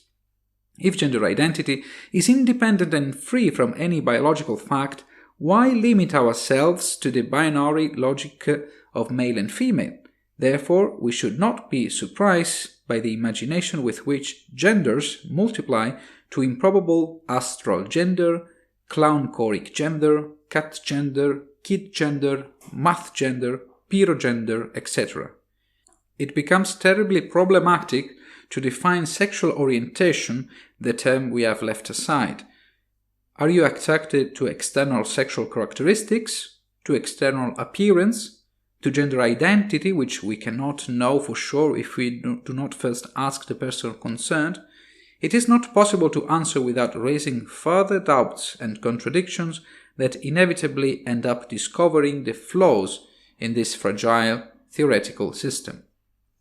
When in human interaction subjectivity is elevated above the objectivity of the external world, a kind of intellectual tyranny arises in which the right and the unjust, the real and the imaginary, the true and the false become handy tools in the hands of those in a position of power over others. It is not possible to formulate rules that are valid for everyone if the individual is the ultimate custodian of reality or some aspects of it that no one else can have access to. Or, in other words, without prejudice to everyone's right to their own opinion, this cannot replace a fact that can be found by third parties. When it comes to opinions elevated to rules to be adhered to, there must be at least voluntary agreement, as well as the opportunity to discuss and criticize them. It has a tyrannical nature to impose an opinion on others, whether this despotic power is exercised by a narrow circle of people or even a single person of the rest of the community. as in the case, for example, with religions and totalitarian systems, or it is exercised by each individual over any encounter on their path. In the case of transgenderism, everyone can impose their own opinion on how they should be considered and evaluated by others with respect to gender. Paraphrasing a famous expression, the theory of gender identity is the night in which each cow decides what color it is. The reference to the political field, to rules, to tyranny, to power, is not simply a parallel. Transgenderism is also a political movement with very specific claims, which in recent years has been recording some surprising successes in some countries. Among the most discussed norms, one is the so-called gender self-identification, that is, the possibility of declaring oneself of a gender other than that previously registered on the sole basis of a unilateral declaration of the subject. Whoever claims to be a woman is a woman, whoever claims to be a man, etc. As you can imagine, such a legislative measure raises numerous criticisms. Among all, those highlighting the risk of undermining the safety of places reserved for women, such as public toilets, changing rooms, prisons, etc., as gender self-identification would allow any man to have access to them simply with a self-declaration, the fraudulent exploitation of representation quotas reserved for women, as in the case of political offices, or of legislation that differentiates between men and women, as in the case of retirement age, the distortion of competition in women's sports. It seems that these critical positions are all feminist in origin.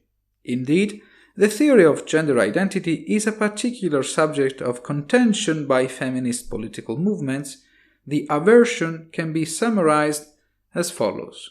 From the dawn of humanity, women have been and still are repressed by men for their body, and now transgenderism states that to be a woman you don't need to be born a woman, depriving of meaning past and present struggles for gender equality. I share this position. I share the position of those who see in the emptying of the terms woman and man of the body component an attack on women, as well as on reality, and therefore a misogynistic and regressive operation. Other well-founded criticisms concern the effects that the artificial theory of gender identity can have in the minds of the youngest, especially in the phases characterized by great psychological changes and sexual maturation, from the false belief of being born in the wrong body to the serious decision to find a solution through hormonal and surgical therapies with irreversible consequences. But this is not the place to explore these issues. It is better to return to the theory. One may wonder how the foundation of transgenderism, namely that gender is innate and independent of birth sex, a theory without any scientific soundness, could have had such success. How is it possible that such a shaky theory has not been still rejected for what it is, that is, an intellectual construction based on a dogmatic and religious false belief? It seems that the main reason lies in the moral judgment that inevitably applies to those who criticize it, namely the accusation of transphobia. Just as with religions, especially monotheisms, transgenderism has assumed the status of an absolute ethical model for many. Anyone who contests it does so without exception because of an unworthy nature and with an evil purpose, to morally corrupt others and cause physical or mental harm. The strength of the theory of gender identity lies in the mechanism of moral blackmail. Either you agree or you are a degenerate and reprehensive person. This is a typical psychological mechanism of power relations that are not based on consent, but rather on the abuse of power. Unfortunately, it is a widely used expedient in politics due to its maneuverability and its effectiveness in retaining one's members and associates, in combating internal dissent, in weakening political opponents by making them dangerous demons in the eyes of the public. And yet, it is also an expedient that suffers enormously in a regime of freedom of opinion and free discussion of ideas. It is therefore no coincidence that censorship, boycott, and the repression of contrary opinions are essential elements of this political approach. And this too is a strong parallel with religions. The best method to defend a dogmatic theory from criticism is to criminalize and forbid any criticism, even the most calm and considered. That said, however, it must be remembered that the false accusations of transphobia do not magically make all accusations of transphobia unfounded. Hate and violence against those who do not identify with the birth sex are real and must be fought by anyone who honors individual freedom and human dignity. The need to tackle any kind of discrimination and persecution will never be stressed enough. And it is a fact that trans people are among the most exposed and frequent victims of these heinous crimes around the world today. The point of this article is not to belittle the issue of trans people, but to demonstrate that the theory of gender identity is the wrong, ineffective, and harmful solution to a real problem. Not an easy operation, since transgender activism does its utmost in this too, in making believe that those who oppose the theory of gender identity are also opposed to those it presumably defends. In a way quite similar to how churches pass criticism of religious doctrine as an attack on the faithful, nothing more intellectually dishonest. Instead, in order to try to find answer to questions of public interest, first of all, it should be valid the principle that no ideological misrepresentation of reality, no matter if the intentions are for a good purpose, can form the basis of balanced and just laws able of enlarging the margins of freedom of individuals. In this specific case, pretending that gender is innate and independent of biological sex can only cause more harm than good to both trans people and society in general. It is certainly not the purpose of this text to articulate how to deal from a legal point of view with the question of those who do not feel like the gender of birth sex. In many countries, legislation has already been in place for several decades regarding the rectification of the partial or complete attribution of sex, with or without the need for medical surgical treatment. In any case, a procedure is envisaged that certifies the gender dysphoria in the subject through professionals in the psychological, psychiatric, and medical fields. Unlike the theory of gender identity, gender dysphoria is a well-documented psychological disorder with solid scientific foundations. In recent years, it has been decided to use less stigmatizing language to refer to this condition. Until 2013, it was called gender identity disorder, now gender dysphoria. I have serious doubts about any instance of changing the terms normally used with the intent of being less offensive when the terms in question have not been coined for this purpose, when the inappropriateness of using them is more presumed than real. In other words, I am not a great admirer of political correct. At best, it is a useless hypocrisy. At worst, a tool to enslave words for ideological, educational, and paternalistic purposes in the vain hope that these can contribute to the ethical improvement of people and therefore to the creation of a better world, when in reality it has the effect of increasing the stress related to the fear of social disapproval, the sense of guilt, and self-censorship.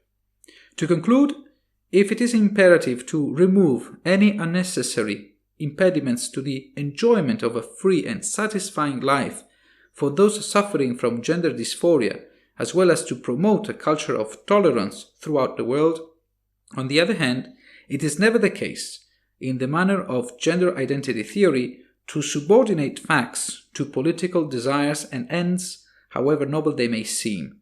It should be avoided to arbitrarily reformulate the knowledge acquired in the hope that this will produce a better society. In other words, it is never appropriate to abandon the reality principle. 12. Islam, Muslims, and liberal democracy. Quote, "You find, as you look around the world, that every single bit of progress in human feeling, every improvement in the criminal law, every step toward the diminution of war, every step toward better treatment of the colored races, or every mitigation of slavery, every moral progress that there has been in the world, has been consistently opposed by the organized churches of the world. I say quite deliberately that the Christian religion, as organized in its churches, has been and still is the principal enemy of moral progress in the world." End of quote. These words were spoken by Bertrand Russell on March 6, 1927, at a meeting organized by the National Secular Society, a British organization that has been promoting secularism since 1866, words that later converge in an essay published the same year. I could not agree more on the negative effect of religions and churches on human progress, and yet today, if I had to indicate the religion that more than others performs a conservative or in many cases regressive function, I would have no doubt: Islam. Out of just under 200 countries in the world, 50 are Muslim majority, roughly 25%. If we take the top 30 countries for GDP per capita, only 4 are Muslim, 14%, while among the 30 poorest countries, the figure rises to 13, 43%. In terms of literacy, among the 30 countries with the lowest rates, as many as 17 have a Muslim majority, 56%, while amongst the 23 countries that declare a level of literacy greater than or equal to 98% of the population, they are only 19%. If we consider the Human Development Index in 2019, HDI, the first Muslim country is the United Arab Emirates in the 31st place, while amongst the last 30 there are 47%. According to the Democracy Index compiled by the Economist Intelligence Unit, in 2020 there are no Muslim countries in the first 30 positions, while there are 16 in the last 30, 53%. No less merciless is the World Press Freedom Index of 2021, which evaluates press freedom in the world. The first Muslim country is Burkina Faso in the 37th place, while 19 occupy the last 30 positions, 63%. According to the Global Peace Index of 2021, an index drawn up by the Institute for Economics and Peace, which evaluates the degree of peacefulness, among the first 30 countries, only 2 are Islamic, Malaysia and Qatar, respectively in the 23rd and 29th place, while they are 16 among the last 30 position, 53%. If we consider the gender inequalities photographed by the Gender Inequality Index, in 2019, the first Muslim country is the United Arab Emirates and ranks 31st, while among the last 30, 13 are Islamic, 43%. Even worse is the figure on the recognition of the rights of the LGBT community. According to the LGBT Equality Index compiled by the activists of the Equaldex site, the first Islamic country, Djibouti, ranks in 45th place. Among the last 30, they are even 73%. If it is true that correlation does not replace causation, on the other hand, the data cited are quite eloquent. Taking any index that is commonly associated with development, equality, and the extension of individual rights and freedoms, Muslim majority countries tend to be underrepresented in the virtuous bracket and overrepresented in the vicious one. It is inferred that Islam, understood as a set of religious and legal norms as well as philosophical and moral ideals, slows down, if not even towards human progress, of what considered such those who embrace the Enlightenment values of freedom, equality, democracy, and education. Yet, today, this simple observation is considered unacceptable by most, an offense, an outrage of a discriminatory nature against the faithful of the Muslim religion. And the fear of receiving the label of intolerant and therefore of being excluded from the consortium of the just, the good and the worthy, advises extreme caution when it comes to criticizing a particularly regressive system of values such as that of religions in general and of Islamic in particular. And this is especially true among those who are placed in the progressive field. How did this happen? How is it possible that one of the main objectives of progressivism, if not the main one, namely to fight the obscurantism of religions and other forms of dogmatism of a fideistic type that require blind obedience, is now totally neglected? And that indeed the opposite is now true, that is, that so much of contemporary progressivism even exalts the supposed positive influence that religions would have on society. And why is this all the more true when dealing with religious traditions that are marginal or extraneous to the historical and geopolitical concept of the West? Before attempting to answer these questions, it should be noted that at least on the opposition to religions, liberal and enlightened progressivism on the one hand, and the socialist and Marxist progressivism on the other, have had a strong point in common, something which makes the changed approach of recent decades all the more surprising. Certainly, wishing to find the differences, the former promoted the private and non-public character of the faith, and together with it, religious tolerance, as well as the clear separation between state and church, while the latter sought rather an open confrontation through various operations, including drastic ones, including the banning of worship, the abolition of the church, the seizure of its assets, the destruction of places of worship, the persecution of the faithful, and the imposition of atheism and other forms of belief. As is known, the main theoretical reference can be found in the words of Karl Marx, and more precisely in the famous expression, "Religion is the opium of the people." Yet both matrices of progressivism coincided on the criticism of the conservative and backward nature of the churches and on the opposition and often on the ridicule of the relative religious dogmas and superstitions. A hypothesis on the origin of this radical change could have a name and a double surname.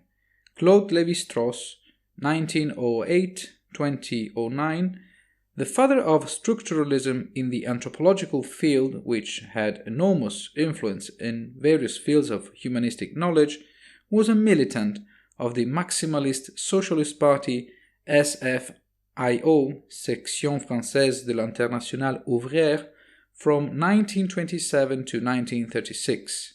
In those years, he took part in the intellectual group led by the historian Georges Lefranc, called Révolution Constructive, which proposed itself as the theoretical soul of the party.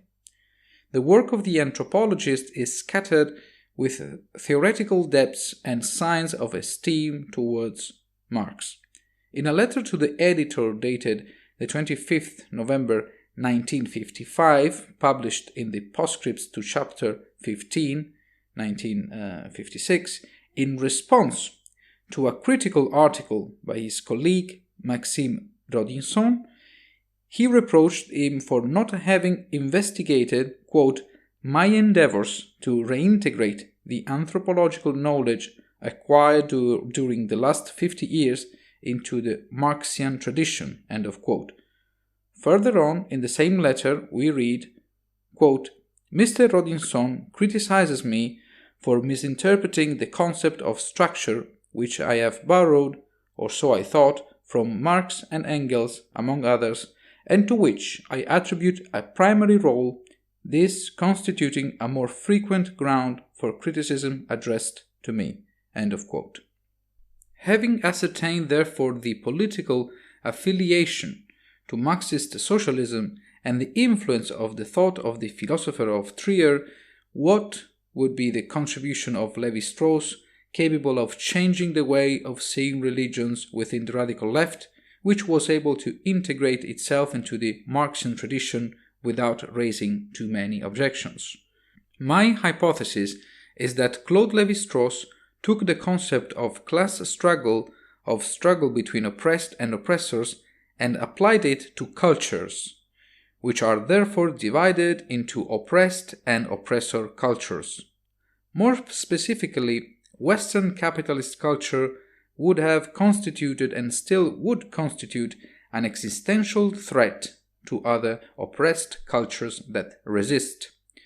As much as this vision pervades his work, a great insistence and emphasis already emerge in one of his first monographs, Race and History, 1952.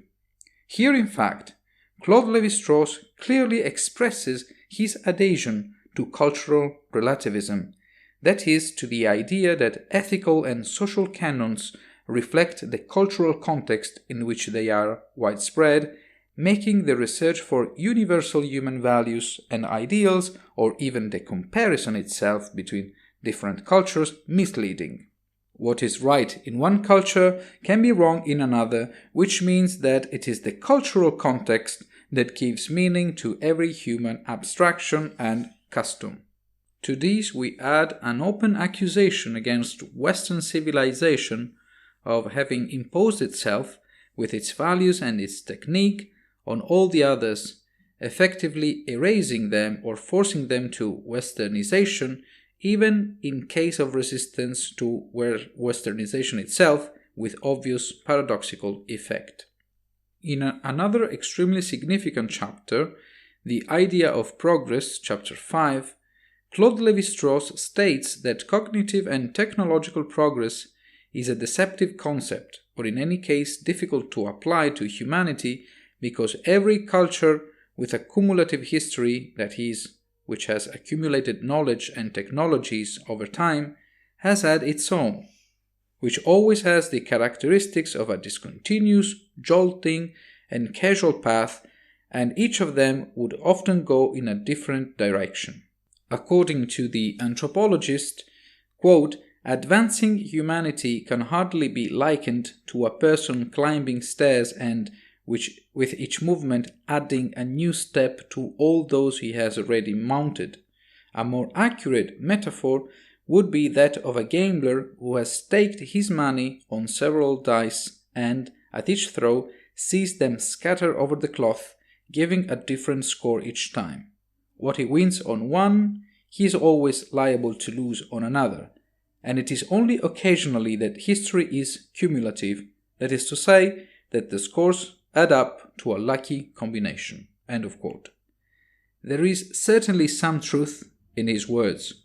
Often discoveries and inventions are the result of fortuitous circumstances, as it is true that a civilization can regress and cause its own destruction. But I believe that Lévi-Strauss' insistence on the totally random nature of human progress is a mixture of rhetoric, sophistry, and aestheticism, the promotion of a cognitive and technological relativism, the denial of the anchoring of science and its applications to material reality, the trivialization of the epistemological questions around knowledge and technology, and at the same time the complication of the question to the point of impenetrability of complex phenomena, of course, but in any case, analyzable and knowable. A denial by the author himself, probably involuntary, can be read a few lines later in the same chapter. Levi-Strauss praises the populations of the American continent who, in the space of 20 millennia, have managed to obtain extraordinary results in the fields of agriculture, craftsmanship, mathematics, astronomy, and politics, recalling that the indigenous Americans anticipated the overseas people in the invention of the arithmetic concept of zero and in the establishment of socialist or totalitarian political regimes, as in the case of the Incas, or how they beat them in terms of precision in the art of measuring time through the creation of refined calendars. If progress is so haphazard and goes in unpredictable directions, how can we explain the superiority of Native Americans over Eurasians in so many surprisingly common theoretical competitions, given that they were totally ignorant of each other? May be the case that material reality poses similar problems to humanity, or that logic and mathematics follow non-arbitrary rules of development, and therefore progress is not so random. Beyond the contradictions and ambiguities of such a position on the theme of cultures and progress, I hope that the reader has been shown sufficient evidence to justify the hypothesis put forward earlier, namely that Claude Lévi-Strauss was one of the first intellectuals to provide the radical and Marxist left with the theoretical basis on which the subsequent political instances involving the cultural aspect have been built. In fact, some of the new ideological pillars of the post-World War II and contemporary radical left arise from this context, such as the exaltation of other cultural identities and therefore of multiculturalism, and together with it, of the most pervasive cultural phenomenon, namely religion. The insistence on cultural belonging, especially if different from Western, whatever that means, is all the more surprising if one thinks of another cornerstone of Marxian thought, internationalism, namely the idea that all differences artfully created by the bourgeoisie, such as nationalities, cultures, religions, must be overcome to unite all proletarians under the banner of communism. Of course, in both cases the approach is communitarian. The agents of history, oppressed and oppressors, are groups, not individuals. For Marx, the oppressed were members of the working class. For the more recent left, the oppressed groups are much more numerous, and among these we find ethnic and religious minorities. It would be interesting to deepen the characteristics and theoretical implications of this communitarian approach, but here we will limit ourselves to underlining an apparently curious fact, namely that the radical left and the extreme right substantially coincide. The former, in fact, promotes a multicultural identitarianism, the latter, on the other hand, a monocultural identitarianism.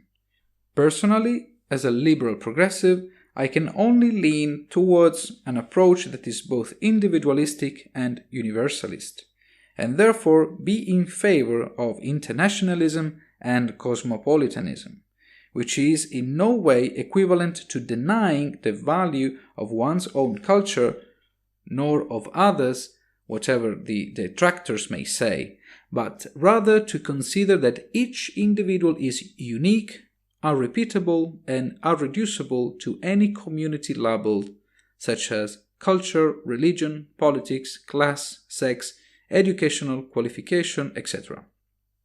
Having said that, it is appropriate now to return to the main theme. After all, at best, the link between Claude Lévi-Strauss' structuralist anthropology and the radical left's changed attitude towards religions and Islam is only a small fraction of the real causes that produced it. So why should we focus on Islam? Just for the fact that apparently, where it is the majority religion, the indices that photograph freedom, progress, and well-being tend to be worse? What if this isn't the real reason? And what about other religions? Do we forget Christianity and the incalculable material, intellectual, and ideal damage it has caused and continues to cause to humanity? Starting to answer from the last hypothetical question, no one denies the nefarious role, past and present, of Christianity. But the point is that today it no longer constitutes a substantial threat to individual freedom and progress. In other words, Christianity is defeated. Christianity is almost harmless. Here and there it still manages to have small fiefdoms, small margins of influence and power, but by now it is no longer able to guide the politics of a state, to declare war, to control the private life of the faithful, to censor freedom of expression. Those who deny it are probably exaggerating because they do not apply an adequate historical perspective for the evaluation of this religious phenomenon. If Christianity today has lost much of its power and is no longer scary, we owe it to the long cultural and ideological battle that has seen its opponents prevail, namely those independent spirits who have rebelled against the various religious dogmas with their actions, whether they were merchants, artisans, artists, doctors, intellectuals, clerics, politicians, philosophers, writers, and scientists, all united by the desire to free themselves from the scientific and ethical dictates of the Church. Many, as is well known, did so at the cost of their own lives. Since this is a very long historical process, with countless protagonists, it would be a mistake to indicate the main events and protagonists of secularization in Europe by passing off a similar operation for objective evaluation. Every lay person with an interest in the past has their favorite events and characters. And yet it is difficult not to agree on the extraordinary contribution of Johannes Gutenberg's invention of movable type printing, circa 1400-1468, and of free intellectual research in the fields of theological criticism, science, political philosophy, and satire of the following 3 centuries, culminating with the Enlightenment and the birth of the first country to indicate in its constitution a clear separation between church and state, the United States of America. On the one hand, a technology capable of reducing the cost of the written page and allowing a wide circulation of knowledge and ideas. On the other hand, love for the study of the past and reality, combined with the courage to contradict previous truths and dogmas, and thus capable of breaking the monopoly of knowledge. These elements alone amply explain the collapse of the political, cultural, and ideological power of Christianity. The same cannot be said of Islam. It has proved incomparably more effective in suppressing freedom of expression and intellectual research and in holding firmly to political power. Think of aniconism, of the aversion to music, of the relationship not always tolerant towards poetry and prose, of impatience with respect to heterodox philosophical thought. If we add to this the strong opposition of the clergy combined with that of the scribes to the spread of movable type printing in the Ottoman Empire, at the time by far the most important Muslim country in terms of size and power, a fact that will delay not less than 3 centuries the exploitation of this technology, we can get a less vague idea of why the longevity and stability of the cultural, ideal and political dominance of Islam in the countries where it is practiced. Personally, I believe that Islam has already been going through a period of enormous internal crisis for at least a century now, due to the confrontation with the West and other non-Muslim realities, the very rapid industrialization and the gradual improvement of well-being, the progressive decline of illiteracy, and above all to the new means of communication, in chronological order: radio, telephone, television, mobile phone, internet, smartphone, which convey information and ideas at unprecedented speed. Islam is losing strength and attractiveness due to the many alternatives offered by greater freedom of movement, and above all by easier access to knowledge. It is difficult to establish at present how many of the Muslims on paper are actually atheists, agnostics, and how many follow religious dictates only outwardly, as it is difficult to do the same operation with the faithful of any religion.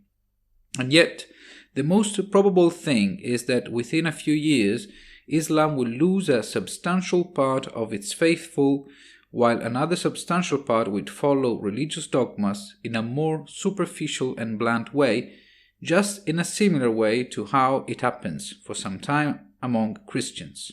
They are faithful on paper, celebrate religious holidays, maintain customs, but very few now believe in eternal damnation for sinners or that God plays some role in earthly things. For those who saw in the successes of Islamic fundamentalism of the last 50 years, from the Iranian Revolution of the late 70s to the total reconquest of Afghanistan by the Taliban in 2021, passing through the birth of numerous terrorist groups, counterfactual of my reading, I answer this. It is a world in the twilight that is trying to launch its last desperate attacks on a globalized world which, albeit with some jolts from time to time, tends inexorably towards secularization, individual freedom, and democracy. The level of fanaticism of the power groups affiliated with radical Islam is a symptom, a litmus test of the desperation of victory. And paradoxically, any attempt to compete with the rest of the world from a cultural, scientific, technological, and economic point of view has a very high cost in terms of loss of religious devotion, to the point that, in some cases, they prefer closure and marginality, the return to a mythologized past and therefore regression in order to keep the faith intact from the corruption of modernity. Of course, even admitting the goodness of this historical interpretation of the decline of Islam, it is still true that religious fundamentalism continues to hurt. It holds entire peoples hostage under very strict rules, persecutes homosexuals, atheists and agnostics, apostates, members of minority religions, kidnap young female students, prohibits women from educating themselves and showing their bodies, reintroduces slavery, carries out attacks on tens, hundreds, and sometimes thousands of deaths, virtually in every part of the globe. What is there to be optimistic about? Let's put it this way. There are more than good reasons to catalyze this process, to speed up the collapse of Islam, and thus save the unnecessary suffering, fear, and repression of millions of people around the world. To join those who have already done so in the past and do it now, sometimes putting their own safety at risk. And yet it is true that the more we are, the less likely we are to become the target of fanatics.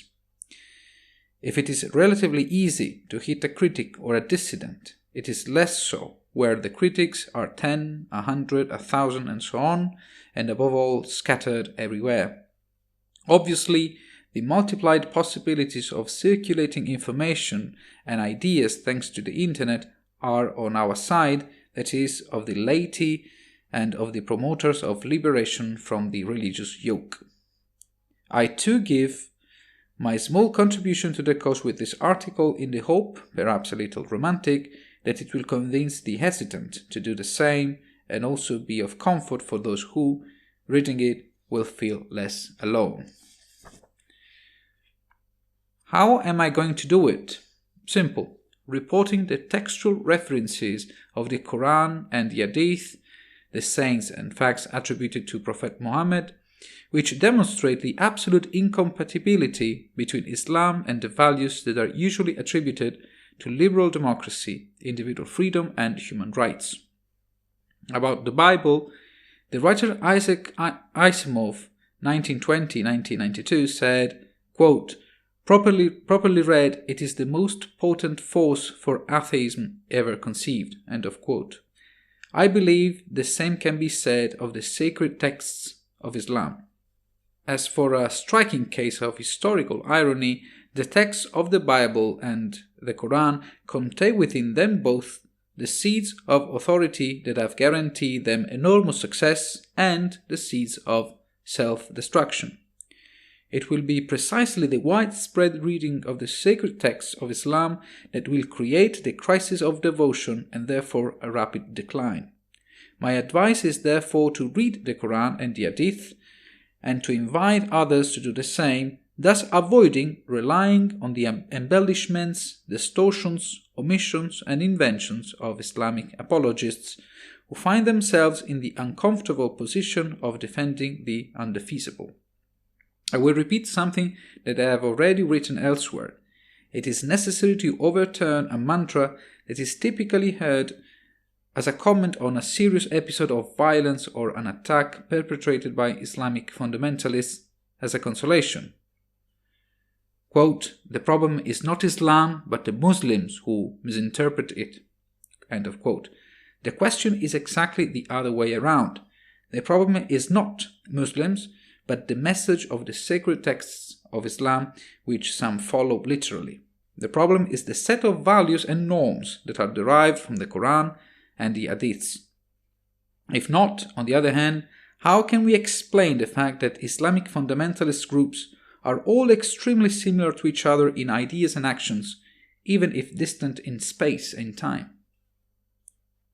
For greater agility in reading, I have decided to divide the selected textual references into 4 categories: religious intolerance and violence, racism and slavery, subordination and submission of women, homophobia. Where it seemed appropriate to me, I added a biblical reference in a note both to signal the strong depth of Islamic texts towards the Old Testament and to reiterate that Judeo-Christian ethics no longer scare for the simple fact that it has substantially been abandoned. 1. Religious intolerance and violence. In the Quran, the clear division between the faithful and the infidels recurs with great insistence, and the different destinies that await them in the hereafter. Since the first surah, the opener, Al-Fatiha, this recurring concept is made clear. The last 2 verses of the total 7 read like this, quote, "Give us along the straight path, the path of those you have blessed, not those you are displeased with, or those who are astray." End of quote. The only verse that seems to suggest an openness toward the faithful of other religions, and which is often quoted by the apologists of Islam to demonstrate its tolerance, is found in the 2nd surah, the cow, Al-Baqarah. In fact, we read that there must be no compulsion in religion. The following verses clarify that there must be no compulsion in converting to Islam, which is contradicted elsewhere, and that in any case there is no salvation for those who embrace a different religion. Quote, "There is no compulsion in religion, for the truth stands out clearly from falsehood. So whoever renounces false gods and believes in Allah has certainly grasped the firmest, unfailing handhold, and Allah is all-hearing, all-knowing. Allah is the guardian of the believers, He brings them out of darkness and into light. As for the disbelievers, their guardians are false gods who lead them out of light and into darkness. It is they who will be the residents of the fire. They will be there forever." End of quote. Even if we want to admit that this is a passage that preaches religious tolerance, the textual evidences that invite the opposite, that is to say, to the fight against the infidels and to their forced conversion, are overwhelming in number and in explicitness. Among these, perhaps the most significant is found in Surah 9, the repentance, Al-Tawbah. Quote, "Then, when the sacred months have passed, kill the polytheists wherever you find them, capture them, besiege them, and lie in wait for them on every way. But if they repent, perform prayers, and pay alms tax, then set them free. Indeed, Allah is all-forgiving, most merciful." End of quote. This verse is traditionally quoted to provide the Quranic justification of jihad, that is, of the holy war for the defense and expansion of Islam, along with others present in other surahs. And yet, the most important is probably found in Surah 2.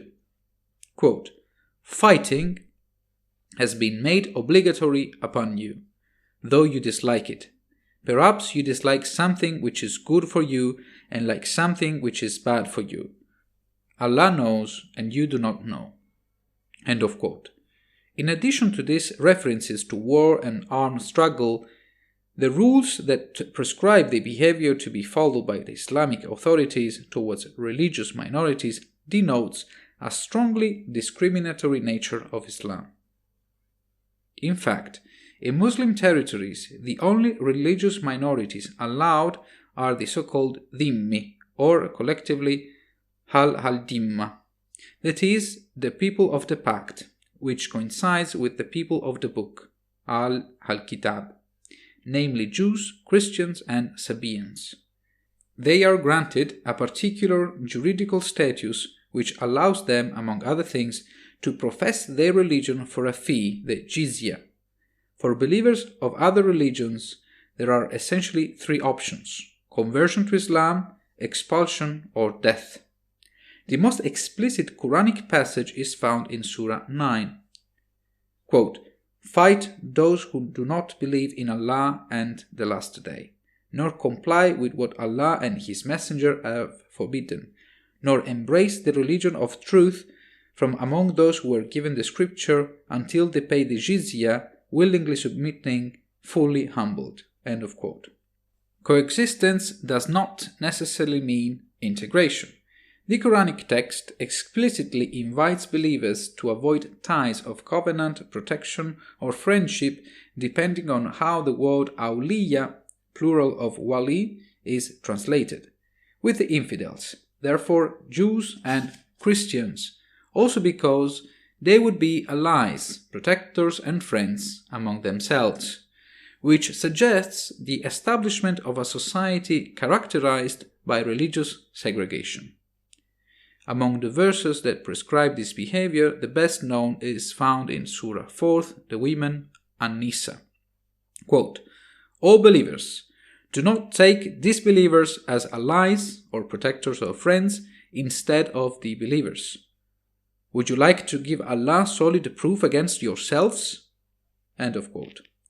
The relative tolerance toward people of the book does not seem equally divided among the three groups that make it up. Indeed, the Quran mentions the Jews with great insistence and in an unflattering way, probably because it was the most present community in the region of the Arabian Peninsula at the time of Muhammad's preaching, or perhaps because the great Quranic depth towards the Torah suggested that the differences and the superiority of Islamic doctrine should be highlighted. With these two hypotheses, we can explain the great antipathy that emerges from the text towards them, an antipathy that often leads to contempt and which today constitutes a solid theoretical basis of anti-Semitism of Islamic origin. But religious intolerance does not end with those outside the Muslim community, by no means. It is also practiced within the Ummah, the Muslim community. In the Quran, the word munafiqun is mentioned over 30 times, that is, the hypocrites, those who only outwardly are Muslim but in reality they are not, who stain themselves with hypocrisy, nifaq. The short surah 63 is entirely dedicated to hypocrites, entitled precisely Al-Munafiqun, which describes them as liars, cheating, bewitching, corrupting, misleading, and arrogant. They are the enemy, and God will have no mercy on them. In other parts of the Quran, they are in fact equated with infidels, but in one passage, we even read that the lowest point in hell is reserved for the hypocrites. If their fate in the afterlife is known, what are Muslims prescribed to do to them in earthly life? The answer is not so clear, also because it should not have been so easy to find a feigned Muslim. In any case, two passages present in Surahs 9 and 33 do not seem mild. We quote here the latter, which seems anchored to the historical contemporaneity of Prophet Muhammad.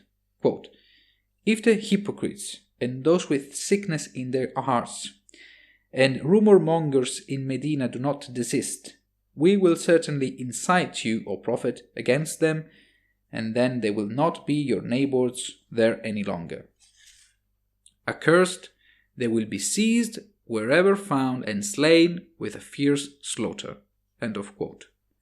Cases of apostasy, ridda or irtidad, are dealt with the utmost gravity. Apostates, murtad, are a rather large category because they include not only those who abandon the Islamic faith, but also those who offend God and His Messenger through blasphemy or heresy. The Quranic references in this regard are very numerous. Here follows a particularly concise and clear verse present in Surah 3, Ali Imran, family of Imran. Quote, "Indeed, those who disbelieve after having believed, then increase in disbelief, their repentance will never be accepted. It is they who are astray." End of quote. There is no doubt about what the punishment is to be imposed, the death penalty. The main schools of Islamic jurisprudence differ on some aspects, such as the difference in treatment between men and women, the time allowed within which to ask for forgiveness, but they coincide without exception on the death penalty. The most explicit textual references are found in the Hadiths.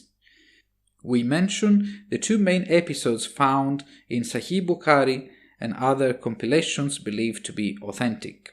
Quote, "Allah's Messenger said, 'The blood of a Muslim who confesses that none has the right to be worshipped but Allah and that I am his apostle cannot be shed except in three cases: in qisas, retaliation in kind for murder, a married person who commits illegal sexual intercourse, and the one who reverts from Islam, apostate, and leaves the Muslims." End of quote. And, quote, "Ali burned some people, and this news reached Ibn Abbas, who said, quote, 'Had I been in his place, I would not have burned them, as the Prophet said. Don't punish anybody with Allah's punishment. No doubt, I would have killed them, for the Prophet said, if somebody, a Muslim, discards his religion, kill him.'" End of quote. So, if the stake is not allowed as a capital punishment, how to proceed?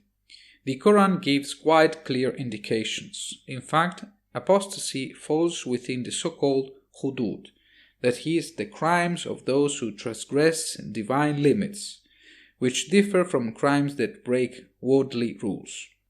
Hududs sanction crimes such as banditry, hirabah, theft and robbery, sarika, adultery and fornication, zina, the false accusation of zina, qazaf, the use of alcohol, shurb al-khamr, the rebellion, bayi. The punishments vary according to the severity and range from lashes to the death penalty. The verse that includes almost all of them is found in Surah 5, the table spread, Al-Maidah. Quote, "Indeed, the penalty for those who wage war against Allah and His Messenger and spread mischief in the land is death, crucifixion, cutting off their hands and feet on opposite sides, or exile from the land. Such will be the disgrace for them in this world, and they will suffer a tremendous punishment in the hereafter." End of quote. As mentioned, apostasy has the heaviest punishment. Even though it fell into disuse, the death penalty par excellence in Islamic jurisprudence is beheading. a practice that militiamen of Islamic fundamentalist groups still regularly adopt today. Again, the Quranic references are quite solid. The apostasy is so serious that every good Muslim must be ready to sever all ties, even with his father or brother, should he discover that they have abandoned the faith, similar to how it is good not to establish alliances or relationships of friendship with infidels. Quote, "O believers, do not take your parents and siblings as trusted allies or protectors or friends if they choose disbelief over belief. And whoever among you takes them as allies or protectors or friends, then they are the wrongdoers." End of quote. We close this section with a final category, namely what to do with idols, statues and temples of other religious faiths, especially when they are not part of the confessions admitted upon payment of the jizya.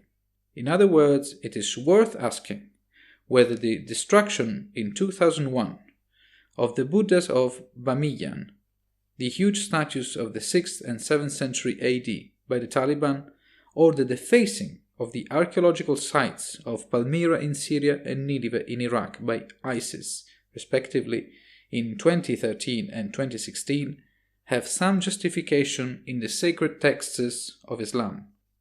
The answer is yes. The history of the disfigurement and destruction of statues and temples by Muslims is well documented. The episode of the life of Muhammad that set the example for the followers is the return to Mecca between December 629 and January 630, which marked the end of the war between the first Muslims and the Quraysh tribe. It is said that Muhammad hit with a stick some of the 360 pagan idols located around the Kaaba, a building now sacred to Muslims, and was inspired by God with 2 verses that will become part of the Quran, effectively ordering their destruction. Quote, "And declare, quote, the truth has come and falsehood has vanished. Indeed, falsehood is bound to vanish." End of quote. A few days later, the Prophet Muhammad will order the trusty Khalid ibn al-Walid to travel to Naqla to destroy the temple and the statue dedicated to the pre-Islamic goddess Al-Uzza, one of the 3 most revered goddesses in the Arabian region, along with Allat and Manat, all 3 quoted in Quran 53:19-20. Another significant episode is the destruction of the temple or idol dedicated to the god Dhul Khalasa. A few months before his death, in April or May 632, Muhammad sent Jarir ibn Abdullah al-Bajali to carry out the mission. Even religious intolerance towards the monumental and artistic legacy of previous cultures or different cultures with respect to Islam are therefore very deep roots. 2. Racism and slavery. The choice to treat these 2 themes together in the same section derives from the fact that they have some important points of intersection within the sacred texts for Islam, as well as in the common perception of the 2 phenomena. Let's start by answering this question.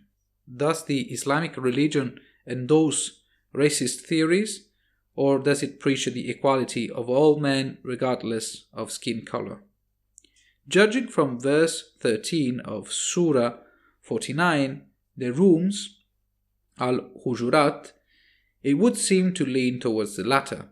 Quote, "O humanity, indeed, we created you from a male and a female and made you into peoples and tribes so that you may know one another. Surely the most noble of you in the sight of Allah is the most righteous among you. Allah is truly all-knowing, all-aware." End of quote. But things are more complicated than that. Just as according to a typical trope of the Torah, In Quran 3:33-34, we read in fact that the families of Adam, Noah, Abraham, Imran were chosen by Allah, and so were their descendants. But as we have said, an explicit antipathy towards the Jews emerges in many points, which however must perhaps be attributed more properly to religious rather than racial reasons. Also in the Quran, we read some not exactly flattering comments about the Bedouins, namely the nomadic Arabs, as opposed to the sedentary Arabs of the city. They are accused of being inclined to unbelief and harsher in understanding regarding the divine laws. A similar judgment is also found in the Hadiths, where Bedouins are portrayed as proud, arrogant, rude, and ultimately inferior to a city Arab.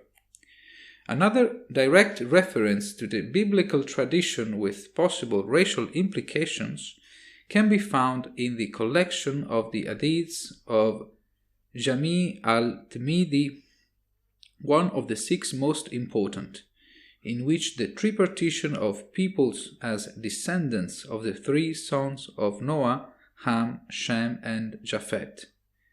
Hamites to the south, mostly Africans, including the Egyptians, Semites in the middle, including the Israelites, the progeny of Japheth, according to a Greek mythological suggestion, the Japeti to the north, including the Greeks. Here is the version of the tripartition attributed to Muhammad. Quote, the Messenger of Allah said, quote, Sem was the father of Arabs, Japheth was the father of Romans, and Ham was the father of Ethiopians. End of quote. Yet, in the same collection of Jami' al-Tirmidhi, we read other passages of interest, even if decidedly contradictory. They range from the command not to boast of one's birthplace because, after all men are descendants of Adam, to a sort of racial specialization according to whether one is Quraysh, Ansar, Ethiopian, or Azd, that is the Yemenites, to the superiority of the Banu Hashim lineage among those of the Quraysh tribe, of the Quraysh of other tribes, of Banu Kinana, and of the Banu Kinana group over the rest of Ishmael's people. While there are no references to skin color in the Quran, the Hadith collections are full of them. Contrary to the collective imagination, the Prophet Muhammad must have had a very fair complexion. With a few exceptions that describe it as neither light nor dark, the sources report with great insistence the whiteness of the Prophet's skin, both with regard to the general appearance of the person and of individual parts of the body, such as the legs, thighs, shins, forearms, armpits, abdomen, cheeks, and face. A legitimate suspicion is that the legendary clarity of the Prophet's complexion was functional to enhance the person's exceptional nature, as well as to associate him with characteristics that a certain racial prejudice would attribute to purity and perfection. But to substantiate this suspicion, other textual supports are needed. We find one in a passage from Sahih Bukhari. Here, Muhammad, speaking of prayer and the importance of following the Imam, even if he is wrong or does not seem worthy, gives prescriptions on the need to obey the leader. Quote, the Prophet said to Abu Dhar, quote, listen and obey your chief, even if he is an Ethiopian with a head like a raisin. End of quote. The inferiority accorded to black-skinned men would be confirmed by another passage in Sahih Muslim. The episode relates that a man met Muhammad swearing allegiance to Allah's apostle and asking him to take him. Muhammad accepted, but did not know that he was a slave. In fact, the master came to claim him. At that point, the Prophet Muhammad proposed to the master to swap him with 2 black slaves, and since then he decided not to accept oaths of allegiance from anyone whom he had not first asked whether he was a slave or not. There are other passages that would attest to the negative prejudice of Muhammad and his followers towards blacks, but we grasp the equivalence between two black slaves and one with a lighter skin color to address the theme of slavery in the sacred texts of Islam.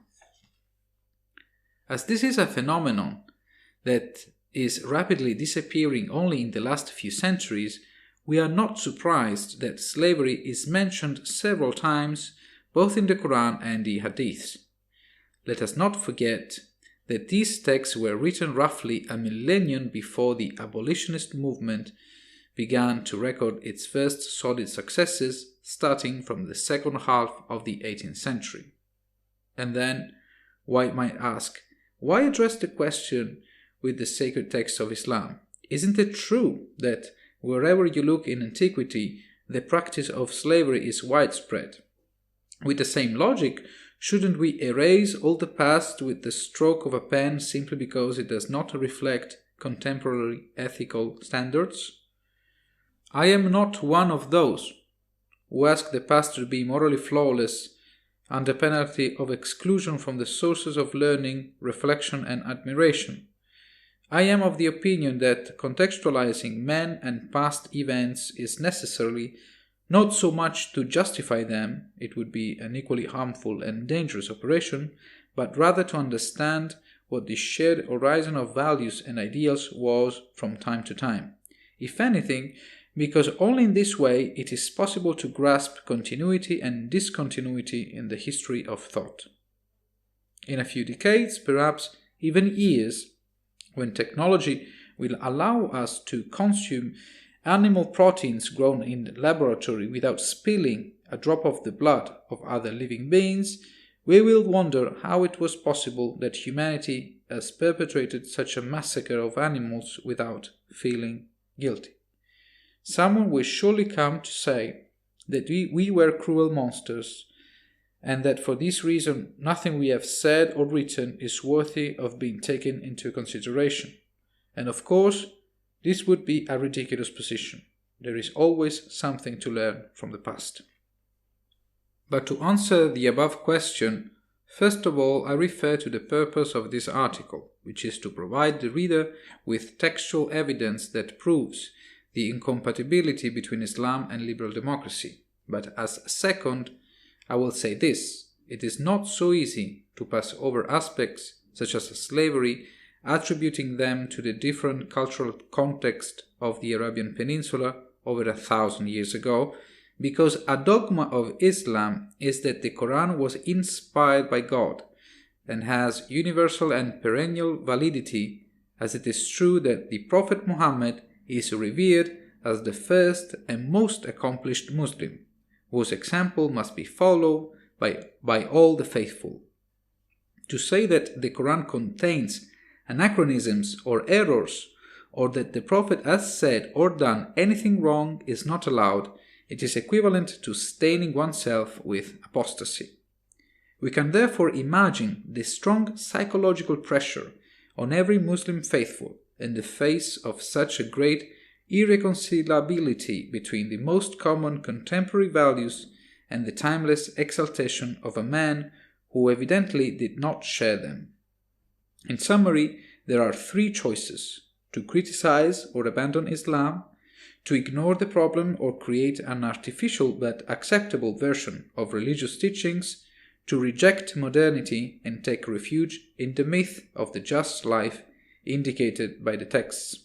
Mind you, strictly speaking, it is the same doubt that all the faithful and in general those who have some dogmatic creed that clash with the reality they live and know experience.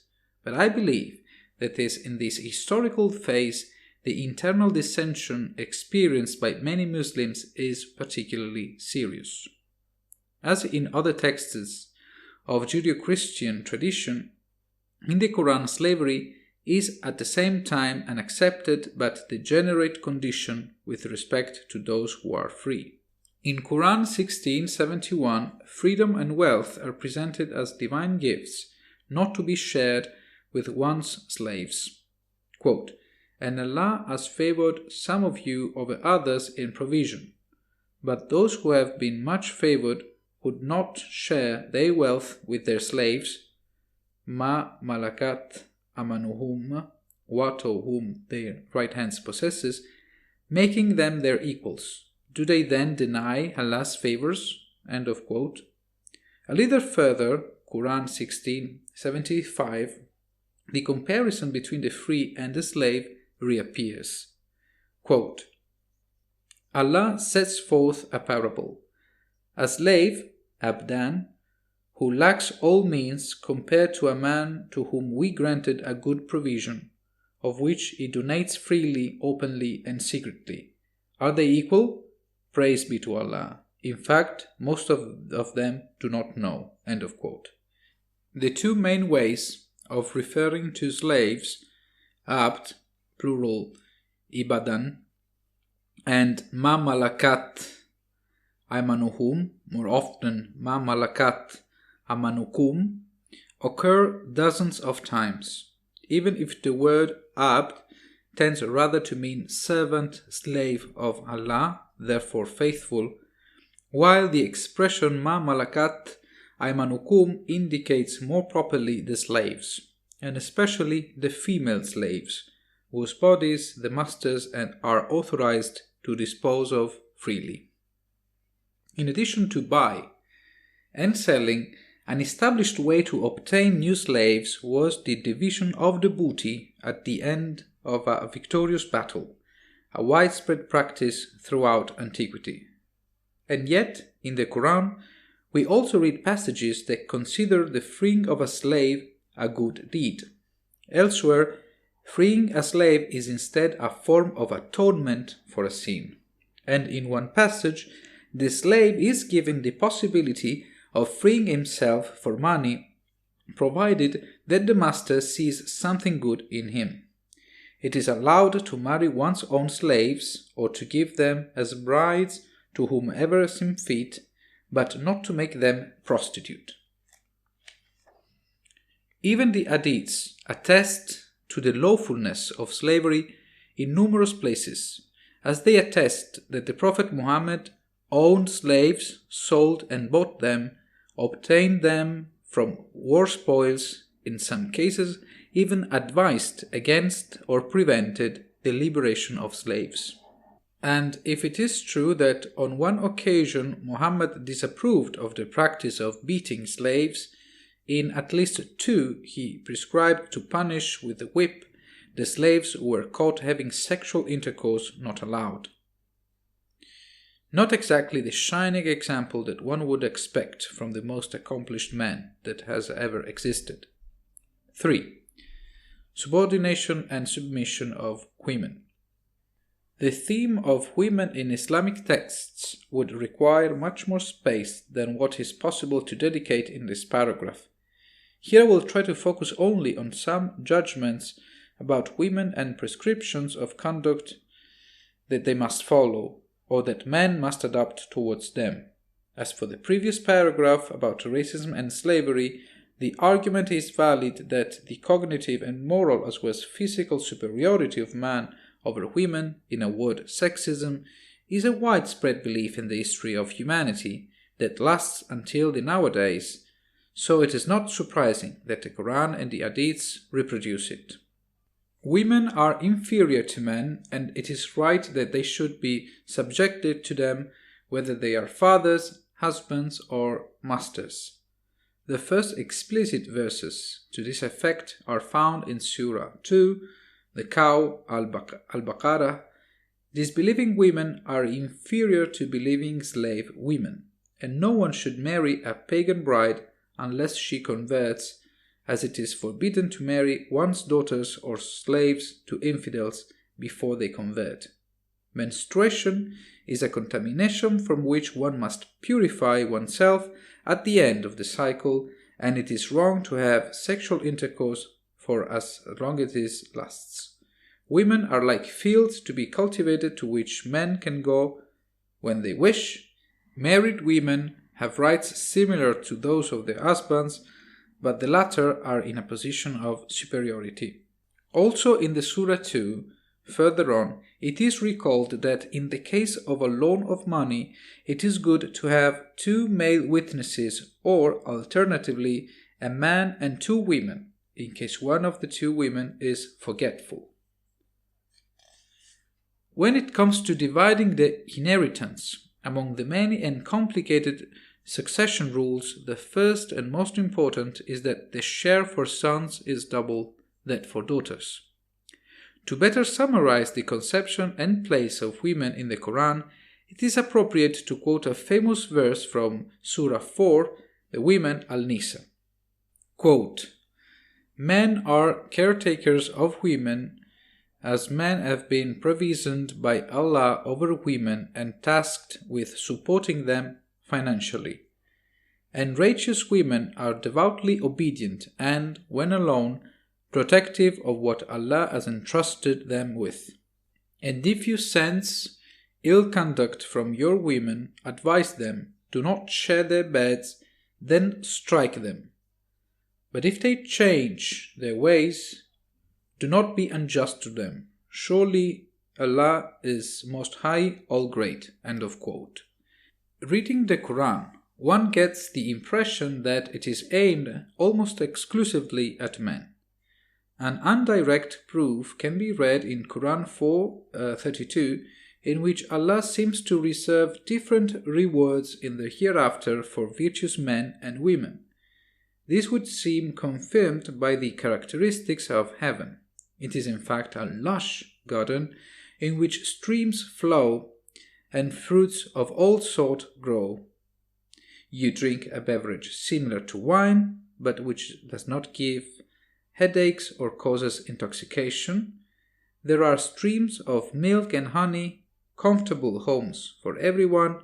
You can eat at will, lying on thrones, and cheered by beautiful girls that no man has ever touched before. A woman is required to have modest manners. It is good that she does not look up and that she covers her beauties. And yet those apologists who argue that the Quran does not impose the veil, commonly called the hijab, are not entirely wrong. Indeed, the prescription to cover the head and face is rather derived from the hadiths.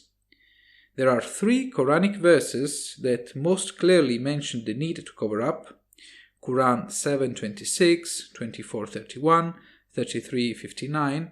We report the second here.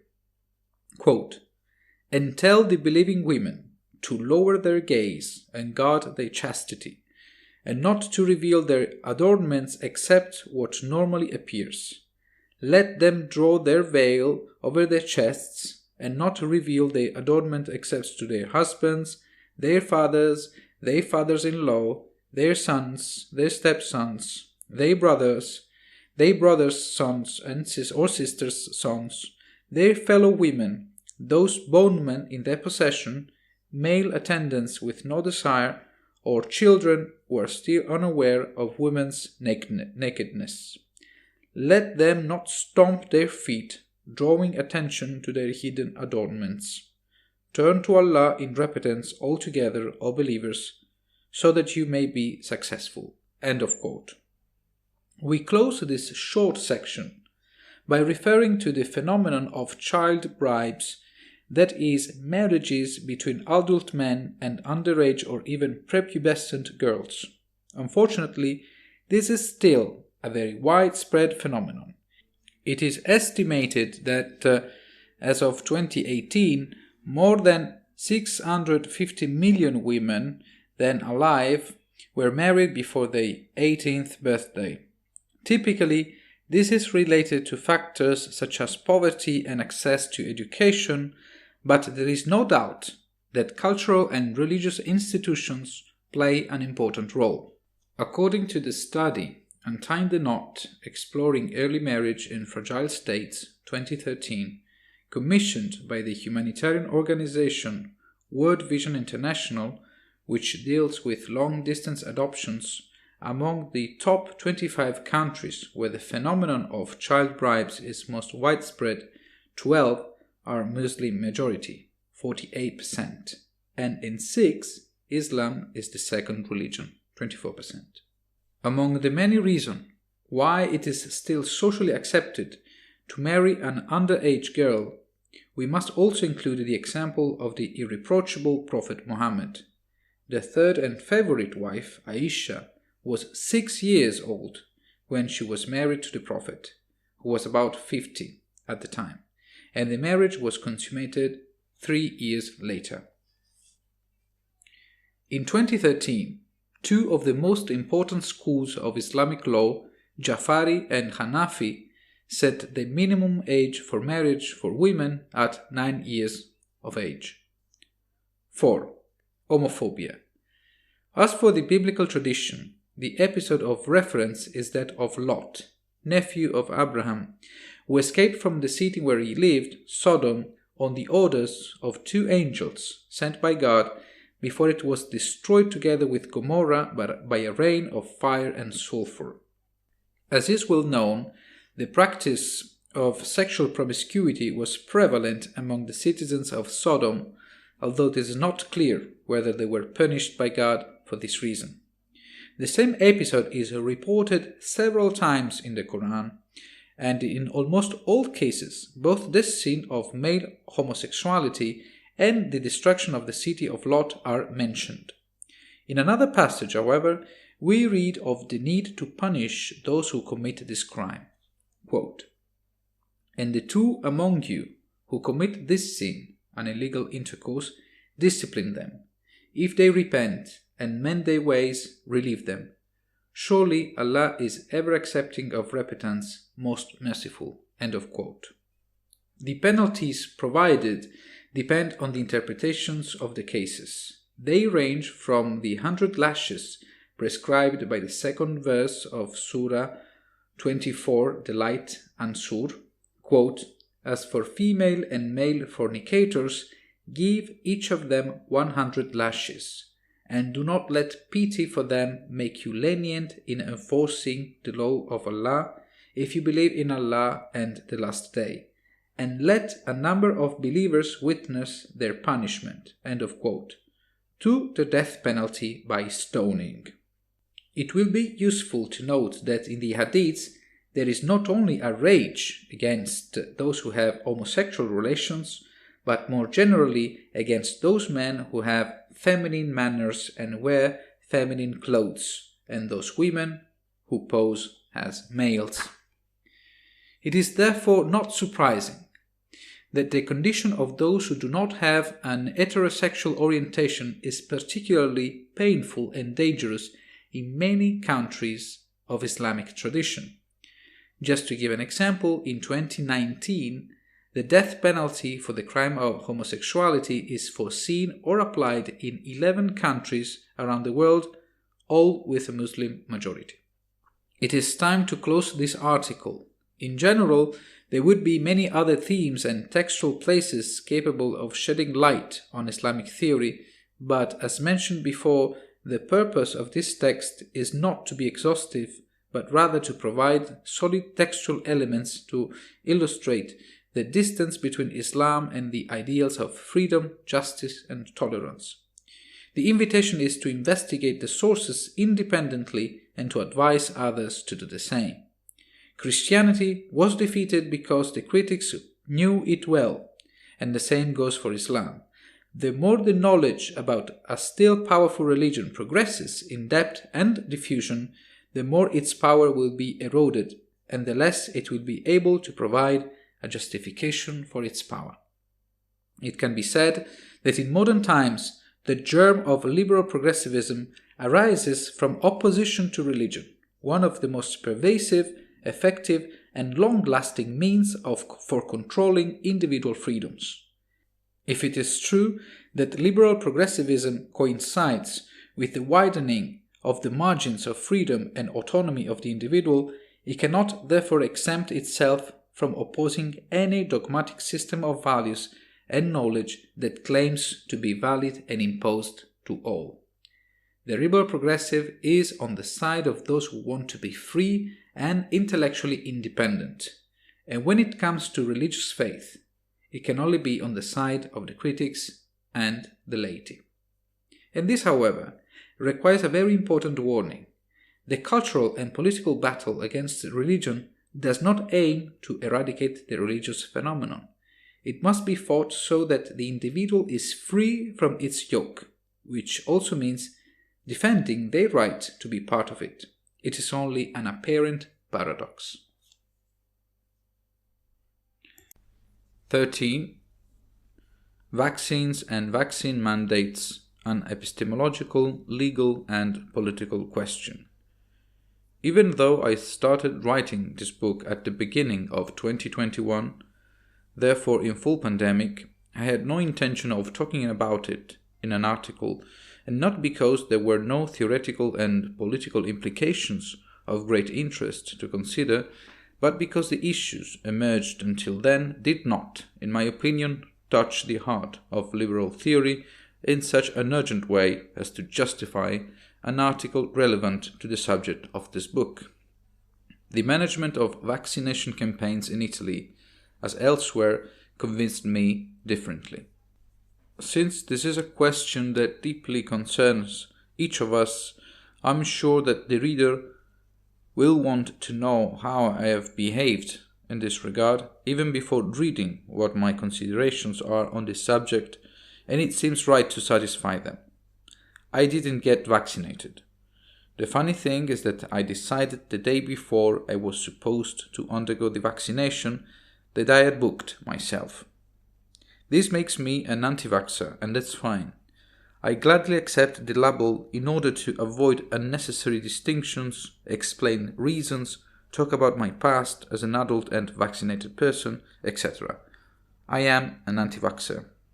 Now, the mere fact that I'm not vaccinated is for many a good reason not to read further or to believe that what I have written is devoid of any foundation.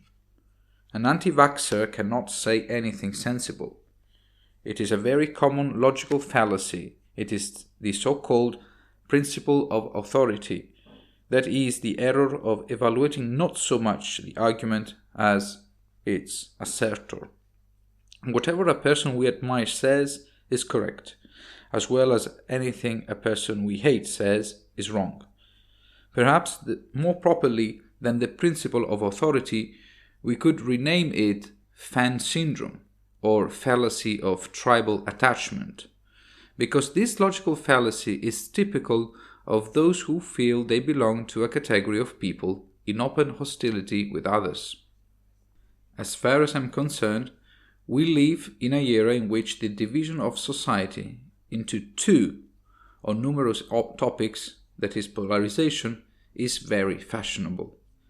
This is obviously a cognitive illusion, another logical fallacy that has a name, namely false dichotomy, either this or that. The truth is that it is very rare to find topics on which it is possible to have only two opinions, but this seems to escape most, and both the fallacy of the principle of authority and that of the false dichotomy are rampant at all levels, from the political to the personal. The widespread and profound division into pro-science and anti-vaxxer, together with the mutual delegitimization, are a confirmation of this. Now, however, it is time to explain what this article intends to cover in order to circumscribe it. First, I will try to point out a huge epistemological error on how vaccines are generally considered. To follow, I will try to explain why forcing the individual to vaccinate without their consent is always wrong from a liberal point of view.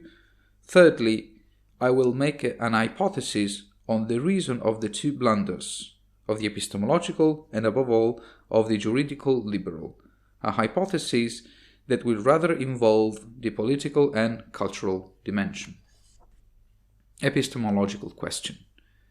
As far as I'm concerned, the 2 years of the pandemic were marked by a deleterious distortion of what science is and how it proceeds, an event that we will reconsider and which we will remember for decades to come as a failure of colossal proportions. It would take a long time to talk about it here, as well as being inessential for the purpose of this article, but few considerations are worth, which I realize it will have the defect of sounding rather assertive. In the last period, we have witnessed the celebration of science as a single source of incontrovertible and indisputable answers. If this is not true for numerous questions that have been studied for some time, this is even more true with recent and unpublished objects of study, such as the appearance of a pathogen never seen before. It is usually objected that it cannot be doubted that the Earth is spherical. True, there are issues that science has closed without any shadow of a doubt. Yet to believe that a new virus is a closed issue and is constantly updated is a logical contradiction as well as a sign of a detachment from reality. There is a name for these two: scientism. Scientism was an intellectual movement born in France in the second half of the 19th century that supported total faith in the so-called hard sciences, such as physics and chemistry, and the belief that they would not only solve all the problems of humanity, but they would even have exhausted in a short time all the obscure points left in the various fields of knowledge. It was believed that all the unknown would be revealed. Scientism could rightly be considered an optimistic attitude, projected towards the future and the exaltation of science and technological innovation, but on a closer look, it has not only distorted the nature of scientific knowledge, but also built a sort of religious cult, a form of dogmatism, which is exactly the opposite of science: sterile, rigid, closed, censorious, irrefutable. To simplify as much as possible, it took Albert Einstein 1879-1955, who in 1905 proved the groundlessness of none other than Newtonian physics, and Werner Heisenberg 1901-1976, who in 1927 proved that physical science has insurmountable cognitive limits and that therefore not everything is knowable, to definitely dismantle the naive faith of scientism. Nothing can convince me that the prevailing way of dealing with science in these pandemic years is not a return of scientism, as superficial as it is counterproductive. But as I said, this is not the place to address the whole question. Rather, let's focus on how the current scientific approach has distorted the epistemological nature of vaccines. Let's start with slogans and phrases that we have heard often lately, such as "I believe in vaccines," "Vaccines have defeated smallpox," "Vaccines are our only weapon." In a different way, each of the three sentences denounce an underlying idea. The vaccine, whatever it is, should not be questioned. In other words, the usefulness, efficacy, and safety of any vaccine are an acquired fact of knowledge and no longer contestable in the same way as the spheroidal form of the Earth. This is obviously a gross misunderstanding of what a vaccine is. It is not a physical fact that exists independently of human action and that has been widely described and confirmed through various observations and measurements stratified over time. The vaccine is the name of a technology, that is, an human artifact, an application of scientific knowledge for a purpose. Scientific knowledge and technology are not the same thing. They are intimately linked and mutually benefit from each other. The first allows the second and vice versa, but they do not coincide. Now, a technological tool has very specific characteristics. In such as a human artifact, it is the result of a project and its materialization. Since the Industrial Revolution, production has become increasingly standardized, serial, fast, and mass.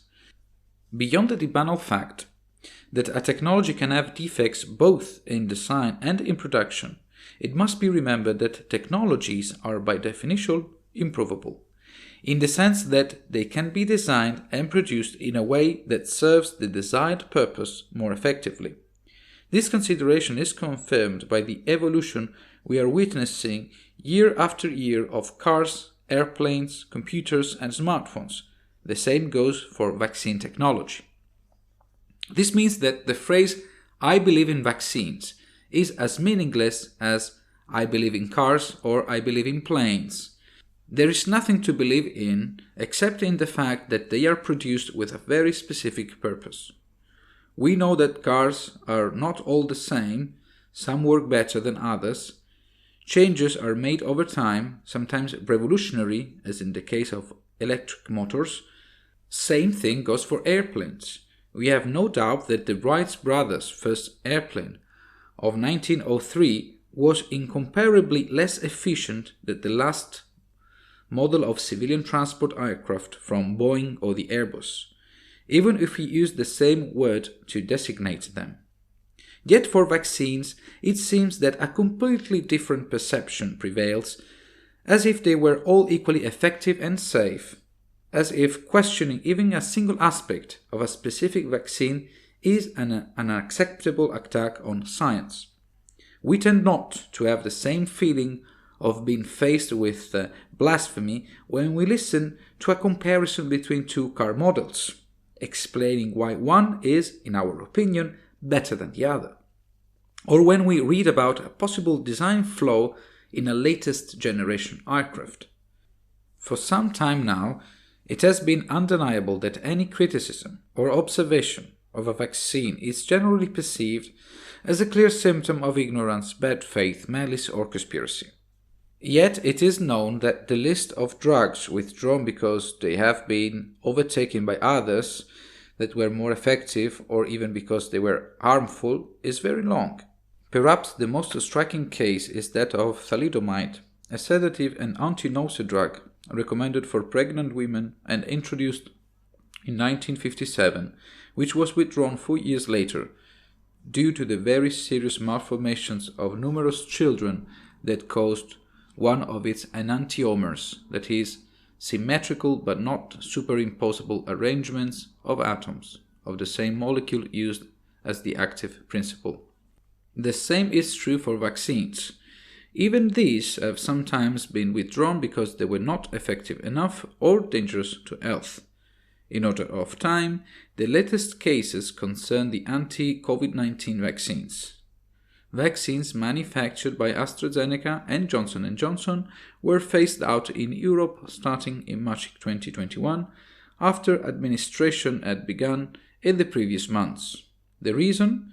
Concerns about the onset of rare but serious thrombotic episodes. These observations would be enough to realize the obviousness that each vaccine is a technological tool in its own, with its own characteristics, qualities, and defects. But the myth that any vaccine, as such, is quite a sacred and perfect artifact that should not be doubted is still very strong. I repeat, this is a big epistemological misunderstanding, which can only cause damage to the public debate on scientific issues and therefore also to the evaluative and decision-making capacity on a personal and political level. We should add that it is generally more probable that a technology has defects the more it is recent or new. A technology with a certain history behind it is typically the result of continuous changes and improvements of its first version. It is not an exaggeration to say that current internal combustion engine cars are the result of a long evolution of the first car models produced on a large scale in the early 1900s in the United States. Since then, cars have, so to speak, simply become faster, safer and more efficient, perhaps not always more durable, but talking about planned obsolescence or other marketing tricks would take us unnecessarily far, but it is essentially the same technology. We can conclude, therefore, that an established technology tends to have fewer defects than an innovative technology. the former will inevitably be more proven than the latter. This observation allows us to evaluate in a more balanced and perhaps less enthusiastic and passionate way the use of the mRNA vaccines of the Pfizer's, BioNTech and Moderna companies. Whether you accept it or not, no mRNA vaccine had ever been approved for human use before December 2020. It has been rightly said that the first applications of this technology date back to 1989, therefore over 30 years ago, or that clinical trials with human patients were already carried out in 2013 for a vaccine against rabies. But this does not change the substance. mRNA vaccines were approved and used in the population for the first time during the COVID-19 pandemic. If we add to this that both in the United States and in Europe they have been approved with an emergency protocol that has made it possible to shorten the time normally foreseen for a vaccine to be administered to the population, we will perhaps have a clearer idea of the degree of novelty and hence the uncertainty surrounding the possible defects of mRNA vaccines. The most obvious thing to expect then, as in the future, is that elements will emerge that will reduce the initial enthusiasm and confidence. It will be objected that vaccines have saved an unimaginable number of lives or that, given the health emergency, it could not be done otherwise.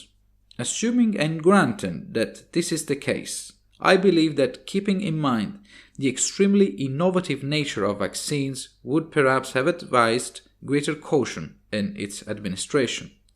Given the very heterogeneous risk for age groups and health status that the virus posed, and the substantial ignorance of the risk-benefit balance, a vaccination campaign aimed at groups most at risk would perhaps have obtained results similar to those achieved with the vaccination of almost the entire population without exposing the less vulnerable groups to risks still unknown today.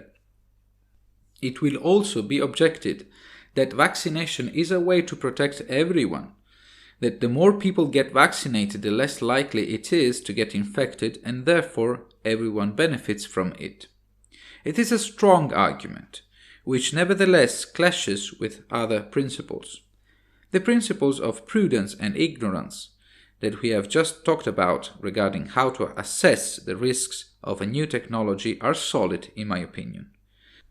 Add to that the first maxim in medicine and bioethics, summarized by the Latin expression primum non nocere, first do not harm, that is the prescription to make sure not to harm the patient, which means that it is preferable to do nothing if it is not sure that medical intervention has more positive than negative effects on the patient. The last principle, which will be the subject of the next point of this article, is the individual's right to dispose of their own body, which makes any direct or surreptitious vaccination mandate inadmissible. Let's move on to another point of view, knowing full well that many other epistemological issues around the perception and presentation of vaccines will have to be neglected due to space requirements. Legal question from a liberal perspective. The debate around vaccine mandates is over 150 years old. The introduction of the first form of modern vaccine dates back to the late 18th century. In 1796, the British doctor Edward Jenner, 1749-1823, demonstrated the efficacy of the inoculation of cowpox, variole vaccine, hence the word vaccine, in human patients as a valid protection against contagion from smallpox, a terrible disease that at the time it had a very high lethality, well above 20%. The first legislation on the subject dates back to 1840, when the so-called Vaccination Act was approved in the United Kingdom, which prohibited the practice of variolation, that is, a very risky method of immunization from smallpox, which consisted in inoculating material taken from lesions or from smallpox scabs from other sufferers. At the time, it offered the Jennerian vaccination free of charge to the less well-off who wanted to undergo it. And yet, as early as 1853, with a new Vaccination Act, smallpox vaccination became mandatory for all children under 3 months of age and provided for fines and even imprisonment for parents who did not comply with the obligation.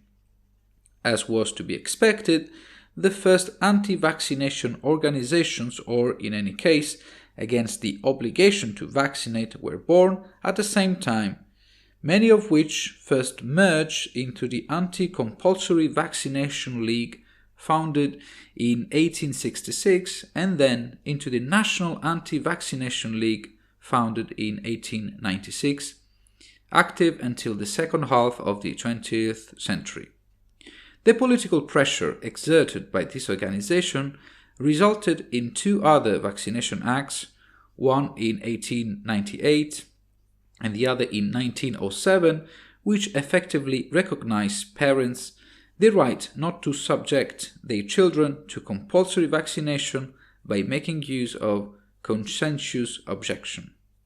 With good approximation, it can be said that since then, in the United Kingdom, vaccinations have no longer been compulsory, but simply recommended by the Ministry of Health, and this has been valid without substantial exceptions even during the last COVID-19 pandemic. No vaccine mandates, direct or surreptitious, not even for healthcare personnel. Then, as today, there are more or less scientific arguments against the administration of a certain vaccine or against the compulsory vaccination in general. But it is neither practicable nor useful to address the issue here. Instead, let's try to understand why, in the homeland of liberalism, vaccine mandates are practically non-existent, or rather, what are the principles and arguments of liberal inspiration that have so far advised the British legislator not to impose any vaccination. The most powerful expression on the individual right to the inviolability of one's own body that I have read belongs to John Stuart Mill. Quote, "Over himself, over his own body and mind, the individual is sovereign." End of quote. It is the conclusion of a discourse that excludes any form of limitation of the individual's freedom of action for reasons other than the protection of the freedoms of others. According to Mill, one must not exercise power over the individual for what the legislator considers to be their good, physical or moral. The only reason that justifies forcing or punishing the individual is to avoid or sanction harm to other individuals. In fact, just before the aforementioned maxim, Mill writes, quote, "The only part of the conduct of anyone for which he is amenable to society is that which concerns others. In the part which merely concerns himself, his independence is of right absolute." End of quote.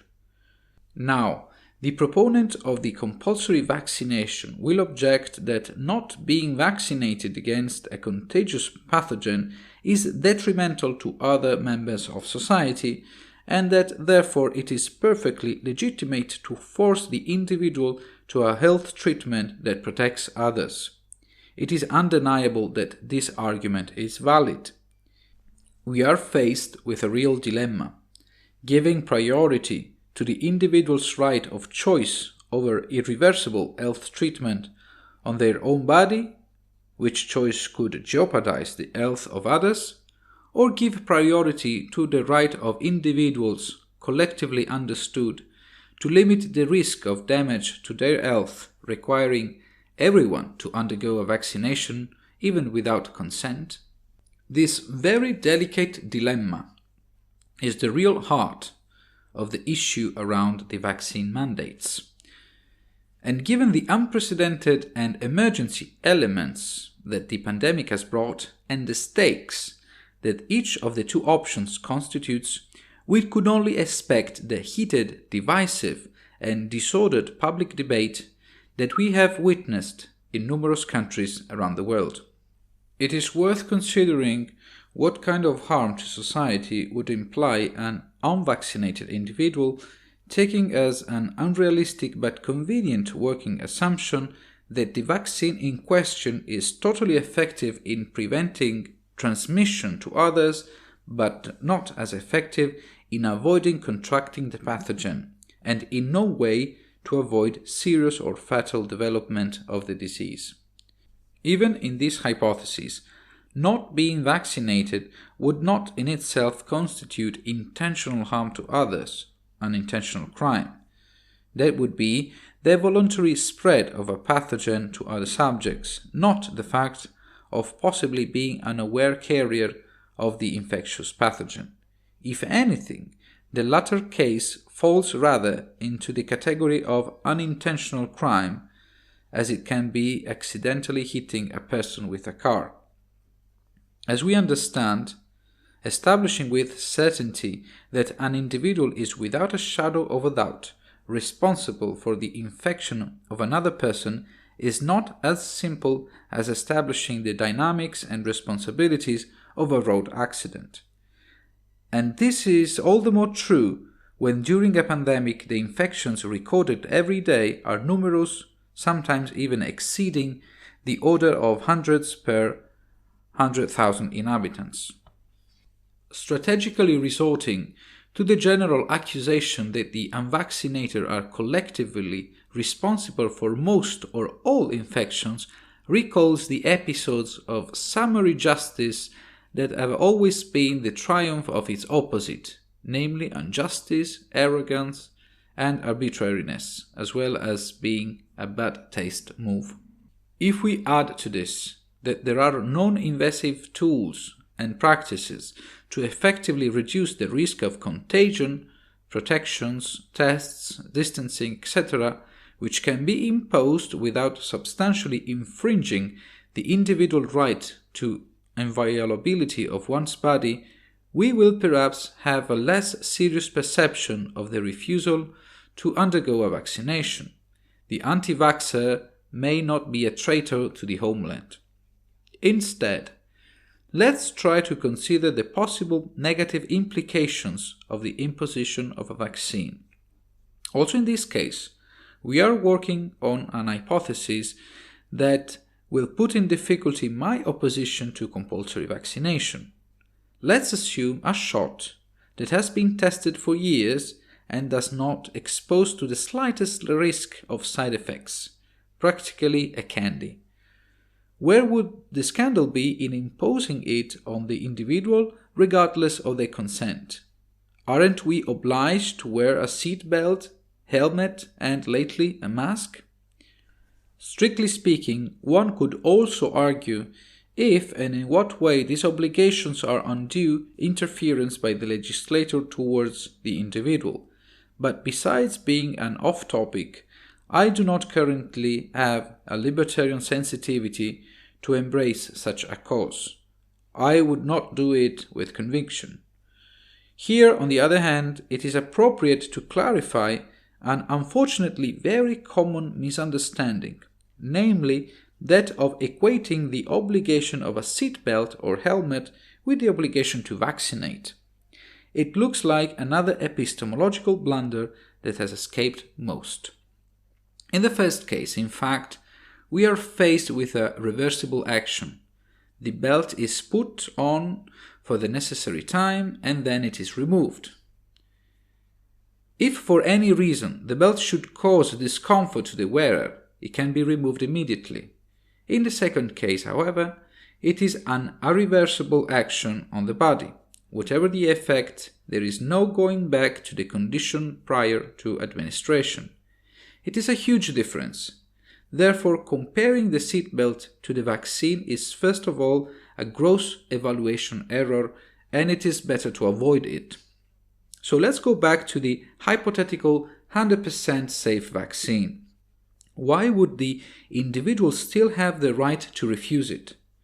According to a liberal perspective, political power must have inviolable limits, otherwise it is despotic. The first and most important inviolable limits are all related to the individual. The sacredness of individual freedoms is the best guarantee against the emergence of a tyrannical or worse totalitarian power. These individual freedoms essentially concern three aspects pertaining to the individual, namely their body, their mind, and their property. For this reason, fundamental freedoms can be formulated respectively as the right to dispose of one's own body, the right of opinion and expression, and the right to private property. Whether you accept it or not, imposing an irreversible action on the body of an individual, such as a vaccination, without their consent, undoubtedly constitutes a violation of the individual right to dispose of one's own body. As such, it undermines a pillar of the liberal creed and opens the way not only to further violations of the right to dispose of one's own body, but also of other inviolable individual rights. This is the main reason why the United Kingdom and in general other countries with a long-standing liberal democratic tradition did not introduce compulsory vaccination during the recent pandemic.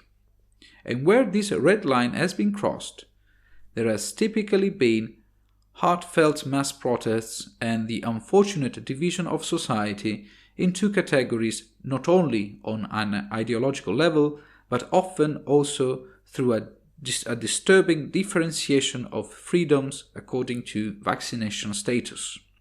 It will be objected that in an emergency it is understandable to suspend or violate some fundamental legal principles for a limited time, in order to avoid the possible collapse of the entire country.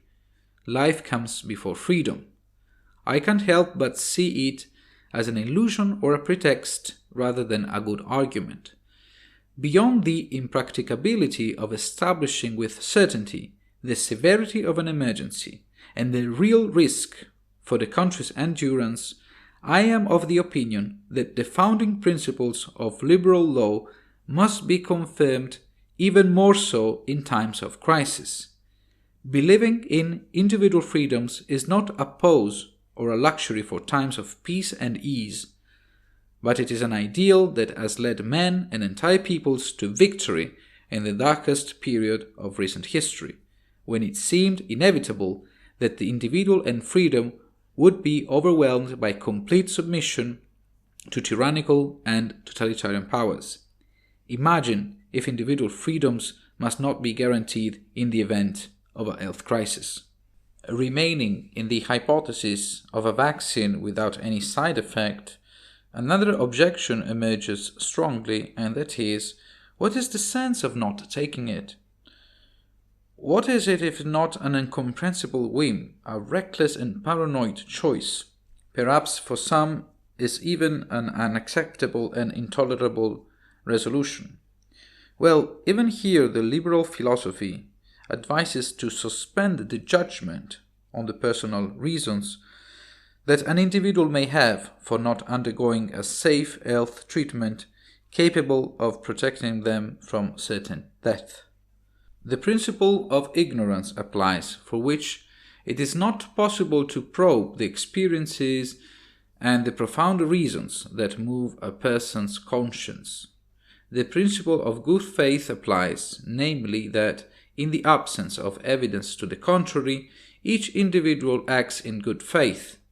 They do not want evil either of themselves or of others. The principle of individual freedom applies, namely that a choice that essentially falls on the individual can only be made by the person concerned, which principle is intimately linked to the principle of individual responsibility, where the possible consequences, physical or moral, in fact fall exclusively on the individual. It is right that they and they alone should take responsibility for them. This last principle prevents, for example, from enacting laws that prohibit the use of notoriously harmful substances such as alcohol and tobacco, thus arguing against any form of prohibition or laws that require having a balanced diet or doing physical activity. It is a principle that shields the ethical state, the state that tells the individual what is right and what is wrong to do, a state that substantially coincides with the totalitarian state. Furthermore, according to a liberal perspective, avoiding legislating on such a personal and intimate aspect as an irreversible health treatment probably stems from an empirical and common sense observation. When a law imposes a fulfillment that deeply involves the individual sphere, it will invariably create injustice, for the simple fact that it is not possible to predict how and in what proportion it will collide with the material conditions and conscientious objections of individuals. In theory, it is an equal law for all. In reality, it is the most unequal, as the particular sensitivity of each individual on whom it acts is inevitably touched deeply by an irreversible intervention on one's body, and it is a fact that there are as many different sensitivities in this regard as many individuals are. It would be a law that for many will be legitimately perceived as overbearing and intrusive, which can only generate paradoxes, inconveniences, and perhaps even social tension and chaos. Better to avoid it, therefore. If we add to this that a vaccine always involves a risk, however unlikely, even more so, only the individual can give consent to run it. Whenever there is a risk to one's health, freedom of choice cannot be denied, while medical power must be limited. The typical opposite argument that calls into question the negligible statistical probability of a serious adverse effect collides with an unavoidable fact. Each of us has only one body and one life. If something goes wrong, knowing that for many others no problem has occurred isn't usually of much help or consolation. On the other hand, having the awareness of having suffered permanent damage following a medical treatment to which one has not given or did not want to give one's consent must, on the contrary, be a condition of extreme unhappiness. Therefore, the liberal principle is valid that the individual is sovereign of themselves, that their body does not belong to anyone but themselves, and that the state cannot dispose of it without violating their freedom and dignity. On October 3rd, 1991, in a speech at the Jagiellonian University in Krakow, Margaret Thatcher, 1925-2013, who at the time was no longer British Prime Minister, spoke thus to Polish students who were witnessing the delicate exit of their country from the control of a totalitarian power. Quote, "We must encourage people to see that they are the property of no earthly master, not even of the state, that they are answerable for what they do in a higher court than the courts of this world, and that every attempt to relieve them of the burden of responsibility and to treat them like cattle in a comfortable collective farm is an act of spiritual insolence." End of quote. I will repeat a principle expressed earlier. Putting individual freedom above the ideal of collective good, social justice, or perfect equality is the best guarantee against the emergence, whether manifest and sudden or subtle and gradual, of an authoritarian or totalitarian state that transforms citizens into subjects. Political question: the virus of elitism. So, how can we explain what we have talked about so far, namely the scientific faith, the epistemological misunderstanding around vaccines, the eagerness to vaccinate even those at low risk, the widespread consent to compulsory vaccination, they believe that anyone who has not been vaccinated has made an incomprehensible or even inadmissible decision, and that it is right for these to foresee some specific limitations for them. It is not easy to answer such a question. Here I will limit myself to making a few hypotheses, all pertaining to the sphere of political culture, or, if you like, of the dominant political philosophy. I believe, in fact, that beyond the particular choices and strategies of each country, both in communication with the public and the implementation of vaccination campaigns, and in general in the fight against the pandemic, I believe I said that some predominant political ideas have acted as the gravitational centers for the government choices of many countries. Elsewhere, I have argued that the ideal dimension is a fundamental agent of history as well as of human action. As far as I'm concerned, the pandemic crisis and its management have been an excellent observatory to confirm this theory. If it is true that, taking any two countries, there will always be enormous differences in their respective pandemic plans, which alone undermines the myth that politics have slavishly followed science, on the other hand, it is also true that, with good approximation, all countries can be divided into only two broad categories. One brings together countries with a generally discrete approach, which has focused more on recommendations than on obligations, which has therefore relied on citizens and has not imposed vaccination. The other, on the other hand, concerns countries with an opposite approach, therefore decidedly more intrusive, which has largely resorted to lockdowns and obligations, including vaccination, directly or surreptitiously. To give concrete examples among Western countries, in the first category, we could include Sweden, the Netherlands, Denmark, and the United Kingdom, while in the second, Australia, Canada, Greece, and Italy. The first cultural explanation that comes to mind is that the former countries put freedom before security, while the latter did the opposite.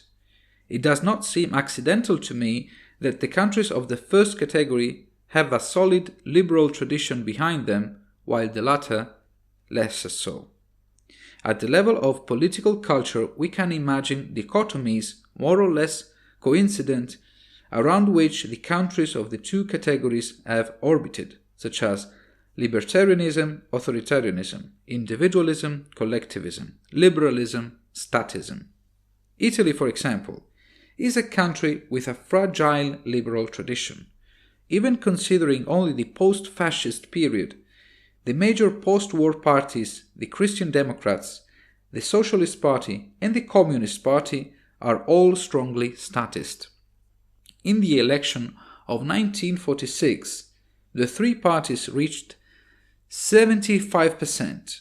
In the subsequent ones, in 1948, their corresponding parties reached 86%. Since then, things have not changed much in Italian culture in terms of the belief that the state must be strong and present. Even so, we can explain the Italian vices of the proliferation of bureaucracy, of Byzantine and pachydermic legislation, of slow and inefficient justice, of corruption, of the delay compared to other countries in terms of civil rights, of the scarce economic freedom for the private sector, of the complementary massive presence of the state in many sectors of the economy, and unsustainable public debt. And statism is so ingrained that usually the proposed solution to all these problems can be summarized as follows: we need more state, and it will go better this time. It is therefore not surprising that the health crisis has triggered a centralized, vertical, intrusive and authoritative approach. And since statism is invariably associated with collectivism and authoritarianism, we should not be surprised even by the dominant arguments and rhetoric in Italy. The common good, sacrifice for others, obedience to the rules, whatever they may be, on pain of the failure of the entire country, unconditional confidence in the country's leadership, the disparaging representation of those who have expressed their opposition to the choices of the government through speech or conduct, and the devaluation of individual freedom with respect to collective interests. Well, if for countries like Italy and Greece, the weak liberal tradition can explain this restrictive and constricting approach, how can it be explained instead in countries with a decidedly long and solid liberal tradition like Canada and Australia, which countries are governed, respectively, by a progressive party and a conservative coalition? A concrete possibility is that liberal philosophy was already in crisis for some time, which seems to me fully probable, but we need to put forward an hypothesis that can at least partially explain the causes. My hypothesis is that some of the founding principles of liberal democracies have been undermined by elitism, and I even believe that it threatens its very nature and hold. What do we mean by elitism? It is the idea that it is desirable that a group of people, more or less small, endowed with superior qualities such as intelligence, knowledge, competence, experience, morals, but also nobility of birth, success, power, and wealth, take care of the rest of society, because this would ensure good governance better than other regimes. It is an ancient idea. Over 2,000 years ago, Plato theorized the government of philosophers in his most famous dialogue, The Republic, which we mentioned in the article about utopia. Yet, Platonic elitism is surprisingly current because it is essentially built on intellectual, cognitive, and moral superiority, exactly like the elitism that I find in the contemporary world. In some respects, elitism is the opposite of populism, although perhaps it is more appropriate to say that they are two sides of the same coin. Both ideals are equally dangerous for liberal democracy. If populism believes that people from below, whatever that means, should take power by overthrowing the elites accused of always ruling against the interests of the citizens, and finally establish good governance, for which it is sufficient to have good intentions and not necessarily specific competencies, everyone can perfectly hold any political or public office, elitism instead argues that the people should be led by a circle of enlightened people who are able to ensure the well-being of citizens better than they are able to do it for themselves. For this reason, it is good to limit or even suppress certain spaces for decision-making or action, in other words, individual freedoms, to large parts of the population. The elitist thinks that many people are a danger to themselves and to others.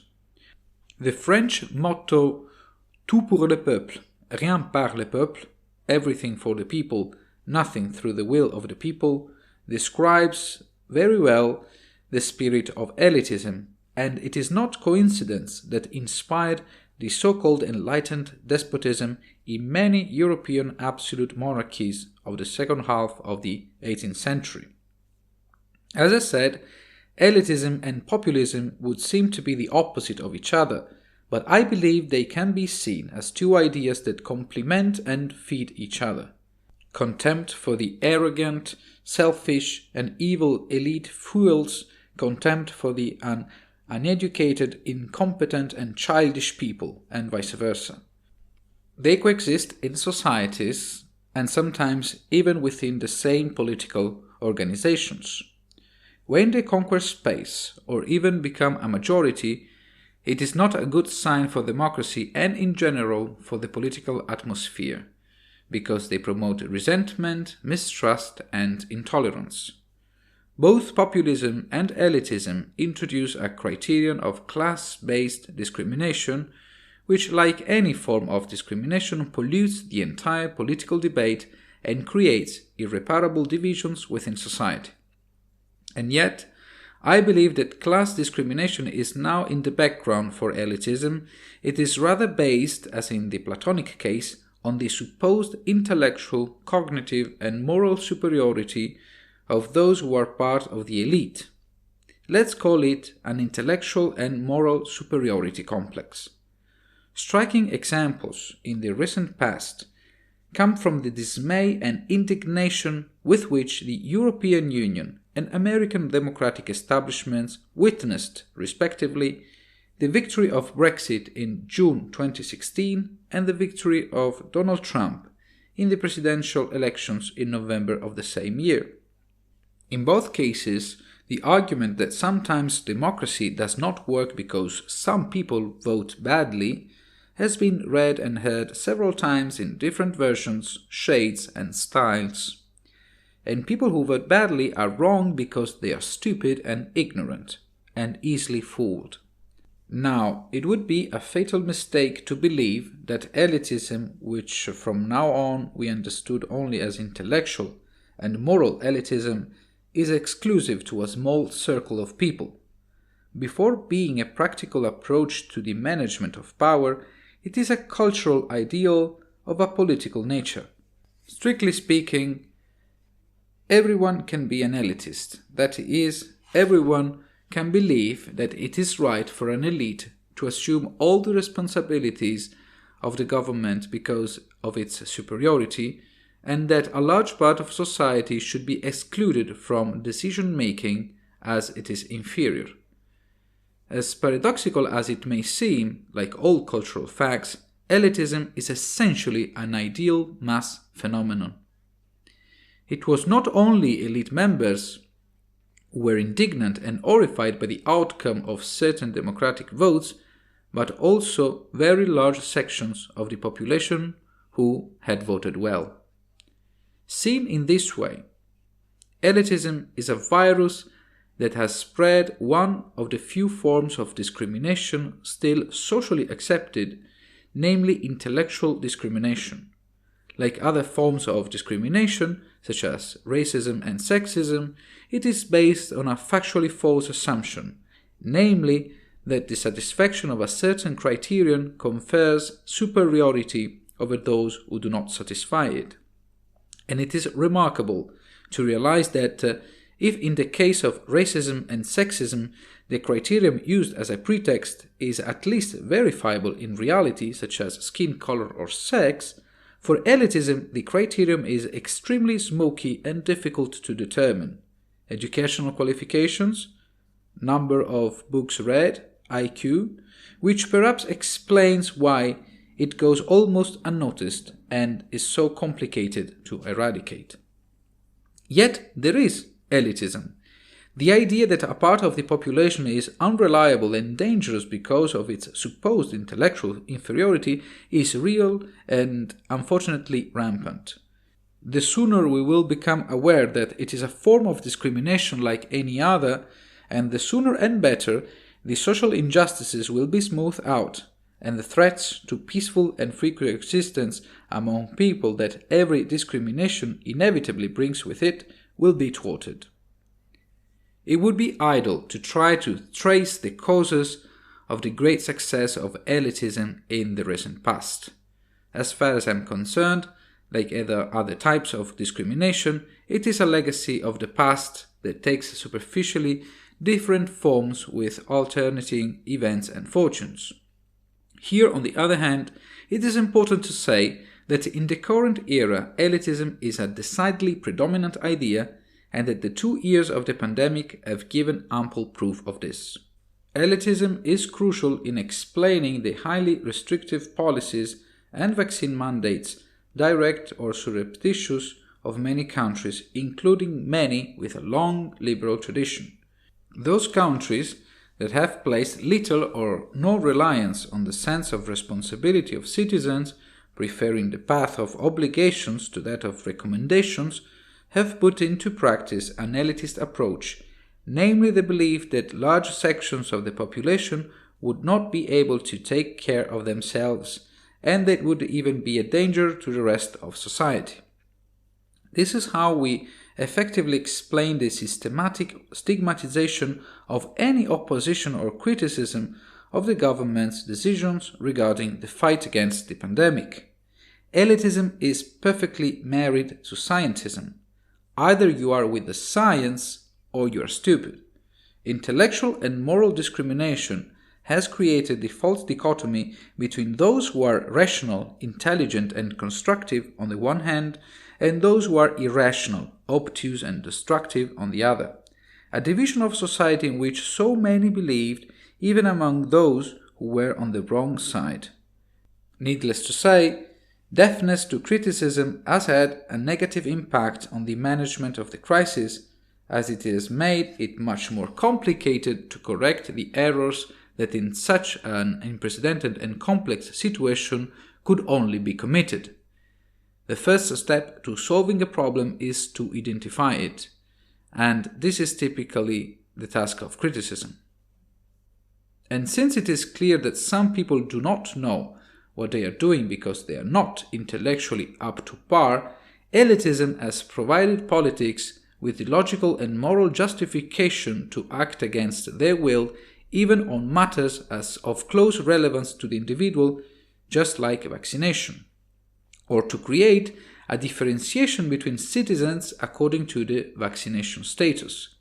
It is excluded that a person can legitimately decide not to get vaccinated at their own risk.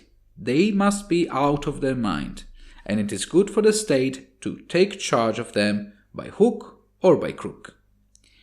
The end has justified the means, which is always a mistake.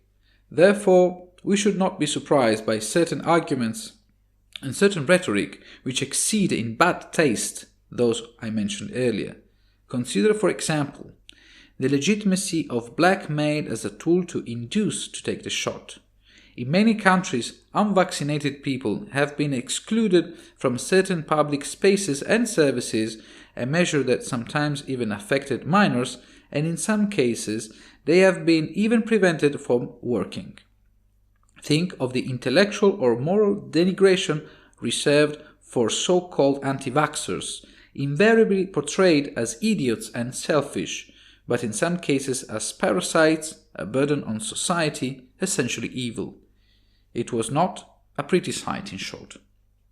If we consider that where this approach has not been used, as in the United Kingdom, the Netherlands, and Denmark, there has not been the much-feared health disaster, a sense of frustration is added to that of injustice. The media contributed to this, and there is no need to bother improbable and imaginative hypotheses of collusion with power, orchestrations from above, or global plots. It is enough, once again, to call into question elitism. If elitist politics felt authorized to treat certain citizens as little more than unruly and capricious children, the world of information that more or less consciously embraced the elitist creed felt called into the mission of saving the country from the misuse that some people would inevitably make of news that did not confirm the validity of the course of action taken by the government. Let's just say that a distorted sense of civic responsibility has prevailed.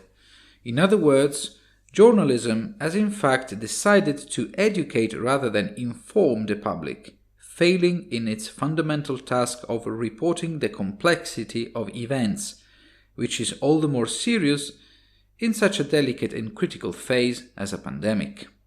A great part of the world of information has not only worked hard to uncritically accept or even exalt the rightness of any government measure, it has not only participated in the campaign of denigration and ridicule of critical citizens, but it has also decided not to give space to facts, studies, and opinions of experts who question the scientific evaluations and directives that the government has been establishing, if not to deprive them of any foundation. The scientific line of the government has typically passed for science, even if this has changed over time, sometimes even in a contradictory way. Such an editorial policy can only be explained by assuming the sincere aim of doing the good of all. A large part of journalism was afraid of ordinary people. It felt that they were unable to manage complex, articulated, and constantly evolving information, and that they could even undermine the country's internal stability. Elitism has also the defect of giving a moral justification to censorship and propaganda.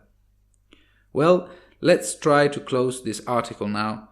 We might wonder if, in order to save ourselves from elitism and the intellectual and moral discrimination it entails, we do not inevitably end up falling into the opposite evil of populism. I'm sure not, as long as we stick to the principles of liberal democracy, saying that each individual must be respected in their personal choices is a very different thing from arguing that all opinions are the same or that intelligence, culture, and competence are worthless. But I believe it is desirable that the opinions and recommendations of experts are recognized and preferred by most because they prove to be better than others in an area of free competition and open and democratic debate. This is how science works, for example, not as scientism claims. Freedom of choice does not threaten the value of studying, the importance of knowledge, respect for competence, nor the acceptance that each of us cannot fill any role we want without adequate preparation. Rather, it must be recognized that elitism, with its unconditional faith in the competent people of trust, seriously risks stifling free debate and silencing dissent, political as well as scientific, both vital to progress and problem solving. If we add to this that elitism has within itself the germ of discrimination and justifies the creation of deep divisions within society, it will be agreed that it is an ideological evil from which to protect ourselves. Where elitism has taken root and produced its unfortunate consequences, as has happened in many countries, there it is good to proceed to cure this disease, to heal the wounds, and to reconcile society. 14. A definition of freedom. Perhaps I should have finished this book by summarizing what has been written so far, but I'm sure it would have been redundant for the reader. I preferred rather to pay homage to freedom by reporting below a text I wrote for a small philosophical context entitled Che cos'è la libertà? What is freedom? Unfortunately, my text didn't have much luck. It didn't win any prizes. But since it doesn't look that bad to me, I decided to give it a second chance. Freedom means having to respect a few clear laws which do not change from one day to the next due to the will of the legislator or of those in power. Freedom is being able to do what you want as long as you don't break the few clear laws. Freedom is a concept that governs the relationship between the individual and society. Freedom is in fact the condition of the citizen, while the absence of freedom belongs to the servant and the slave. The freedom of the citizen is embodied in his rights and duties. Among the former, the most important are the right to possession of one's own body and its integrity, which guarantees the freedom to decide for one's own well-being and protects against the physical violence of others. The right to private property, which protects against the arbitrary theft of own assets, without which it is not possible to exercise one's freedom, and the right of opinion or freedom of expression, which protects against the imposition of undisputable ideas, values, or dogmas. Those who agree with this vision of freedom usually also believe in other things. They believe in individual responsibility. They believe that, yes, chance plays a fundamental role in everyone's life, but a lot also depends on one's choices. They believe that everyone is unique and irrepeatable, and therefore unpredictable. They believe that everyone is essentially ignorant and must suspend judgment on many occasions. They see with suspicion those who give the impression of being full of certainties and dispense truth and advice to everyone and upon everything. They distrust those who have plans for perfect future societies, small or large, and those who speak of superior goods to which the individual must sacrifice themselves in favor of others. They believe that possessiveness in personal relationships is a major flaw. They believe it is wrong to play the victim and blame others for their problems. They believe that ambition is not a sin unless it is to the detriment of others, as they believe that profit is not a fault if it is not obtained from the damage of others. They do not believe that we were better off before, nor they are fond of the past. On the other hand, they are neither too worried nor too optimistic about the future. They believe that people are basically motivated by good faith, even when they say or do things that seem totally wrong to them. They believe in dialogue and in the fact that arguments matter and not who proposes those arguments. They believe that words have the power to radically change things for better and for worse. They do not believe in pompous and pretentious rhetoric, turn up their nose in the face of convoluted, vague, and inclusive reasoning, get excited when faced with a dry, clear, and well-argued speech, but they also believe that it is good not to drag it too far.